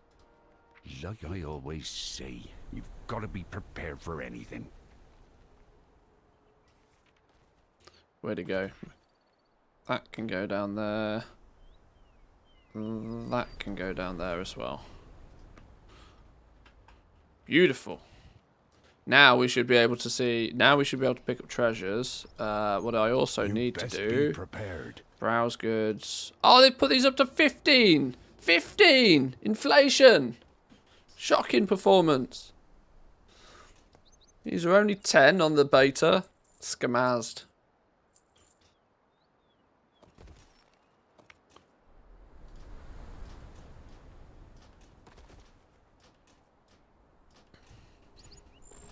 Ashley, what am I doing? How much are the blacksmith ones? Can the blacksmiths make the blacksmith ones yet? Are there blacksmiths out there that can make the blacksmith ones? Because I can buy the blacksmith ones with gold, right? Surely.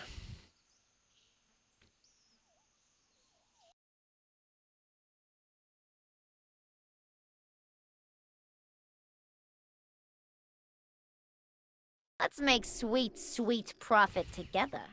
All the profits. Yon 1502. Thank you very much for the tier 1.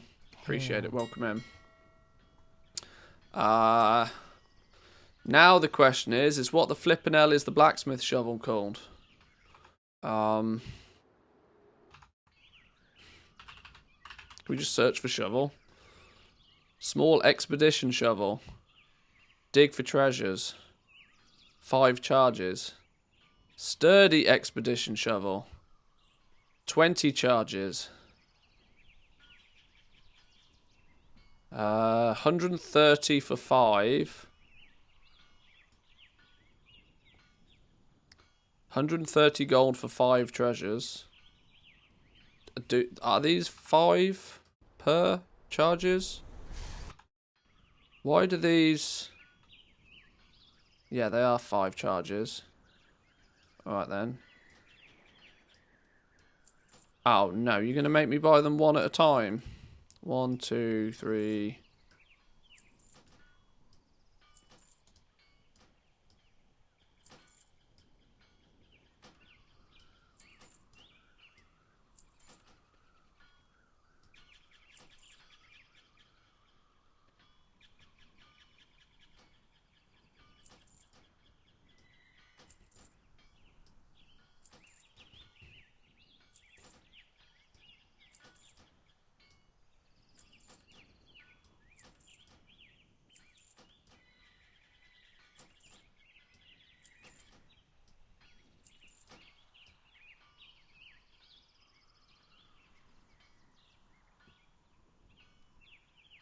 Come on. No, don't break me now. Oh, I guess that's all we're having then. Guess that's all we get. Fine. Multi-craft on the treaties is kind of pointless. Probably.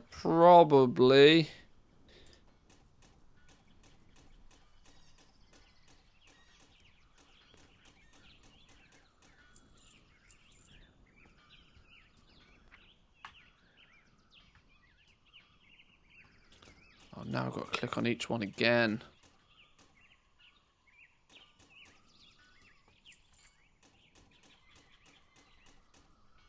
Right, there we go.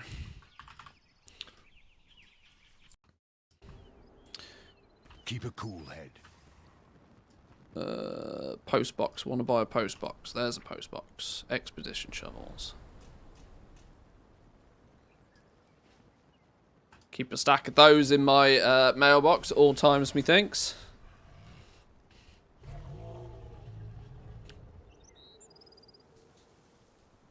Postal has been updated now. I might turn Postal back on, actually. Yeah, that's a good point. Let's make sweet, sweet profit together. Z91, thank you very much for the Prime Gaming. Thank you, thank you. With the Dragon Shards, am I expected to use them all on the same profession? Spend them where you wish. Obviously, you only get so many of them per character per week. At least we suspect that to be the case anyway. So if you do splurge them all on one profession, I would probably suggest for most people, pick one profession and spend them all on one profession. Have one of your 2 crafting professions be like your primary crafting profession. Just get as good as you can with that and have your other one as like a, you know, backup.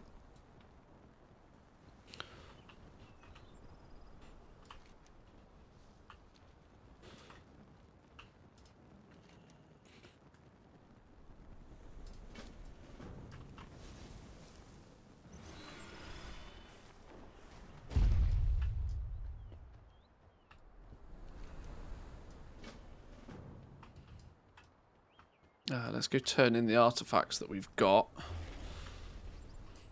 Good day to you. Safe passage to you. Keep the wind in your sails. Hang on, have they changed that again? 20 of them now give you 300. Look always to the sea. Keep the wind in your sails. 5 gives 75. Smooth sailing. That's the, oh, maybe, oh, okay. No, the numbers are right. The numbers are the same.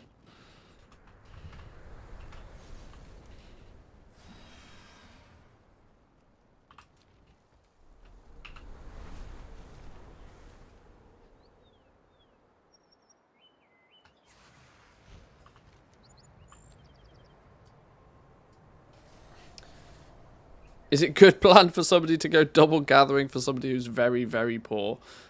Even for people who are very, very rich, going double gathering is not the worst idea right now, to be honest. Easily one of the most reliable ways of making gold is definitely gathering. Always is at the start of an expansion. Always, always is.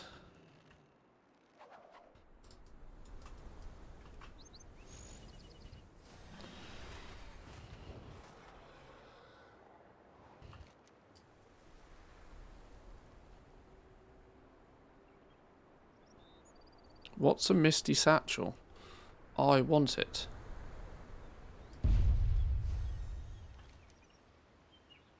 In a cave behind a waterfall, stand on the handhold that sticks out of the waterfall to enter the cave. Haha! Cheeky. I didn't even mean that. Yoink. Treasure me up. 34 slot bag. Don't mind if I do.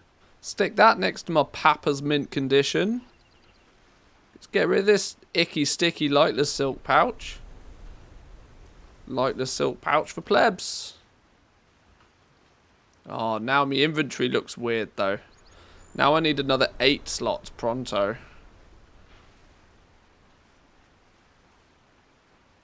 A free 34 slot bag though. Go on then. Was it tradable? Was it? No, bind on pickup, relax. Bind on pickup.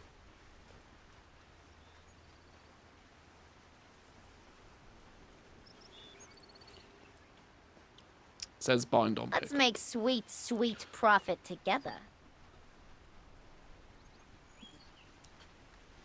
Oh, they fixed it then. Another thing that they've quickly fixed when they realised. Sure.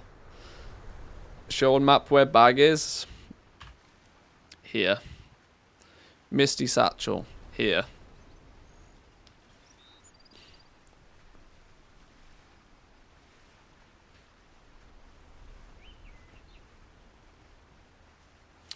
Anybody know what the sub tier is for the spreadsheet?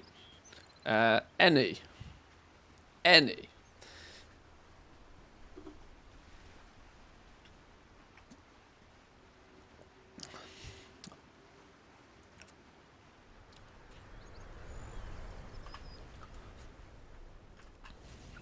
Right, where were we going? Where are we going? We were going. Disturbed dirt pile, look, it begins. I don't have a pet. What do you mean I don't have a pet? Of course I have a pet. Oh, pet's dead. How's pet dead? Since when did pet do deadness? Come for the sheet, stay for the coffee. Good plan.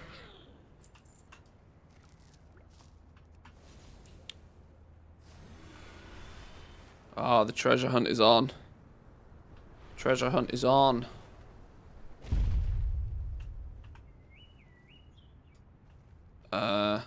Treasure hunt's off. Sneaky these things. Sneaky, sneaky these things. Oh, my map's gonna get like super flooded with these now.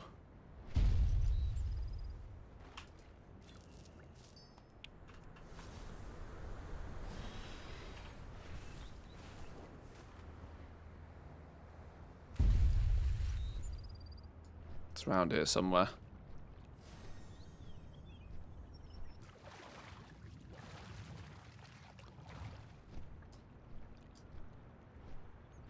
Where is it? Apparently it's not around here at all. It's there.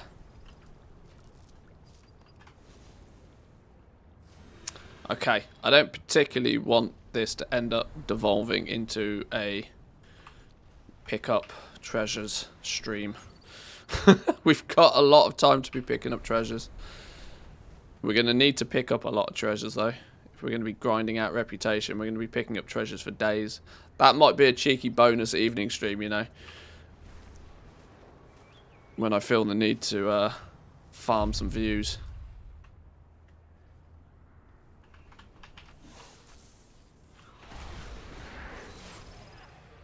Here there. Be good.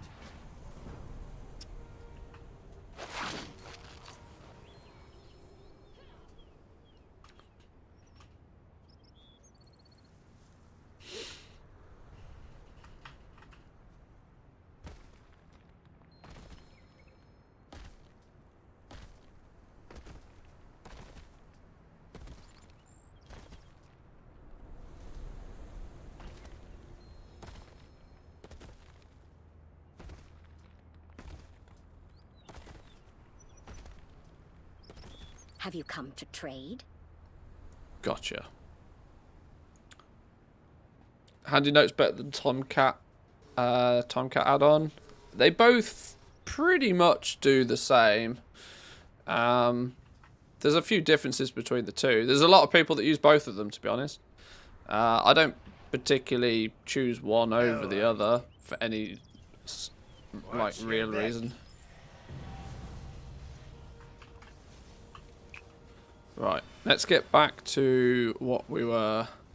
Oh, these Dragon Races purses, actually. These have got like 500 gold in them. It feels silly not to do these.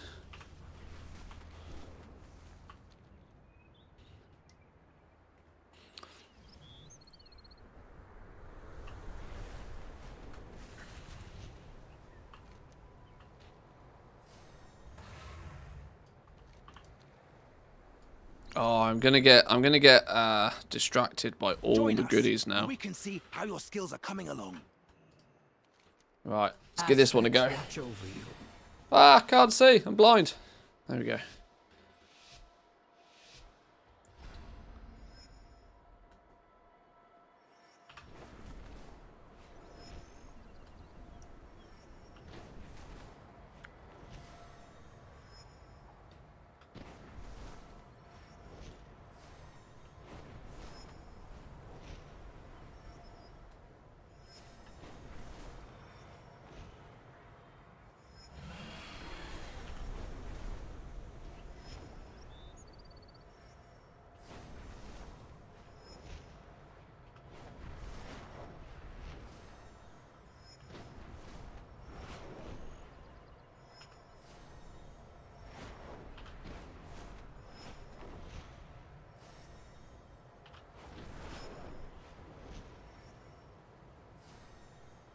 Ah! Woo! Excellent work. Did it. I can see that the two Gold! will soon be formidable Yeah, competitors. boy.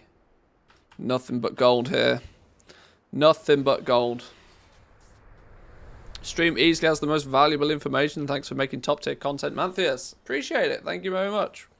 Welcome in, Thickfur. Appreciate it. Bought a stack of shovels, then ignore the dirt piles. Hey, it's just for as and when we need them. As and when we need them.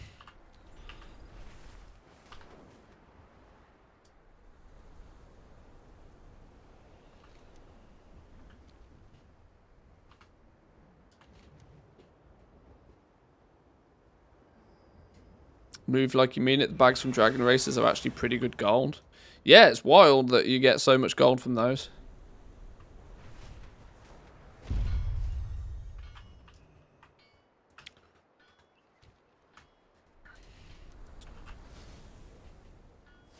I tell you what, I wonder how...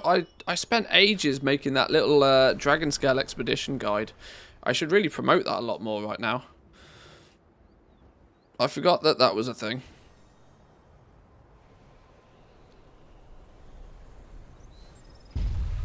Because I actually suspect that most of that is still relevant as well.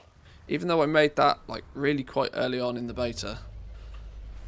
I'm not quite sure why I put so much time and effort into making a guide that early in the beta, but I actually really enjoyed making that video as well. Torn. What's this?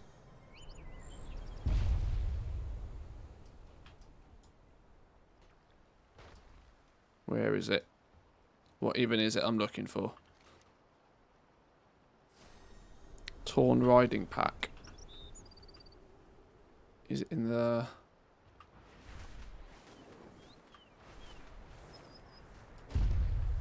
There it is.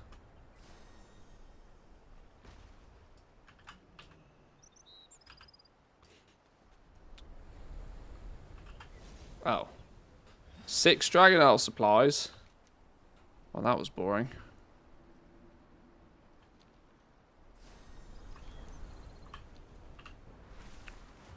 Back to Loremaster. Really, really, really want to get at least the Azure span finished now. This is the point in the game where I'm going to get really distracted by things. Because we're starting to get to the point where you get 5-6 points into most of these and stuff starts to unlock. And you all of a sudden have a bunch of things to actually do. And when that happens, it's so easy to get distracted from your, your path to victory. Which for me is actually just grinding reps right now. Doing World Quest and cleaning the map of stuff.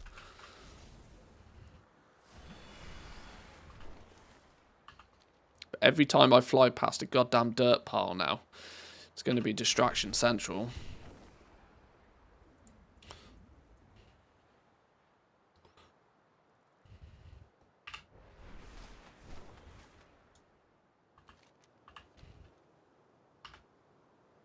Just signed on as a Patreon. Thanks for the great content. Hey, thank you very much. Do appreciate it. All the support is greatly welcome. And very much appreciated. Right, let's give our dragon a few minutes to get his breath back. He's huffing and puffing a little bit, our dragon, right now. Didn't get too much into Legos, made a few million in Shadowlands though. It's going to be a little bit more tricky, I feel. It's going to be a bit more tricky. You're going to require a little bit more persistence in Dragonflight. But there'll still be loads of gold to be made, for sure. Try doing that stuff with herbalism and mining. That's distracting. Well, that's true, actually. Yeah, if you had some gathering professions on the go at the same time, that's double trouble, for sure.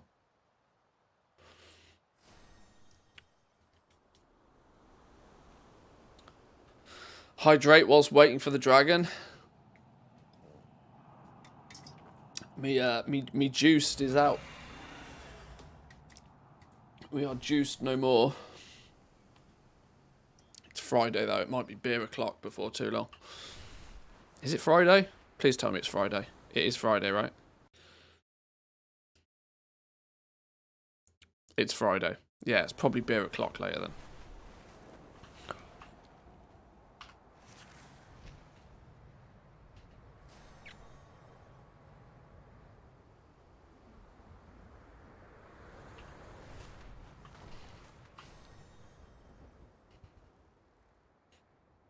What was that one? Was that a scout pack?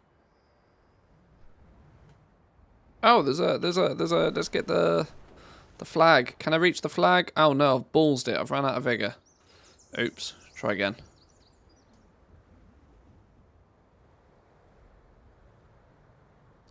Dragon do fast things.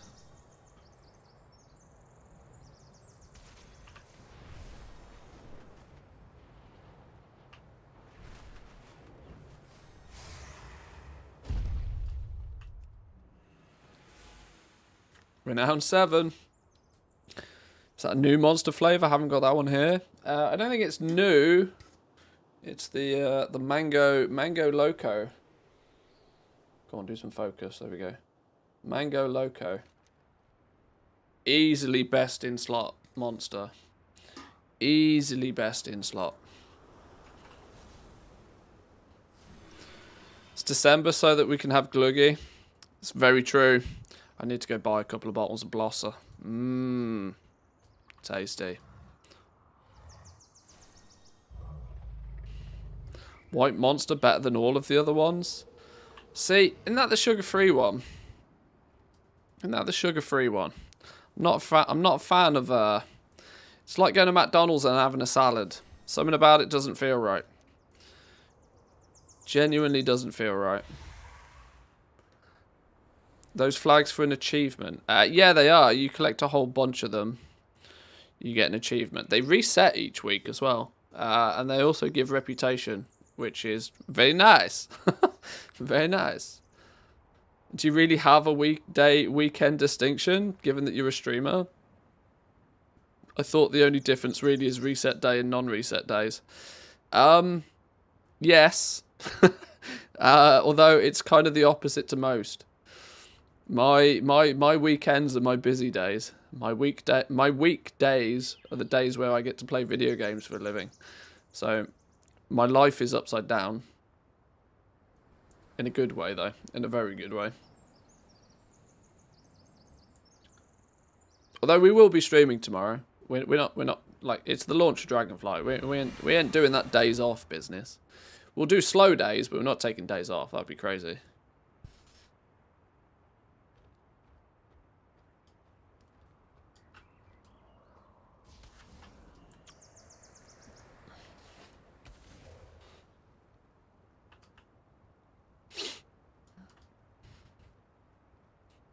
Has anybody had any luck selling the enchants yet? Our buddy old pal K-Chak is having an absolute blast with enchants by the sounds of things. From what I can gather. I don't know if he's lurking.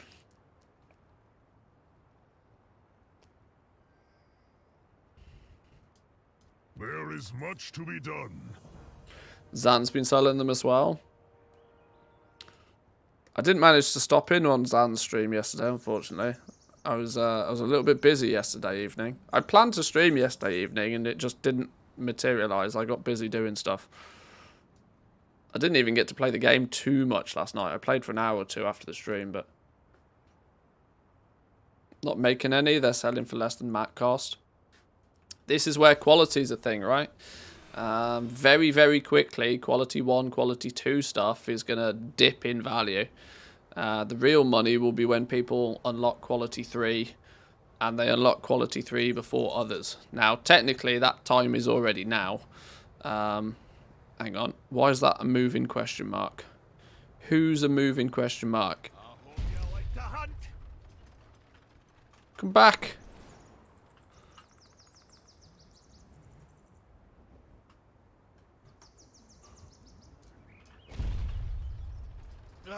You can't beat the smell of fresh pine in a breeze. 400 Dragon Scale Expedition rep. Yes, please.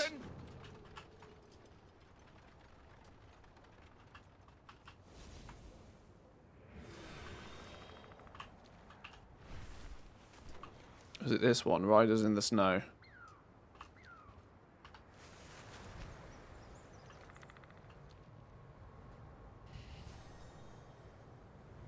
What's my renown with the dragon scale?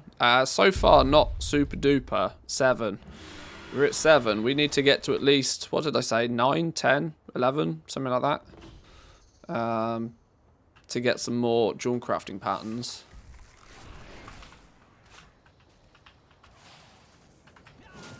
This is why I'm working on Loremaster right now. Loremaster, obviously cleaning the map of every quest you can possibly come across, is a good source of reputation to begin with. Before we get to that, you know, the real grind of it.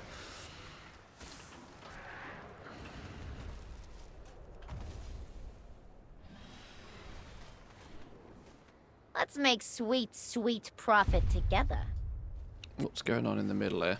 Who was that? Sprazzers with the Prime Gaming. Thank you very much. Appreciate it. Thank you, thank you. Need to focus more on the dragon scale for jewel crafting also. Yeah, the, what do you call them? Tuskars as well. Tuskars needs some love. I need to do the community feast thing. When that pops up.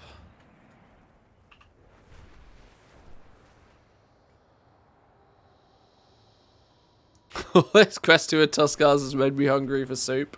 Fish soup, by chance.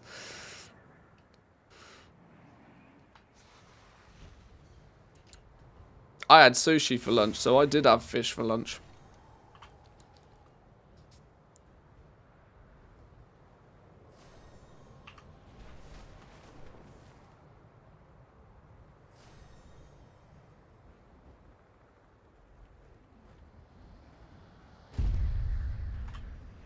Riders in the snow. A new face. You're a new face. Awaiting your input.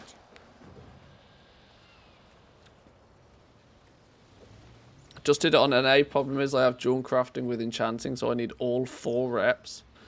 Well, if you're doing 1, you might as well be doing 2. You might as well be doing 3. You might as well be doing 4, you know. There'll come a point where, you know, my plan is to max everything on this one character. This is my do everything in the game well, this is my clear the map character, where we'll do as much as we can to gain all of the reps. Or when I say as much as we can, as much as I can be bothered to do within certain limitations. What do you need? Spicy lentil. Tuskars would not approve. Sounds like some vegan bullshit to me. Yuck. Get some meat in there.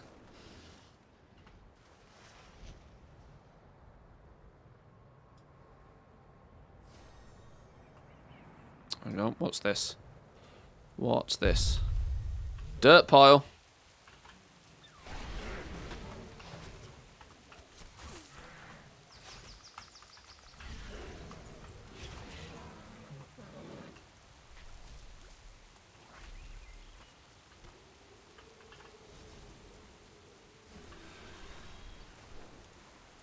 Did you do any testing on disenchanting? We did very little testing on disenchanting, which is why it never made it to the sheet. You got my attention. Watch Yeah, we did very little testing. The problem I had with disenchanting testing is that it needed a lot more time than I had to test it.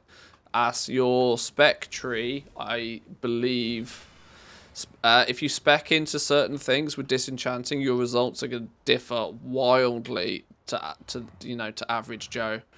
A lot of the profession is all about speccing into being better at disenchanting and having more stuff to disenchant. So, yeah, it's something that I wanted to get round to and then didn't, is the honest answer. My paladin, though, my paladin and my blacksmith are my enchanter. So we'll get to it before too long.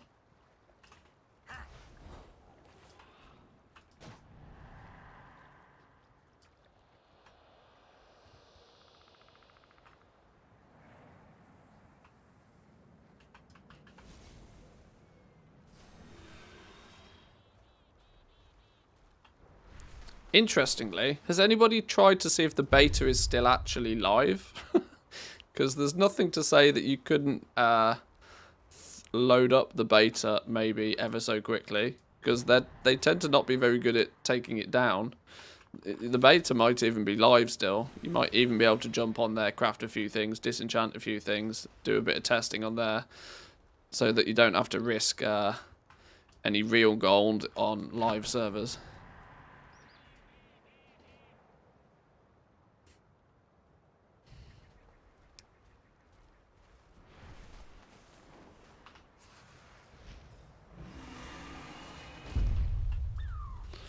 I did some disenchanting, and the problem is that high level, item level blue gear is giving you chromatic dust when I spec all into extra mats and better mats.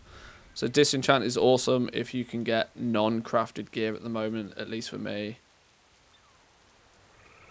Ah, I see. The beta is live, but the profession vendors are gone. Oh, okay, that complicates things. How do I access the cheat sheet in Discord? My voice decides to fall out my bottom. As you are a Twitch sub, you want to pair up your Twitch with the Discord.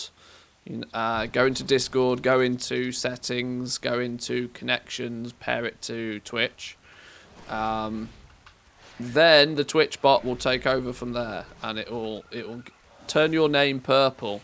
When your name's purple in the Discord, some new channels should also pop up.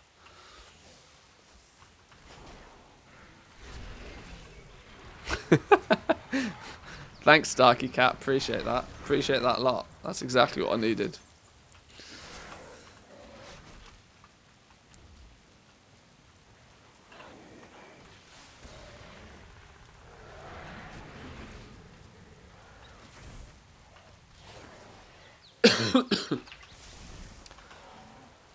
I need to do a little video on this cheat sheet, actually. So many people are now looking at using it, and I'm cautious of not misrepresenting what it is. People have seen it, obviously, in like YouTube videos and on the stream and that sort of stuff.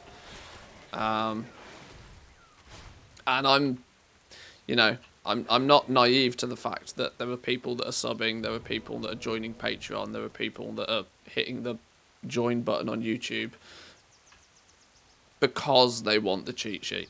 I'm not naive to that. Even though I'm trying relatively hard to not, sell it. With that in mind, I should probably do a little video on a little bit about what it actually is and because it's not a guide. This is the thing I need to be quite careful with. It's not a gold making guide. It's meant to be a tool for you to then be able to go away with and use and customize yourself to your own personal crafting adventure.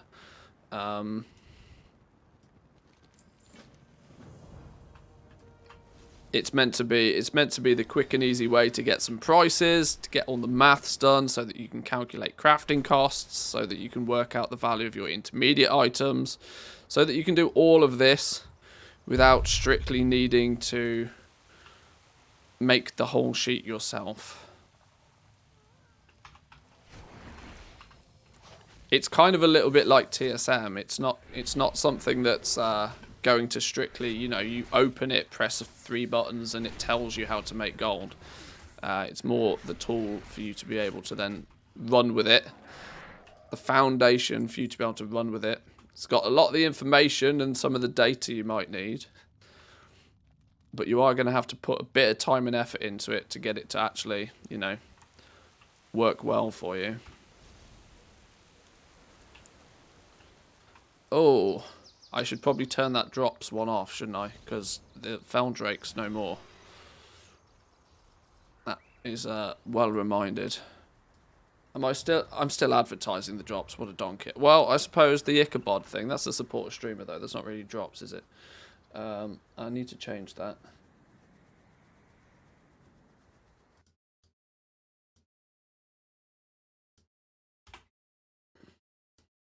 Oh, now it's not in the middle. Ah, can't have it not in the middle. Is that about the middle? That's about the middle. We'll go with that. No, that's still not even close to the middle, is it? That's about the middle.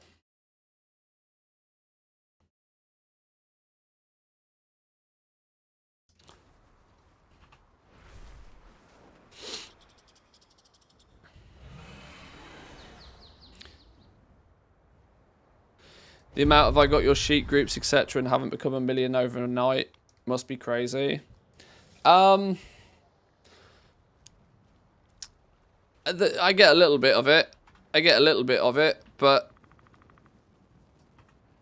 I think I try to do a good enough job to not make that a thing. I don't oversell it. I'm not. This is why I'm kind of quite keen to get across the fact that this isn't like a gold making guide. It's not something that you can just plug in and it makes gold for you, sort of thing. It's actually, it's a tool to utilize more than anything else.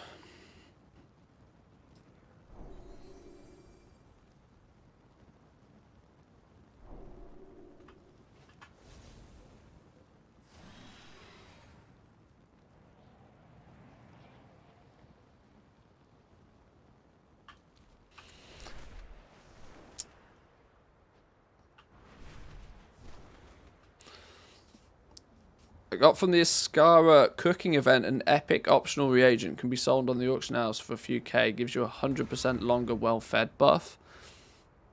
You can make those as well. There'll be lots of people that will want those, you know. What are they called? I can't remember what they're called. There will be lots of people that want those. That'll be one. That's probably one of the embellishments that will sell quite well. People will want those. If you use it as an optional reagent on a piece of crafted gear, though, it does make an embellished item, and you're only allowed to have 2 embellished items equipped. But the fact that it allows you to have a longer well-fed buff, and if I remember right, it persists through death, I think. What's the item called? I can't remember what the item's called. But I remember looking at it and thinking that's quite a cool one. People will want that. The alchemical flavor pocket. Yeah, there we go. That's the one.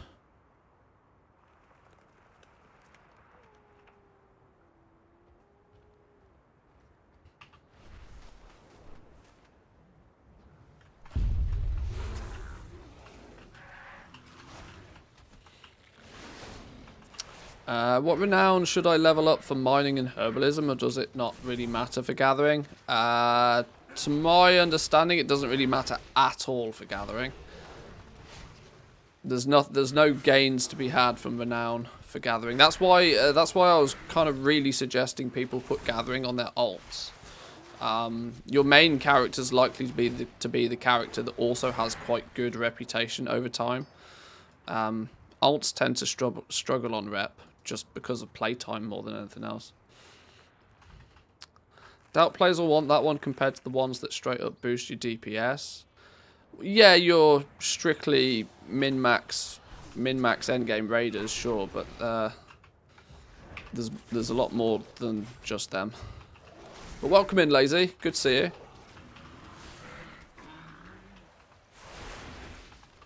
Currently buying potions of gust for 67 silver. Then I recycle them for when the researching is coming back.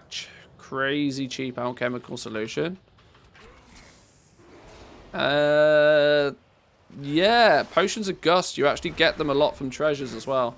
That's going to be one that's going to be super cheap. Super cheap.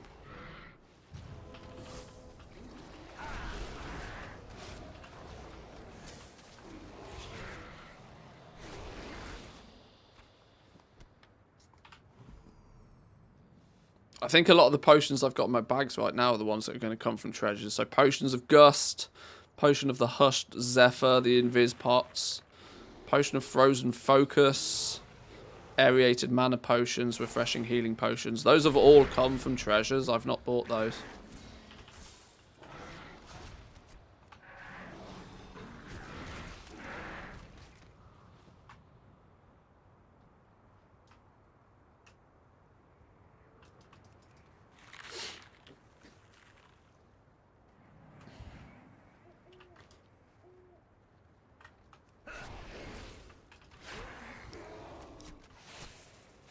Dragon flooding spots disconnect me, so now I instantly get DC'd when I log back in. That's happened to me before. If you use the unstuck feature, sometimes it will transfer you to a graveyard. It's usually because your character is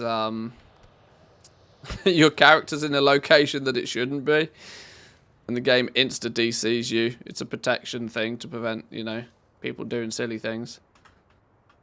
I've it happened to me once on a PTR character though, and that was just that character dead. There was nothing I could do about it. That character was done. Log on to a different toon, force your main to log out. Yeah, the other thing you can do is just wait. If you just wait like half an hour or so. Take a break. Have a Kit Kat. Oh, I could do with a Kit Kat. Kit Kat, a peanut butter Kit Kat chunky. Mmm.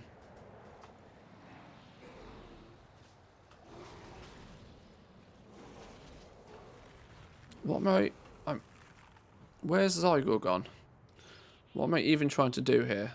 Apparently nothing. Oh, I'm in combat, that's why. That's why. You should get them as an ad partner. Hey, if I could rally up some sponsorships like Kit Kat, I'd be all over that. Yorkie, they're not. I don't think that's their slogan anymore, is it? 2022. I don't think that slogan really plays very well anymore. Didn't they drop that slogan years ago? I mean, instantly halving your potential marketplace was maybe not the best idea in the first place, but Kit Kat Chunky or full-size Snickers. See, the original Kit Kat Chunky, I'm not a big fan of. I'm not a super fan of the original Kit Kat Chunky.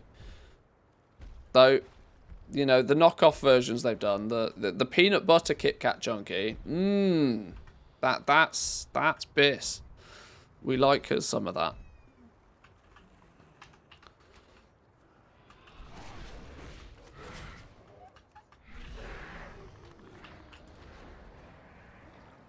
I did once buy a box of those, like 24 of those Kit Kat Chunkies though, and I ate them all in about a week and felt very ill.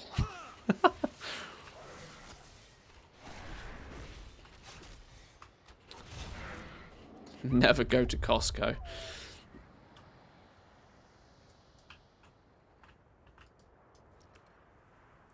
But it was worth it. Oh yeah, you know, small case of diabetes never killed anybody, I don't think.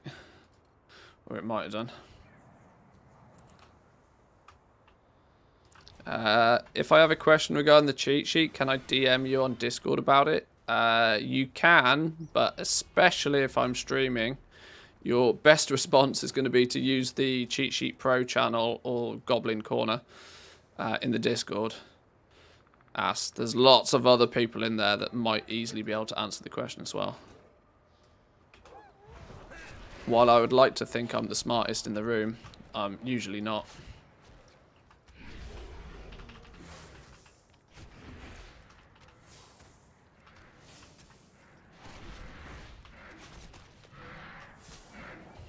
Who wants to live forever anyways? I think Oasis do, don't they?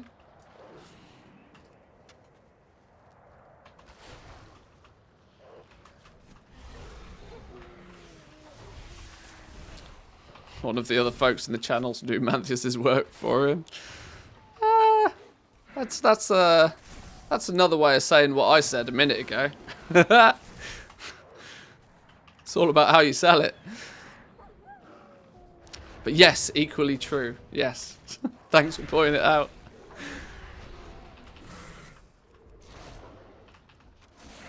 Trying to get a human to look at my support ticket tries to feel like pulling teeth with my hamster. Doubt I'll see my vanished materials back before they're worthless. Yeah, expecting timely tickets during an expansion launch is not happening.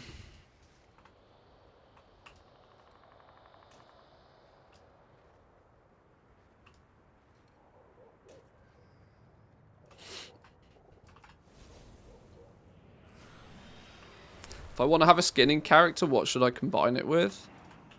I'm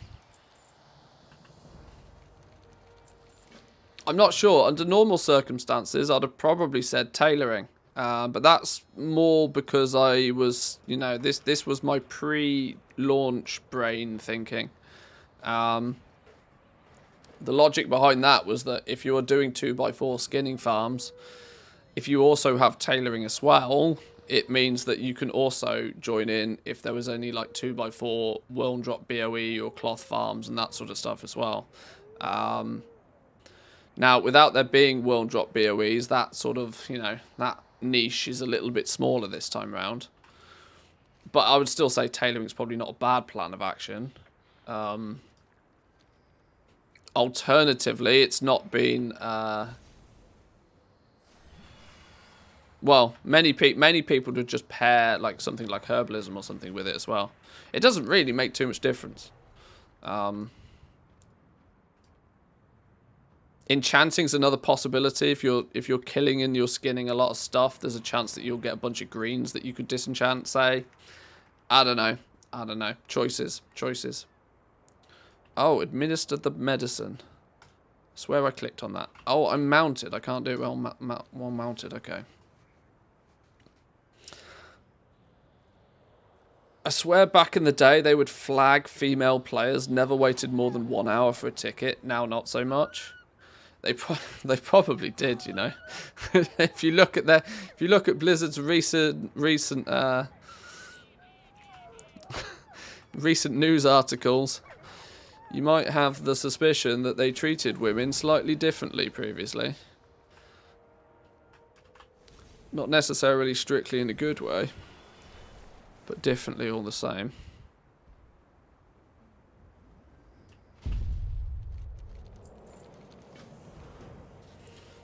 I really feel like the crafting orders is a bust. I don't think crafting orders is a bust. I went on a little rant this morning about crafting orders. I don't think crafting orders is a bust, but what I do think is that there is a severe lack of knowledge about the system, which will fix itself over time. What I also do suspect, not only is there a severe lack of knowledge about the system, I also feel that people are still leveling. I don't feel there's really much need for the crafting order system yet. Let's not forget that most of the crafting order system is leaning towards endgame crafted gear, of which the majority of the crafts are going to need a spark of ingenuity and a bunch of primal chaos, and it's going to be, you know, a quite weighty decision on what you choose to order and choose to buy. All of which it's still a little bit early for. And the people who are ahead of the game as such are also probably likely to be the players that are going to think about it yet even more before they make the lunge, because they're also probably the players that understand the system better than most. Your casual player is probably not even level 70 right now. And if they are, they're still doing the regular sort of leveling process. They're still probably figuring out things. They're still probably seeing what's what. They probably may have only just seen what the work order system is. So I definitely think it's too early to call it a bust. But I do think that the initial uptake is not good. But we can also see this with a lot of, like, even just basic crafted gear on the auction house. Sure, stuff is selling, but it's not super duper mega flying off the shelves. Because, you know, like I said a minute ago, most people are still leveling. It's not until people have been level 70 for a few days and they've had the opportunity to, you know, do a few dungeons, level up a little bit, get those rep grinds in place. Yeah. Looking at the viewpoint, you know, looking at from the viewpoint who's been able to, if you've been able to play the game for 10 hours a day, every day since launch, you're probably way, way, way, way, way further ahead than most people. I've had to explain the system to many guildies. I genuinely think there'll be a huge amount of the player base that will have no idea that it's even a thing. Straight up, no idea that it's even a thing.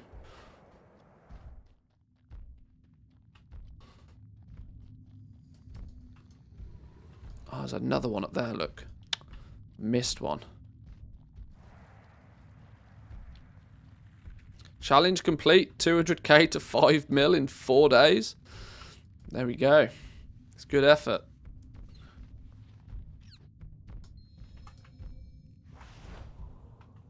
Oh, look, I forgot you stack them on your head. I'm a goblin that's not so short anymore, look. I could put a trench coat on and get into an 18+ movie now.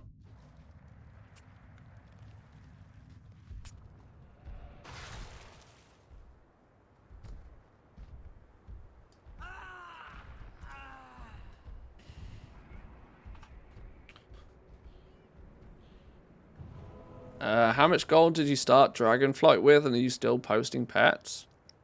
Project Pet is a little bit on vacation right now, and it probably will be for quite a while.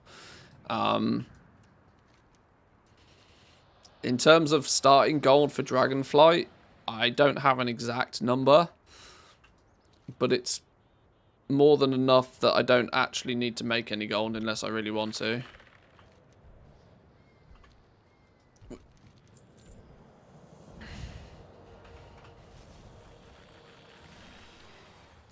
Was the only one on my server who could craft the 340 PvP rings, bought the recipe for 30k and was selling rings for 70k each. Damn. That'll do. That'll do.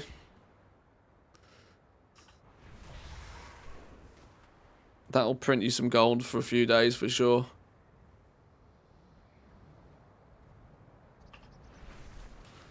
Yeah, Project Pet are you know, our expertise. The reality is that actually posting the pets right now might not be a totally terrible idea, just simply because there's a lot of people playing and there's probably not a lot of people posting pets across 25 different realms. But to spend an hour, 2 hours every day, every other day posting pets at the moment, while is nice passive revenue, I'd rather just be doing other things.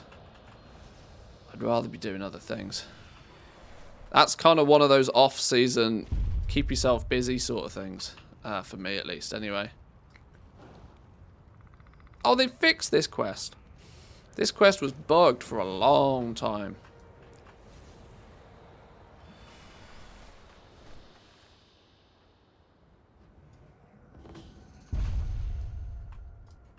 That means I'm not sure I've ever seen this part of the quest line.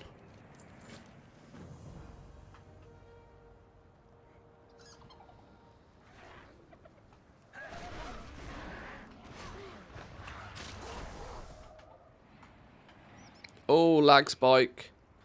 This is going to hurt. Am I going to survive this? Oh, we did okay.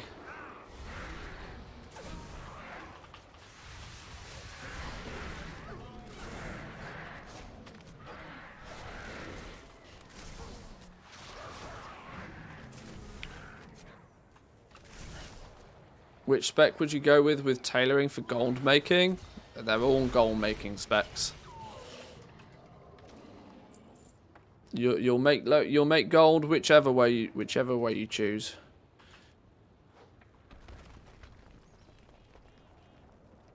Try your best to take the path that other people are not taking. Do the thing that others are not, then you'll make loads of gold. I agree. Kind of surprised how good the expansion is. So much so that I don't really want to make gold anymore. It is only a byproduct of the fact that Shadowlands was, you know, a very, very good expansion for crafting and for making gold via crafting.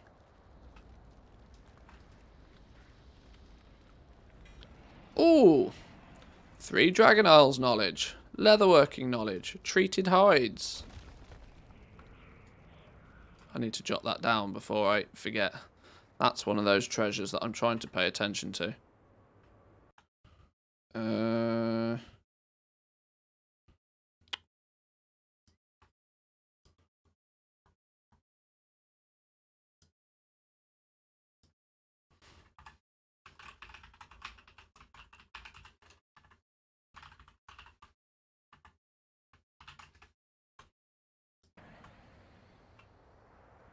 Where's the totem?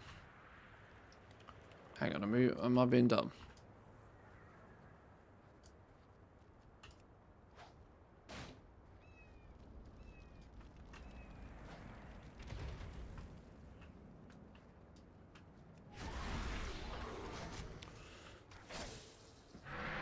You're all touching the auction house at the moment. I'm staying the hell away right now, given the game ate about 1 million of stuff that's now floating in the nether. That vanishing item bug's really infuriating. I wasn't aware of any vanishing item bug. I'm not really doing too much auction housey stuff right now. I've leveled my professions. I'm sort of slowly but surely collating knowledge points. But I've not been too hasty with spending knowledge points. I'm kind of playing it a little bit by ear right now. I'm getting some of the grind out the way. Getting some of the rep grind done, unlocking some of the patterns. Playing the long game a little bit more. Honestly though, if I really wanted to be making gold right now, I wouldn't even be thinking about crafting. If I wanted to be making gold right now, I'd be out there farming probably Awakened Order. I'd be doing everything in my power to get as much Awakened Order as fast as possible. Which would probably entail a lot of herbalism in mining, or maybe skinning. Awakened Order farming, Awakened Order is always going to be a byproduct of some other farm, but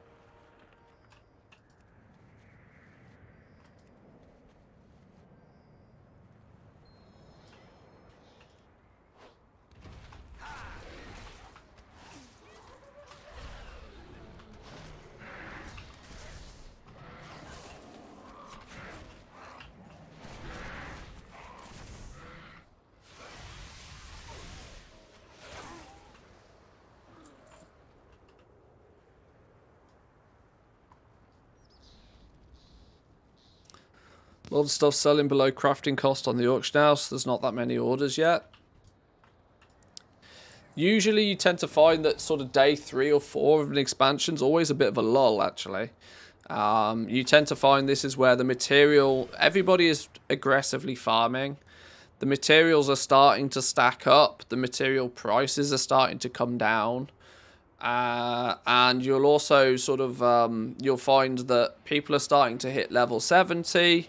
People are starting to think a little bit about gearing, starting to think about, you know, Season 1 starting. But they're still not paying that much attention, and they're still in not much of a rush. So people tend to, you know, they probably level up to 70. Then they think, you know what, I've got a few days, I'll make a bit of gold. And everybody goes out and farms stuff, and the materials get even cheaper. And then goblins start thinking, do I need to start stockpiling? It's not going to be more than a couple of days before people start asking me, what should I be stockpiling for the raid? And the cycle is usually pretty similar. But this sort of day 3, day 4 sort of period in time is usually pretty quiet, pretty chill. Not too much going on that's crazy.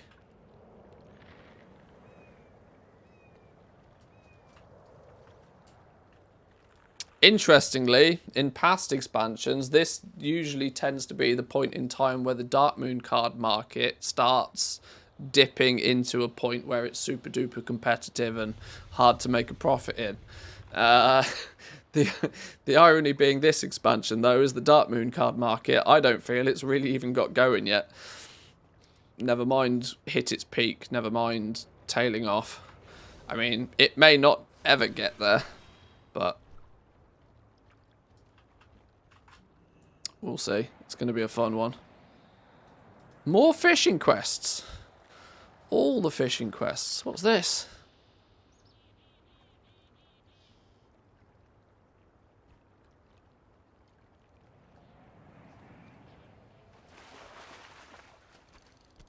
I just realised I didn't learn me leatherworking points, did I? There we go.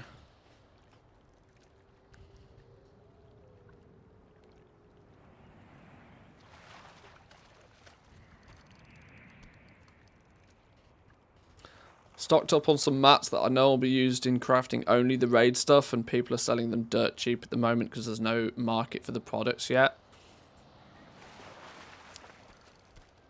Smart move. Smart move.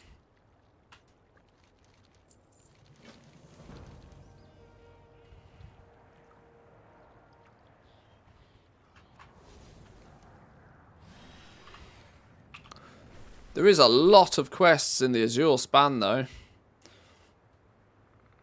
We've been chugging along for how long have we been live now? 5 hours. We've been live 5 hours now, and we've barely stepped foot outside the Azure span. I mean, we've been distracted by a couple of squirrels, and we're not exactly, you know, speed leveling here. But there's a lot of quests out here. I wasn't really aware, because the campaign quests in the Azure span seems to be done in like an hour, less than. Oh, quest log's full again. See, this is my point. I've got too many things on my map. Let me go turn those in then.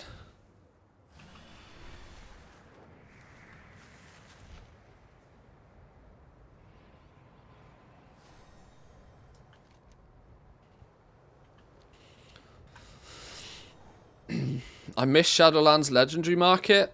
Get out. Get out. You can't say those things round here.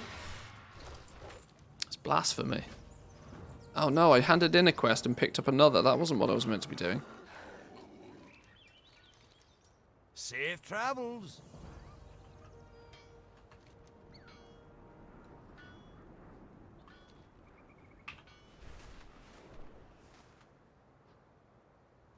No, I'm more than happy to see the back of the Shadowlands Legendary Market. I can tell you that much for a fact.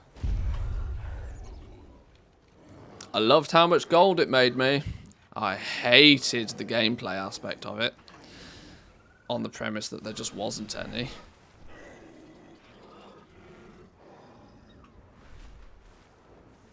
Now, I know I went on a big story time TED talk earlier about how I'm not particularly a fan of min-maxing stuff.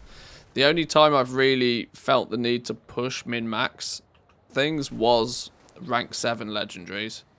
The way that all of that, you know, stacked up on top of each other was too good to miss out on.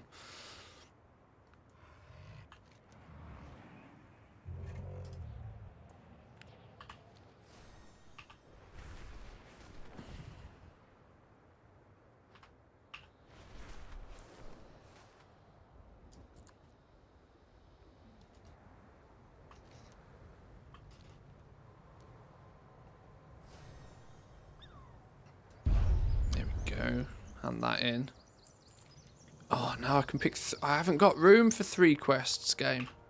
I haven't got room for 3 quests. Anybody else wonder why we're artificially limited to 25 quests still? A billion years into the game. Apparently 25 quests is all we can possibly want to do at once.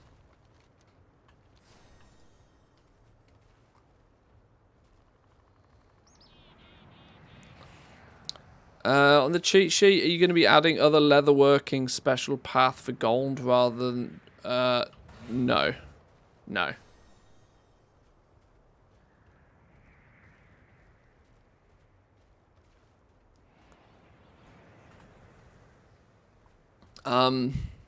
Yeah, I did a few build videos, but I'm not overly keen on doing more. Who speaks before me? Arguably, because I tend to have the opinion that if you're super duper mega zerging a certain build, it's, you know, you probably should have started on it already. But I don't want to. It sounds weird, right? And I've never quite worked out how to actually get this across, get my point across on this clearly. But I don't want to spoil people's fun. The spec trees and the profession paths and stuff, I think in Dragonflight really is something that you should have a little bit of a look and you should play with it yourself. There's so many different varieties that I don't advertise it to be a good thing to just choose you know, not following a content creator, I think, for the spec trees is a really, really bad idea. I did, you know, that's not to say that I haven't done like spec build videos and stuff. I did a couple of them before the game came out, but that wasn't strictly to say that this is like the best one and this will make you lots of gold. It was more to just showcase that this is the kind of level of customization that there is with these. But ultimately, pick one that, you know, suits your playstyle. Some are going to mean that you have to engage with the region-wide auction house a lot more, which means that you might end up being put in a position where you have to cancel scan, which some people don't like.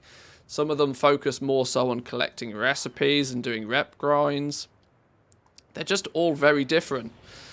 And I think the fun of the professions at the moment is trying to work out, well, which one works well for you.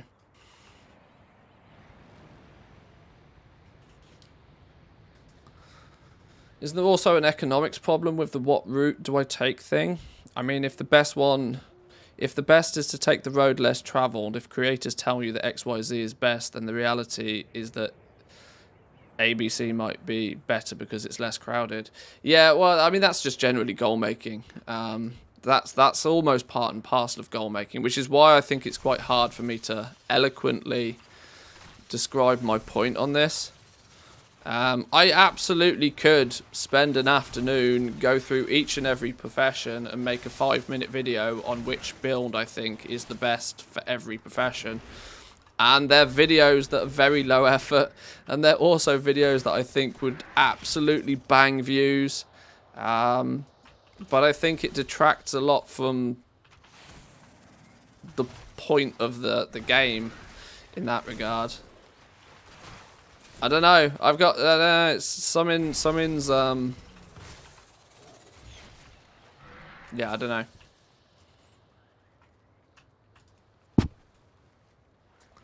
People are not used to choose the best build. Most don't actually want to do the research themselves or think about it. I'm very aware about, you know, why the game works the way that it does. But then again, I think that the people that really want the answers will go out and find the answers anyway. It's kind of how this game just works, though. Like over the years, the whole meta build and cookie cutter builds and stuff like that is so prominent nowadays. I guess I just don't want to with a system that's so brand new and actually really quite diverse and quite fun to try and have a little bit of a work through and figure it all out, and it's a little bit of a puzzle in and of itself. I guess I'm not particularly keen to spoil that fun for people, even if it's giving them the answer that they actually want. I don't know. Who knows?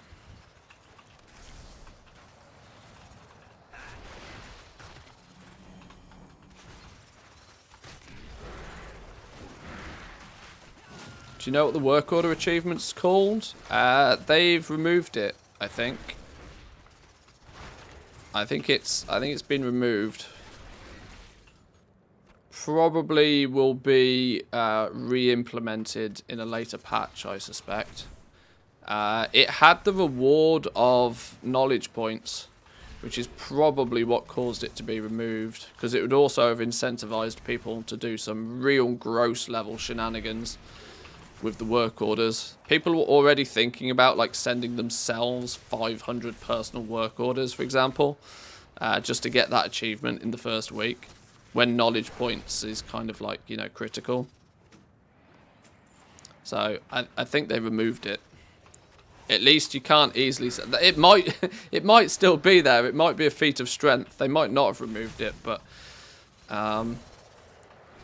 I suspect that they've removed it to limit the shenanigans at play.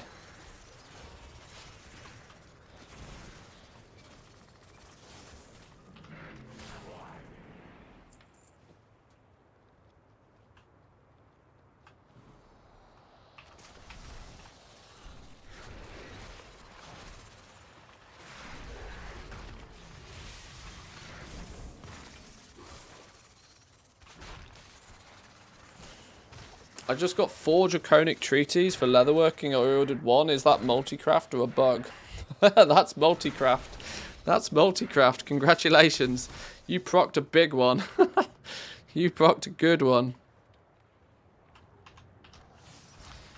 Yeah, multicraft benefits the buyer. Resourcefulness benefits the crafter. So yeah, you procced a good one there.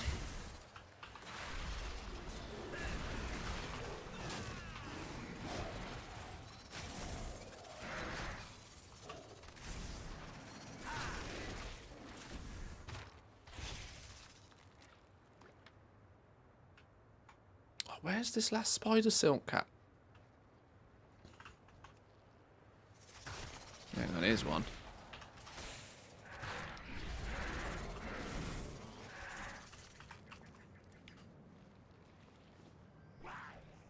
What do I need? One more. One more. Here we go. Here we go. Go on. You want to. Yes, beautiful.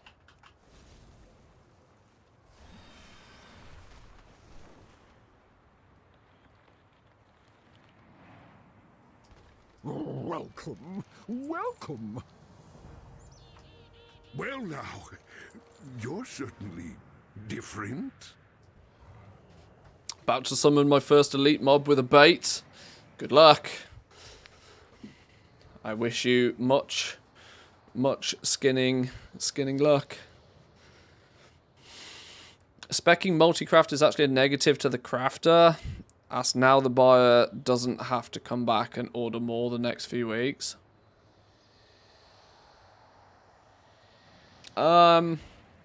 Think of it more as a reason for them to come back to you, because you do have the ability to quadruple. That's a glass half empty sort of thing. The reality is, though, most things can't proc multicraft. Like treaties are they're literally one of the only things that can proc multicraft. There's not many things that can proc multicraft anyway. Maybe the fancy potions.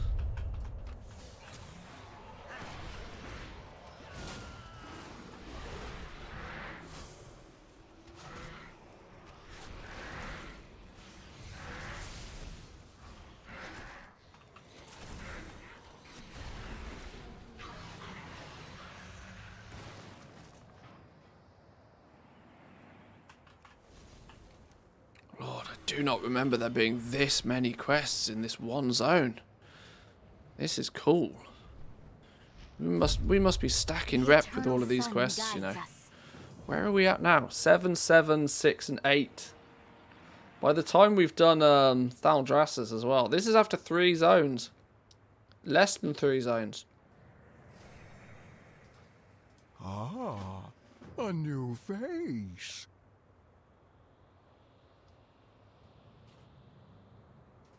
Poros 8 might carry. They've disabled the alchemy research at the moment. There was a blue post on it. They've done a very poor job of telling people that they've disabled it, though, which is obviously caused confusion. It was bugged in some way, shape, or form, so they've turned it off.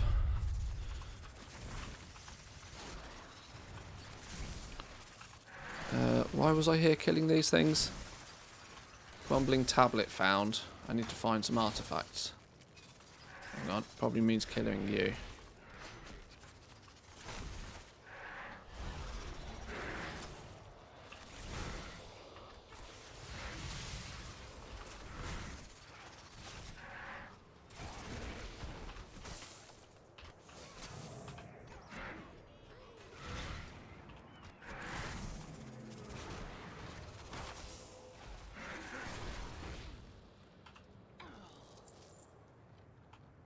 Oh, hang on. I thought that was it. No? Let's go this way then. Aha! Cheeky journal on the floor, look. Yoink.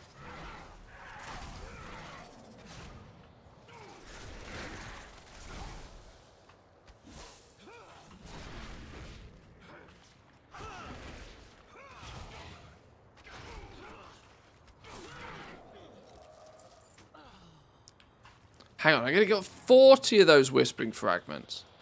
Oh, Lord. I didn't realise we needed so many of those things.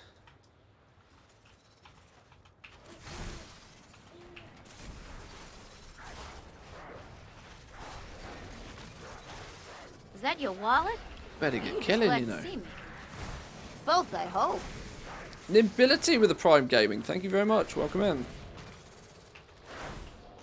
Love me some of Jeff Bezos' monies.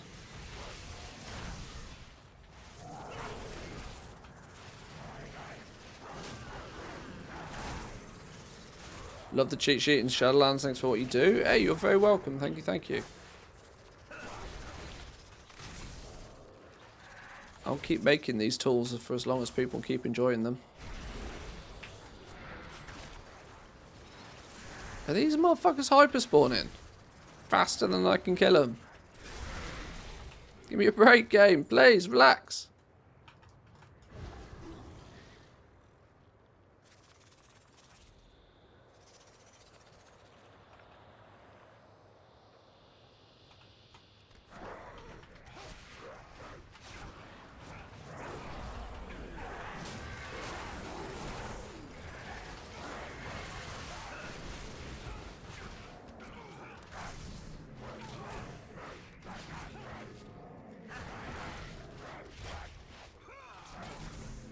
There's going to come a point, though, if we're going to be serious about our crafting game, there's going to come a point where we're going to need to do this whole Loremaster shenanigans on a bunch of characters, you know.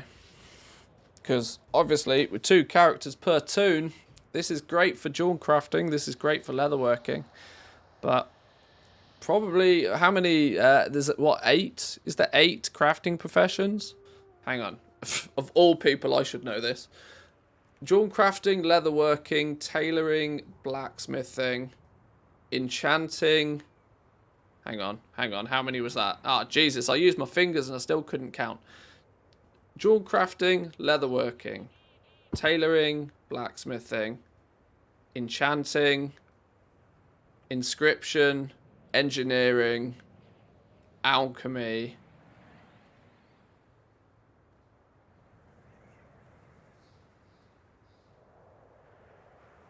That's it, right? You got skinning that doesn't really count as a primary profession. You got skinning, herbalism, and then mining, 11. What have I missed? I think that's it. So that, yeah, that's why you can do everything on 6 characters, because there's actually only 11 professions. We're doubting the accuracy of the cheat sheet now. Sorry, it's been a long week. It's been a long week. My brain's frazzled. I've not streamed this much in a week since, well, since probably Shadowlands launch. My brain's a bit fried.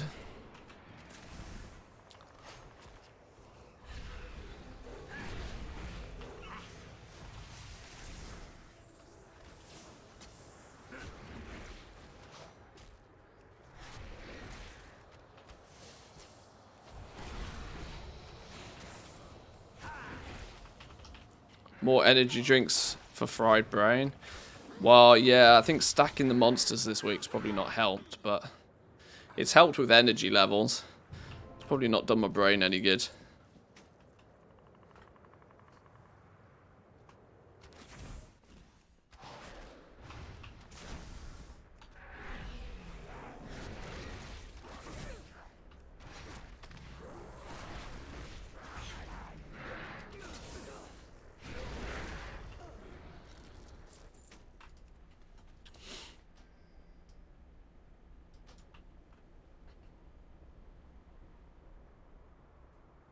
More Kit Kat junkies.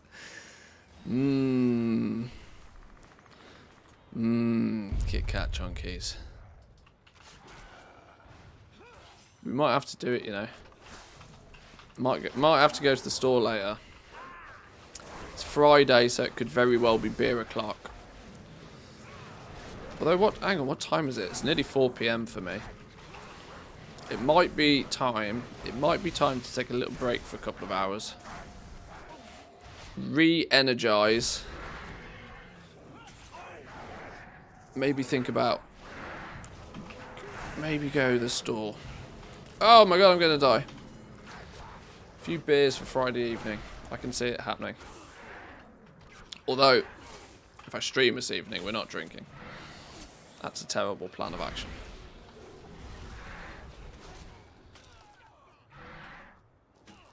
In Germany, we say Klein Bier vor.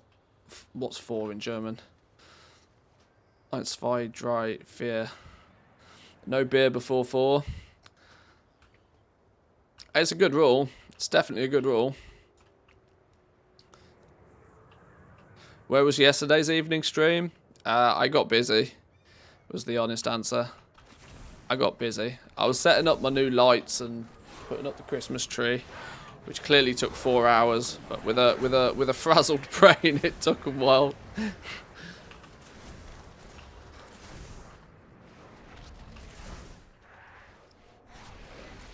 Nearly 5 PM, you say? Nearly. Close. Just over an hour.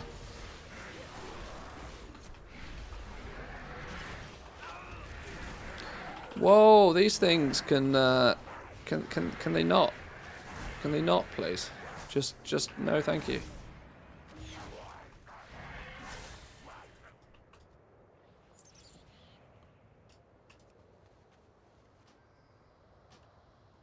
Right, turn these in then. Thought you meant a different... No, not that kind of busy. It's been a good week. It's not been that good. Well, now, It's not my birthday. Calm down. Different. The old advert for Pims. Pims o'clock. The day just became more interesting.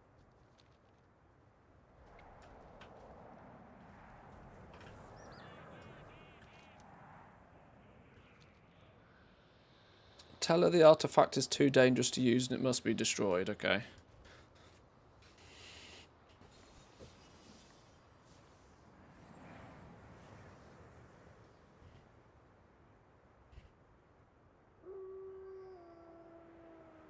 Who speaks before me? Greetings, stranger. Oh, we're nearly there. 542 steps to complete the Azure span. No wonder this zone's felt so long. Woof.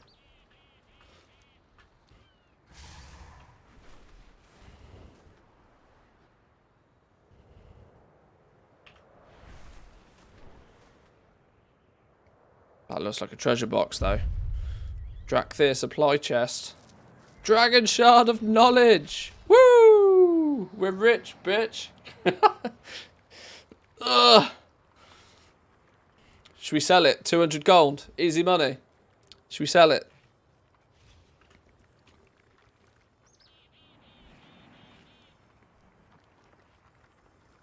Oh, the irony.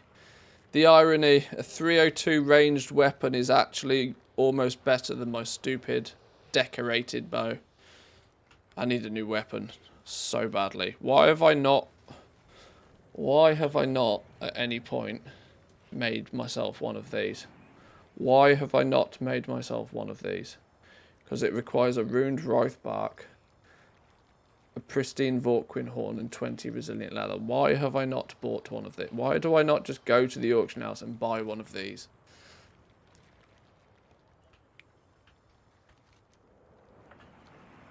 Because I'm lazy and don't own a longboy. Sad.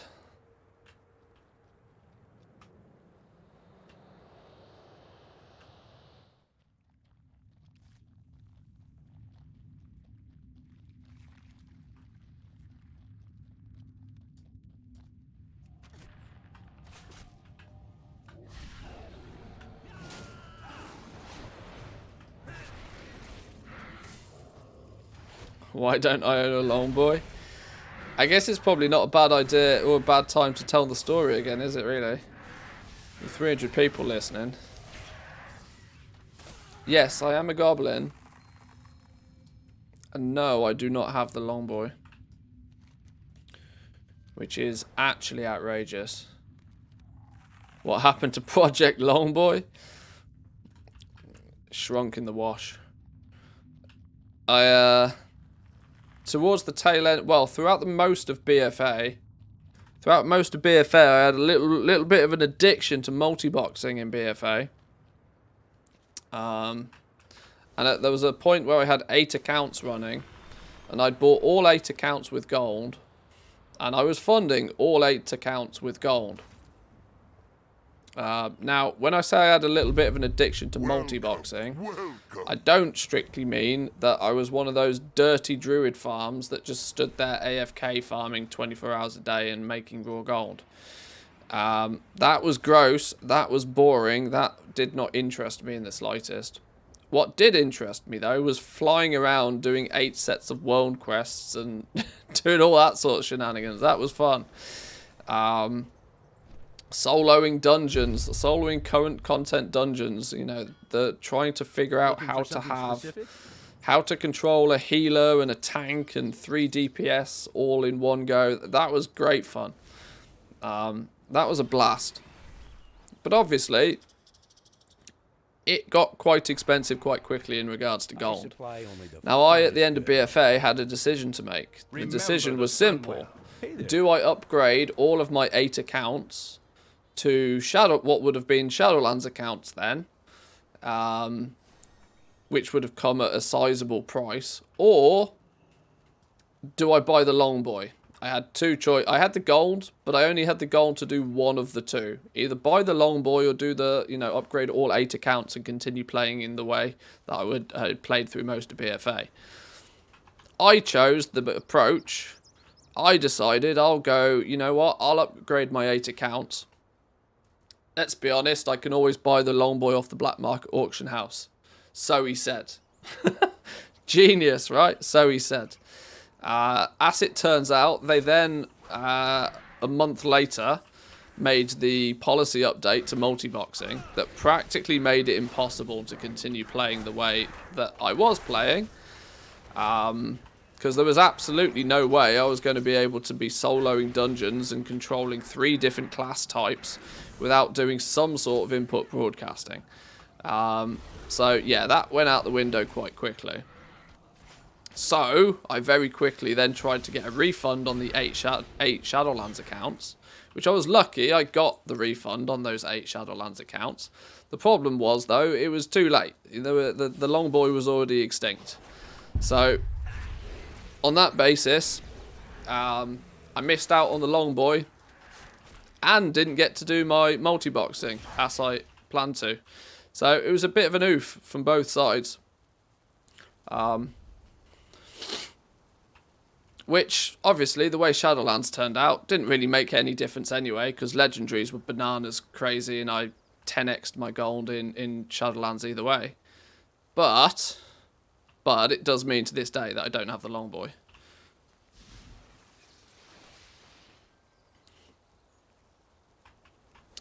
Which is a minor annoyance, but it's a bit of a running joke and a bit of a meme with the stream, so it's all good. I don't mind.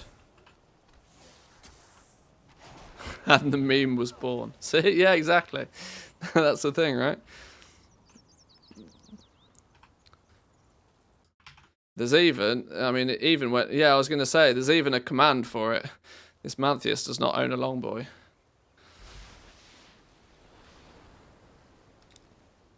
Conclusion, still not enough gold. Solution, Blizzard gave you the Lego system. Well, you see, what comes around goes around, clearly. And it worked out fine eventually.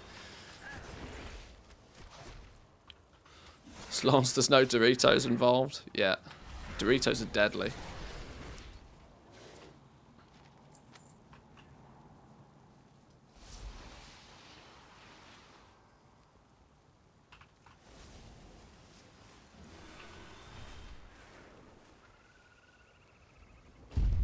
What can I do for you? Victory lies ahead.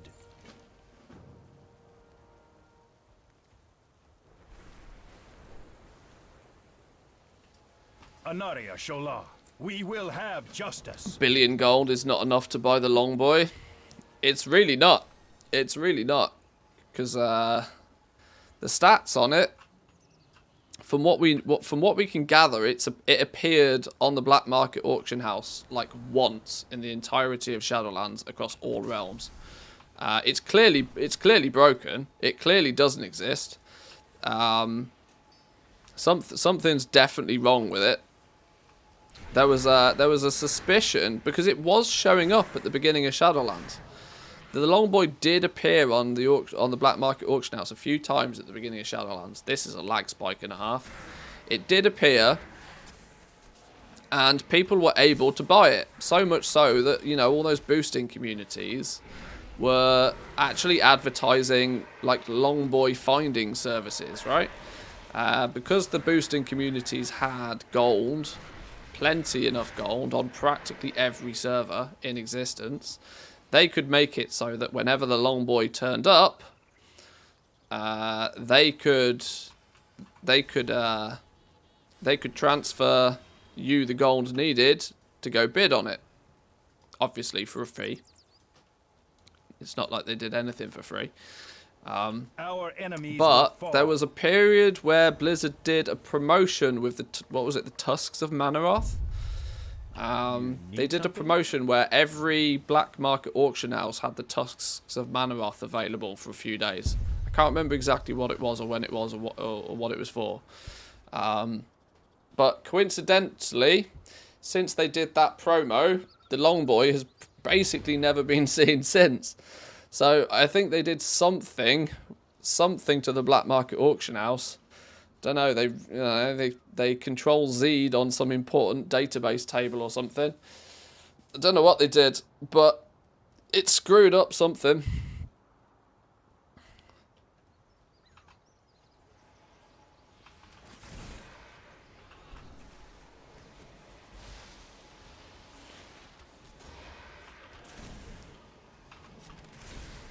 Spent 2 weeks leveling leatherworking Lego ranks. Finally got it done. I cancelled leatherworking instead of skinning and lost all of the recipes.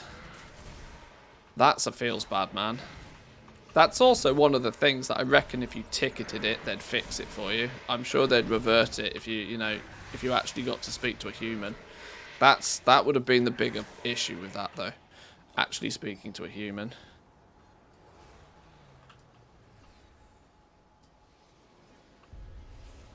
Like with most Blizzard customer service, unfortunately.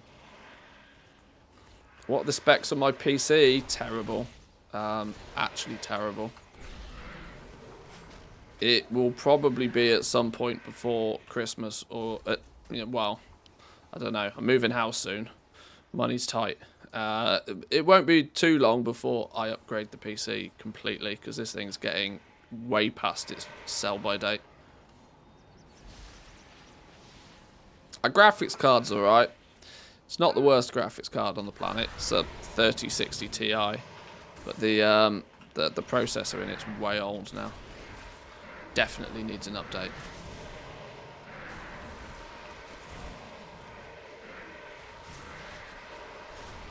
Let's make sweet, sweet profit together. Lady Melisandre, thank you very much for the gifted sub. Appreciate it. Thank you, thank you. Dreadlord, get yourself a sub there, my man. Make sure to say your thanks. Let's make sweet, and sweet again, profit double together. bubble. Cool man, the recipient this time. Thank you very much. Good way of getting your little Ichabod pet. Appreciate it. Thank you very much for gifting here.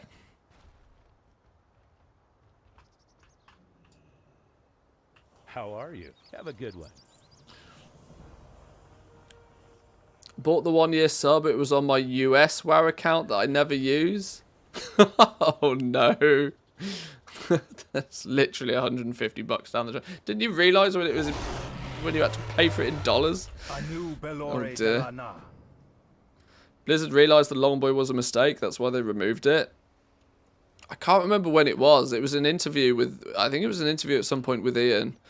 I don't think it was a video interview though. I think it was a like a, I don't know, some sort of blog interview, PC gamer interview or something. I can't remember where it was, but there was a point where they actually said that they regretted putting the Longboy in the game, and so hence why they felt the need to take it out. I appreciate that, you know, without source, that's something that's a bit hard to take, but they did definitely talk about it, the fact that it wasn't actually, and they've had this same theory, honestly, they have this theory with a lot of things they add into the game, that they would quite like to, given the opportunity, take things out of the game, but it's 10 times harder to take something away from players once they've already got it. That's why if you spent 5 million gold on the Longboy, you still got to keep the mount, but they're not totally keen on just letting everybody have access to it.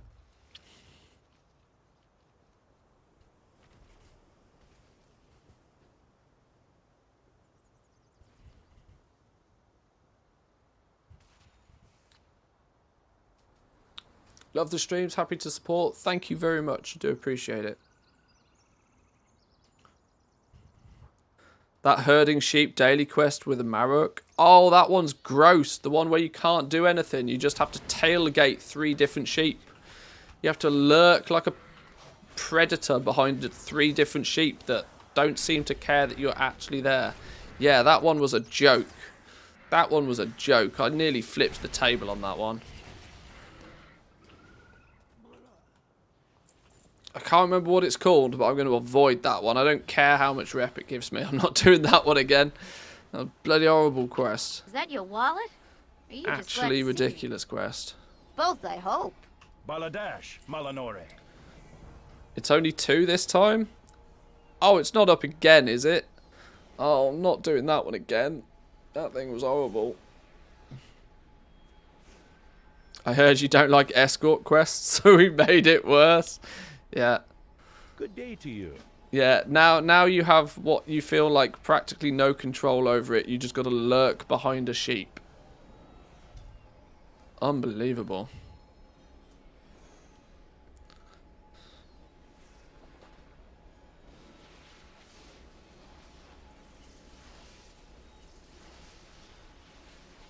Oh, hang on, I'm meant to be doing it. I'm meant to be doing something here. What am I doing?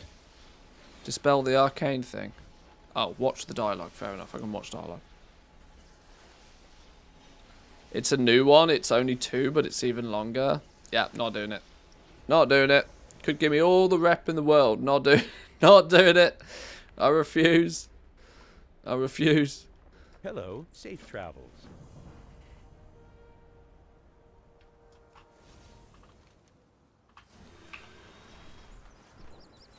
Hey, we're nearly there. Look how close we are. 514 out of 542.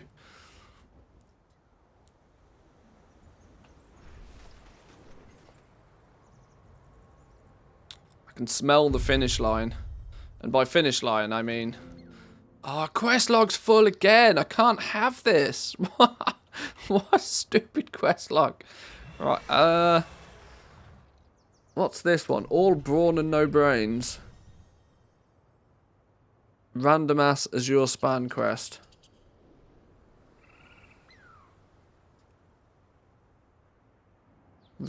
Okay, let's go hand some of these quests in, because I'm having serious quest related problems right now.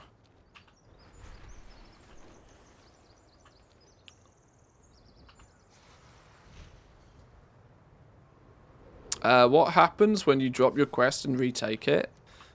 You lose all of your level. So however far you've got with your level, you'll lose that. You'll lose all of the patterns. The only thing you keep and the only thing you maintain is your knowledge points and where you spent them.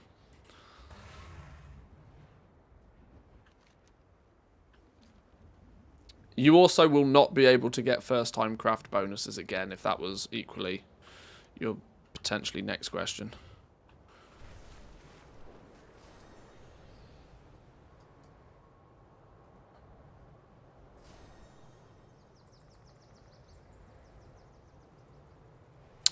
What's the point of the rares in Dragonflight? Looks like none of them are dropping anything. They've disabled the loot table on a lot of them.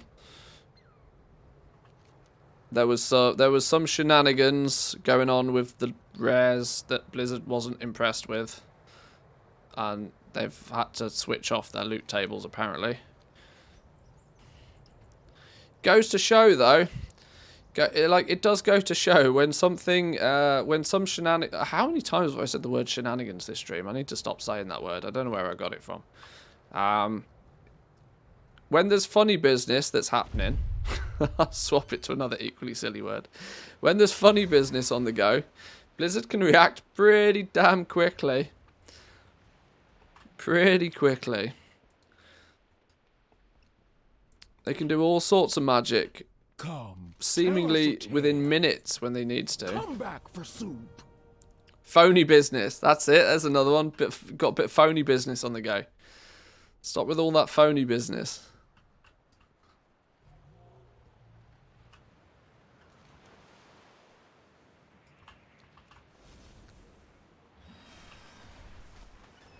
A few days ago it was disabled, then fixed, then later that night re-enabled.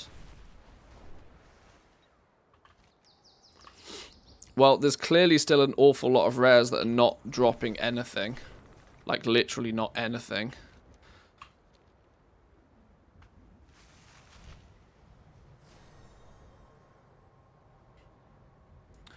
Because from what I saw, they turned the loot tables on the rares off. Then when they turned them on again, some of them were just, instead of not dropping something, I think it was the rep tokens that they were trying to prevent people from mass farming them. Like raids were force spawning rares and just re-killing them over and over again and looting them over and over again. This, by the way, I should point out, was a reported issue in the beta. It was widely known that you could do that in the beta, so it was something that was pointed out. When they turned them back on again, they were dropping their entire loot table. There was some screenshots going around of like people kill a rare and they got like 12 items. So they went from one extreme to another, so they probably switched them all off again to try and do a proper job. Oh no, no, no, more of these things. Oh, I thought we'd done all of these things. Getting dizzy again. Oh, I can't be having this. It hurts my brain. Especially when they don't piss in work. There we go, there's one.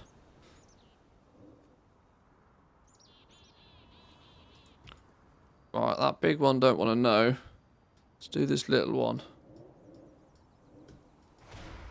Right, that's a good one.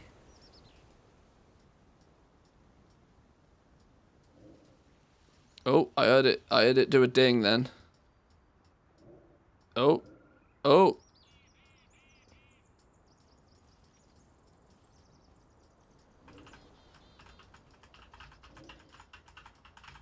Got to just do a dance over it. Make sure we cover every square inch of the damn thing. Oh, Lord. Okay, let's go back the other way.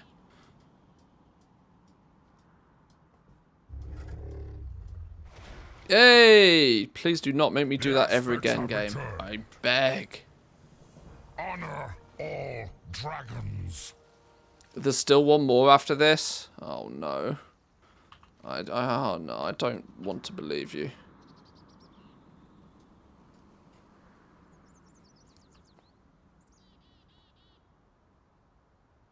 We protect the Isles.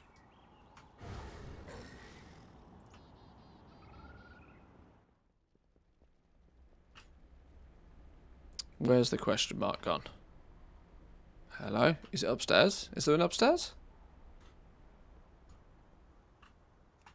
Oh, it's blatantly going to be at the top of the building, right?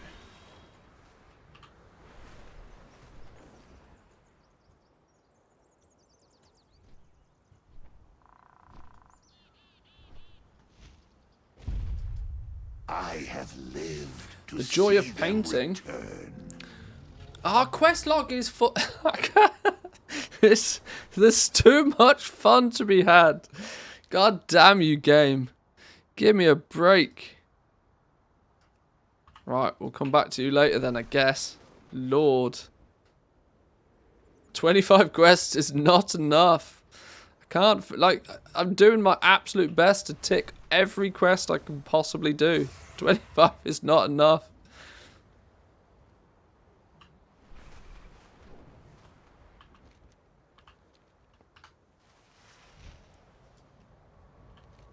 Right, let's go hand these two in then.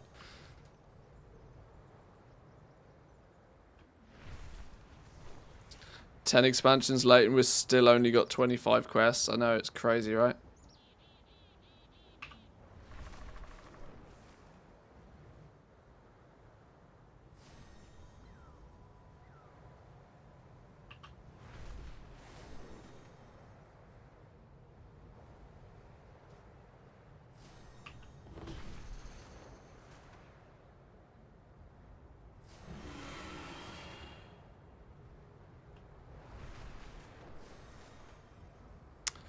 Better not to start accepting quests in Valdrakken before you... Yeah, I'm going to have to clean up a little bit more of my quest log before we go to Valdrakken, that's for sure. Who speaks before me? Or Thaldraszus, sorry. Valdrakken's the city. When next we meet. Right, that's 2 quests out the way, and he doesn't want to give me any more. That's good news. Let's then just continue with what Zygor's telling me to do. At least we have an extra bag slot though, yeah. Because that makes a world of difference. Makes all the difference, that does. A bonus objective? Hello? What? Go back. Reverse. R-E-V-E-R-S-E. See, I can spell. What's the...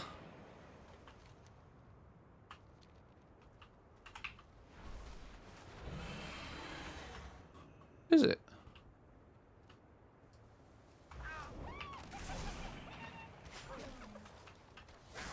I see a treasure. Am I blind?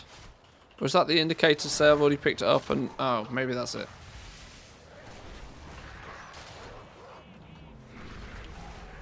Whoa, whoa, whoa, whoa, whoa. Why am I dying? What's going on? Pay attention. Stop reading chat. God. Okay. Is there something going on in there? No. Treasure marker lies. Oh, that... Oh, I know what that was. Snoll the Icebreaker. I got a single dude to kill, apparently, to finish this. Is it you? It's you! Get wrecked.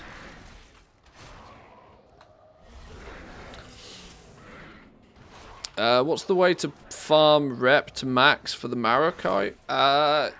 Rares is a good one. The rares often, although not right now, we were talking about this a minute ago, the rares quite frequently gave you the artifact tokens you needed for them. Can't find it in my bags. These things. The Centaur hunting trophies. Alternatively, just make sure you're doing the daily quests with them. The Marokai, you can do daily quests wherever the camp is. Obviously, make sure you've done the Loremaster, which is to just practically complete every quest you ever come across.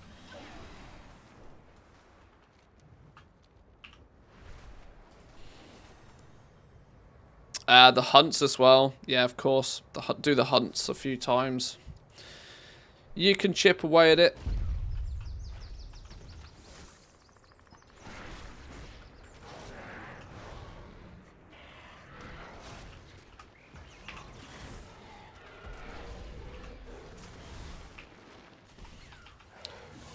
What did you say we should prefer in early stages? Inspiration is probably the one I would suggest in most cases. There's never really going to be a case where having more inspiration isn't helpful. At least for commodity stuff. For the gear, obviously when you're crafting gear, if you're filling out work orders, for example, inspiration then doesn't really have any effect whatsoever. So you've got to kind of balance it out. Like, are you looking to focus more so on crafting gear for yourself? Are you looking to fill work orders to try and make some gold that way? Are you going to be crafting intermediates, which are then going to be posted on the region-wide auction house? Are you trying to proc quality 3 potions? That's where inspiration's going to be, like, really crucial.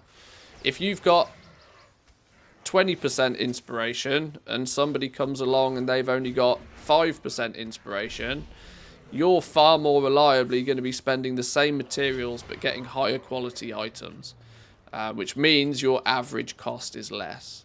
So that is almost the most effective way, I would suspect, unless quality 2 and quality 3 is not really that much difference in price.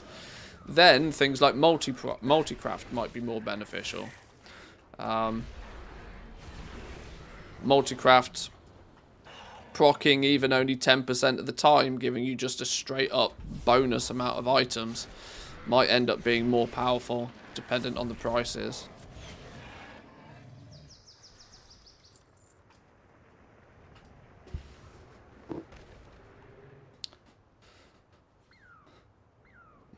Got my first work order made. Somebody wanted a 376 one-handed sword. Got the work order in though. It's a good effort. Hope they paid you nicely for it. Probably not at all. 0 commission for the win.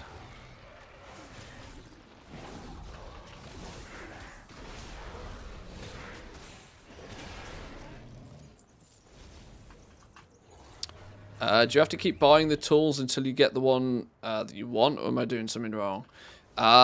When it comes to the tier 2 weapon, tier 2 crafting stuff, sweet profit together. the tier 2 crafting Thanks for the great gear, content. Got me started with professions in DF really well. Juice, thank you very much for the Prime Gaming. Appreciate it. Thank you, thank you. When you're looking at the tier 2 quality profession tools and accessories, because they're bind on pickup and you're likely to be ordering them, you can use missives on them. So you can specify what the stat will be. It's going to increase the difficulty of it, though, I believe. Or, correct, hang on. That's the general rule. Does the general rule apply for the profession tools, though? I don't know. I can't remember.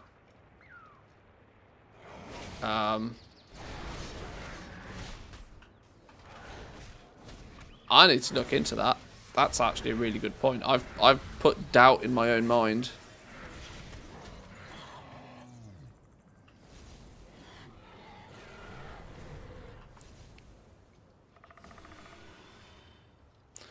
On the auction house, they all appear with random stat. Or the tooltips you see on the auction house probably will. Don't forget, tooltips like that are like fake tooltips. They're not actually the tooltip of a real item. When you hover over them in the auction house and you go down the list, you'll be able to see the stats on them. For the basic ones. We don't need to kill this fella yet, I don't think. We need to speak to you first. Oh, maybe we do need to kill this dude. Stoneheart slain, there we go.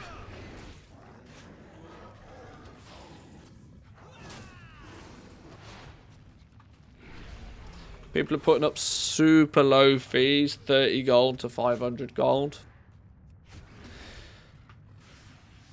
Why would they even offer 30 gold is my answer to this. Like,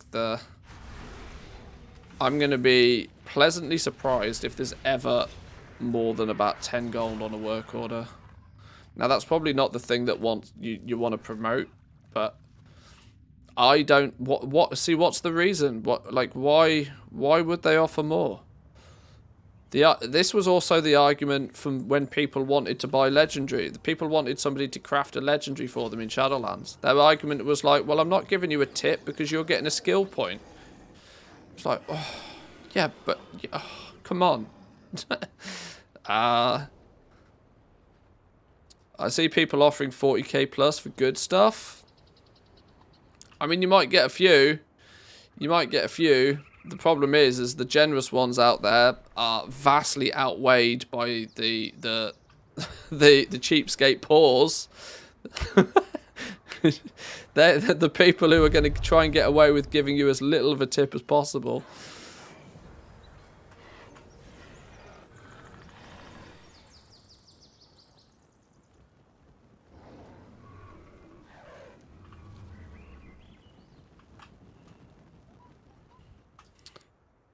Hey there.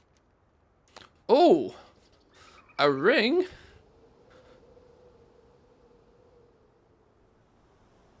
I love that one. See you later. Put it on. Beautiful. Click the boat to Iscaro. There's a boat from here. Hey, that's clever. There's a boat from here. What can I do for you? Have a good one.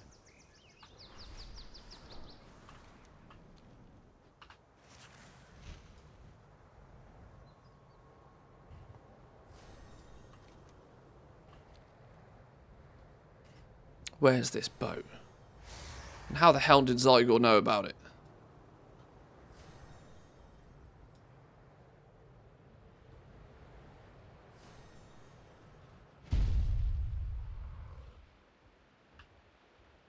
Boat to Iscaro.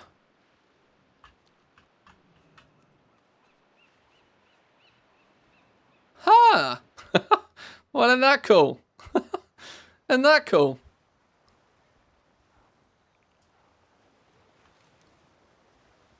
Well, that skipped a trip. Skipped a journey.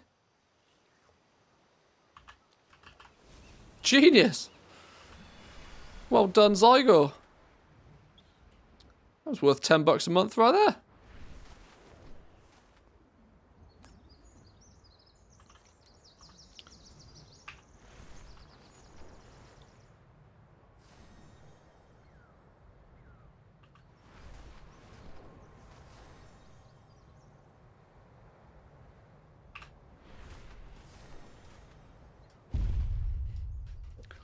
So weird, people keep whispering how much, and when I instantly reply your mats or my mats, they just don't reply.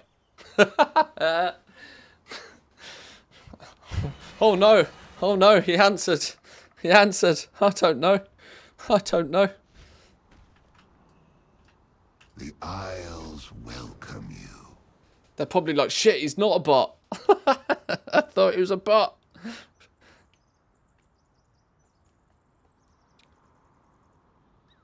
Pay 25k for somebody to use all of their metal to make me a blue tool. Do people start having these tools, do they? If they start having these tools, I am super interested because I want to take advantage of people underpricing their metal before people work it out. I would pay somebody 25k for them to use their metal in a heartbeat.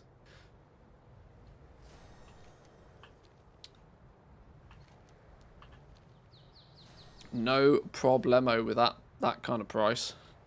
That is an absolute deal. That is a steal. That's the sale of the fucking century.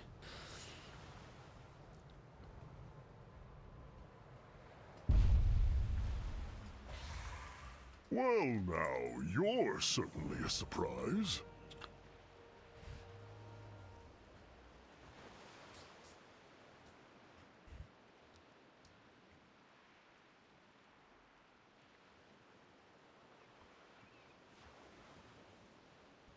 A stranger here? A far Fulbog friend all the way up there. That's not even on the map. Where are we going?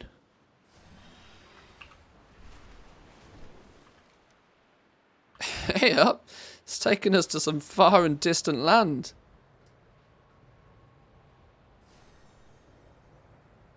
I didn't even think to check these little islands out, you know. I didn't know there was going to be quests on these. Hey, look. I don't remember doing these on the beta. Either these were not added or I just missed them or... This is cool. Little party going on over here. Bunch of hippies though, man. Look at them.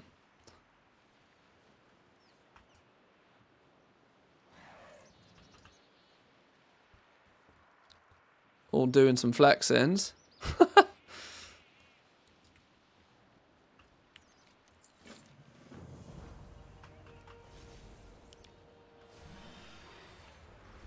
Hang on, I'm getting massive, crazy level deja vu on this island, though. They've used this island. They've used this terrain before. Where have they used this before? They've used this exact model before. They've just reskinned it. Isn't this in Wrath? I swear they've used this entire island before.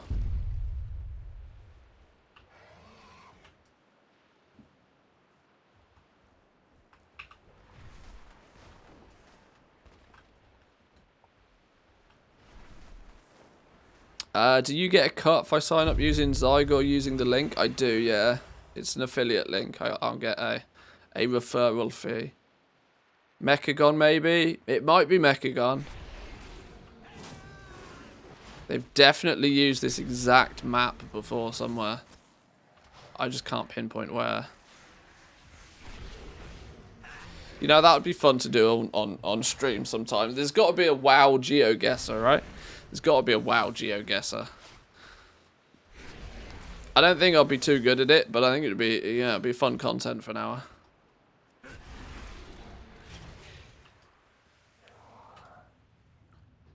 Until it starts showing me places that are in the raids, and then I'm totally lost.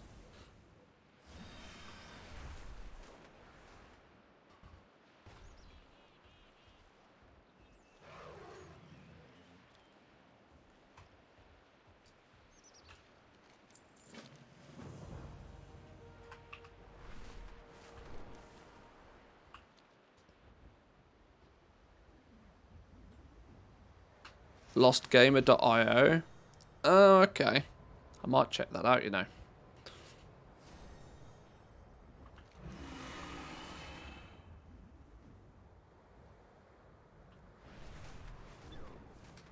Oh no, scout packs all over the place. I can't turn down some scout packs.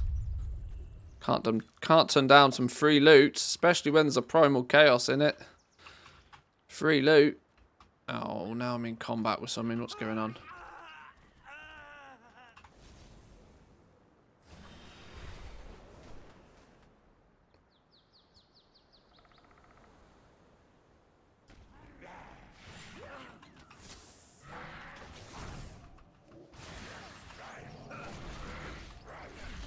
Hey, there's double bubble up here. There's a supply pack and a Drakthir supply chest.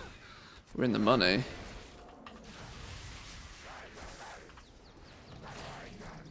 What do you think the best thing to farm is right now?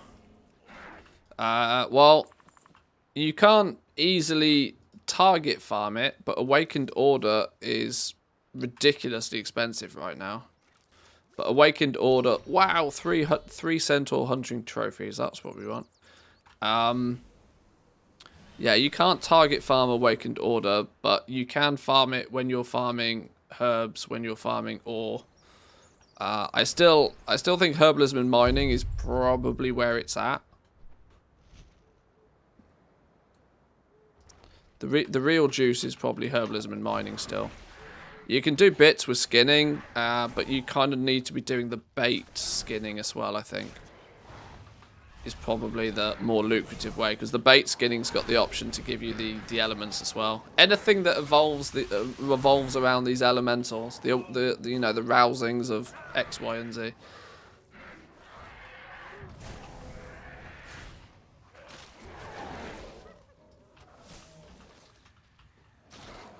But I'm not so much into the farming, so I can't really give you totally accurate answers, unfortunately.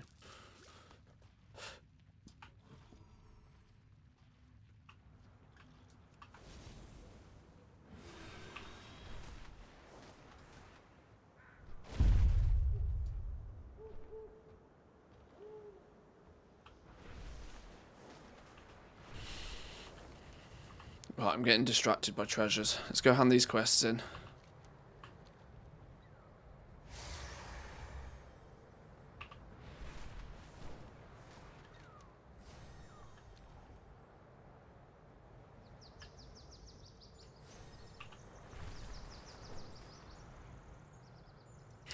I love trade chat. What mage spec is best?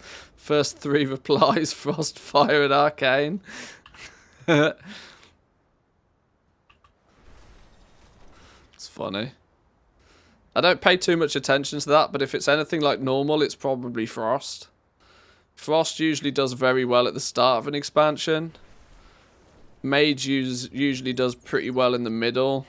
And Arcane usually finds its feet towards the end. I don't know if it's different for Dragonflight. To give a somewhat serious answer to a silly question. Fire's dead. Is it really?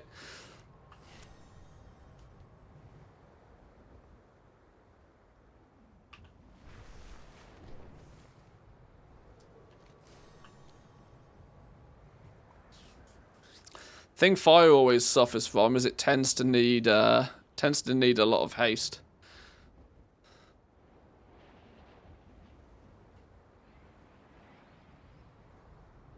Haste and crit. Crit especially, I think. Became more interesting.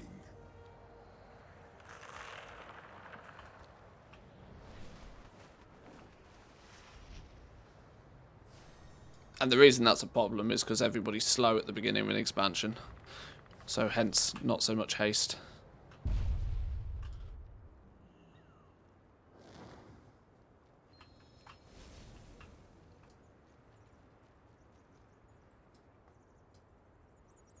Oh, these dudes are going to come and help me this time. Good on you, fellas. Let's go.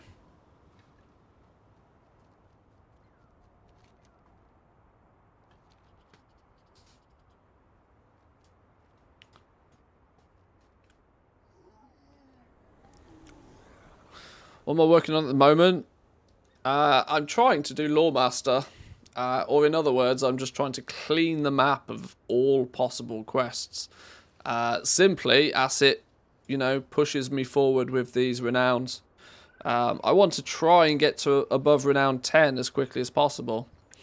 There's also both the Dragon Scale Expedition and the Iskara Tuskar are big factions for me because I main a Jewel Crafter and they hold a lot of the recipes I need. Dragon Scale Expedition, I can just, you know, throw hours at it and farm up treasures somewhat reliably.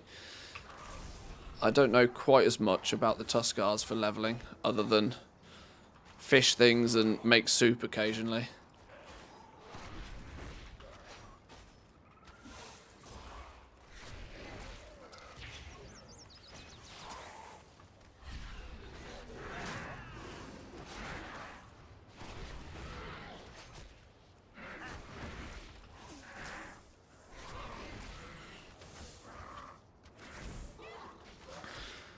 Do you know what the difference is between the different qualities of missives? Yeah, the higher the quality of the missive, the lower the increase in difficulty by using it.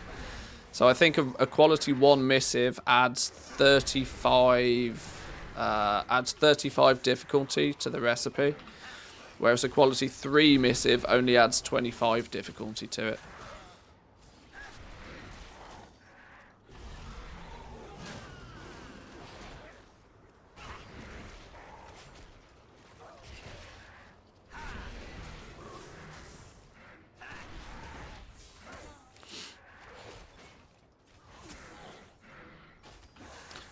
I only seriously looked at profession leveling today. How did I end up with profession pairings that need all 4 factions on all alts? See, most professions, although there's usually 1 or 2 that's your main focus, you quite quickly come to realise that actually that's the case for most professions. Most professions have some need to do something for most factions. Where's my sheet? Look, here we go. There's a few empty boxes here and there. There's a few empty boxes, but enchanting needs literally everything. Luckily, in most cases, if it's a gear crafting one, it only needs 2. So, like, blacksmithing needs Valdrakken and the Centaurs. Leatherworking needs the Tuskars and the Centaurs. Tailoring needs Dragon Scale and Valdrakken. then there's always something, pretty much always something through the Artisans Consortium. But it's little silly things that isn't going to make much difference. But yeah, Jewel crafting leans heavily on Dragon Scale and Tuskars, but also needs Artisans Consortium. Alchemy doesn't really need much of anything apart from the Artisans Consortium, but it's a very different thing. It's a different beast, is old alchemy. Engineering surprisingly doesn't need much of anything, but very heavy on Artisans Consortium. If you're going to, it's probably a little bit too late for some people, but if you're gonna go heavy into engineering, doing a profession shuffle and doing the weekly quests for the others first to give you a boost in Artisans Consortium rep will definitely be helpful. Inscription is gross because it needs absolutely everything. So, yeah. With leatherworking and engineering, you need all four. I mean, this was kind of my reasoning for suggesting players pick one character, pick a main, and main them. And by main them, I mean do everything you possibly can on that character, which is what I'm doing here. I technically need 3. With leatherworking and jewel crafting, I need 3 of the 4. Valdraken's the one I don't particularly need, but at the very same time, Valdraken is probably the one you'll passively get because it's the main capital city. Valdraken Accord seems to be quite easy to keep up with the rest almost without trying. In fact, in this scenario, it's number 1. It's the highest one, Valdraken, and I haven't even got to Thaldraszus yet, which is technically where you'd expect all of their rep to come from. So Valdraken seems to be quite easy to keep up. Welcome, welcome. Hey, there we go. There's the Azure span sorted. Genius, me.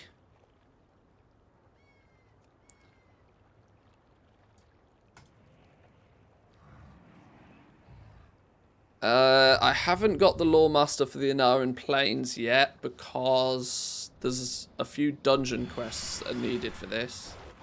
Hang on, this is going to cycle all the way through. Stop.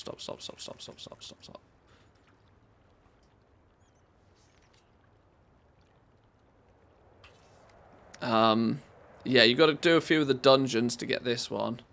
And then Thaldraszus last. Which we technically haven't even started. We didn't do a single side quest in Thaldraszus when we were leveling, so we've practically got the whole zone's worth of side quests to do. Woo! It's going to take a while. It's going to take a while. That said, though, boys and girls, I'm going to call it for now. We've been live like 6 hours or something now. I need a break for a little bit. I'm going to grab some food. Maybe take the dogs for a spin, say hi to the wife, check that she's still alive. And we may or may not be back again for a little bit of a stream this evening, depending on how things go. I want to put a couple of videos together, to be honest. I'm itching to make YouTube videos. I'm really itching to get YouTube videos on the go. Now, usually on a Friday, I'd be turning around and telling you, have a good weekend, I'll see you on Monday. But of course, it's the launch of Dragonflight. We're not doing any of that silly business. No, not this week. We will be same scenario tomorrow. We're keeping to the regular schedule for the weekend, because let's be honest, I'm going to be playing the game anyway, so I might as well be streaming it. That said, we'll be back tomorrow if I don't see you this evening. I'll probably throw the stream up for a couple of hours in the evening. We'll continue with this. Maybe do some dungeons or something. We'll see. Maybe I'll switch it up a little bit for the evening. So hit that follow button if you haven't already. Great example. And yeah, I'll catch you boys and girls in a bit. Have a good one. Peace.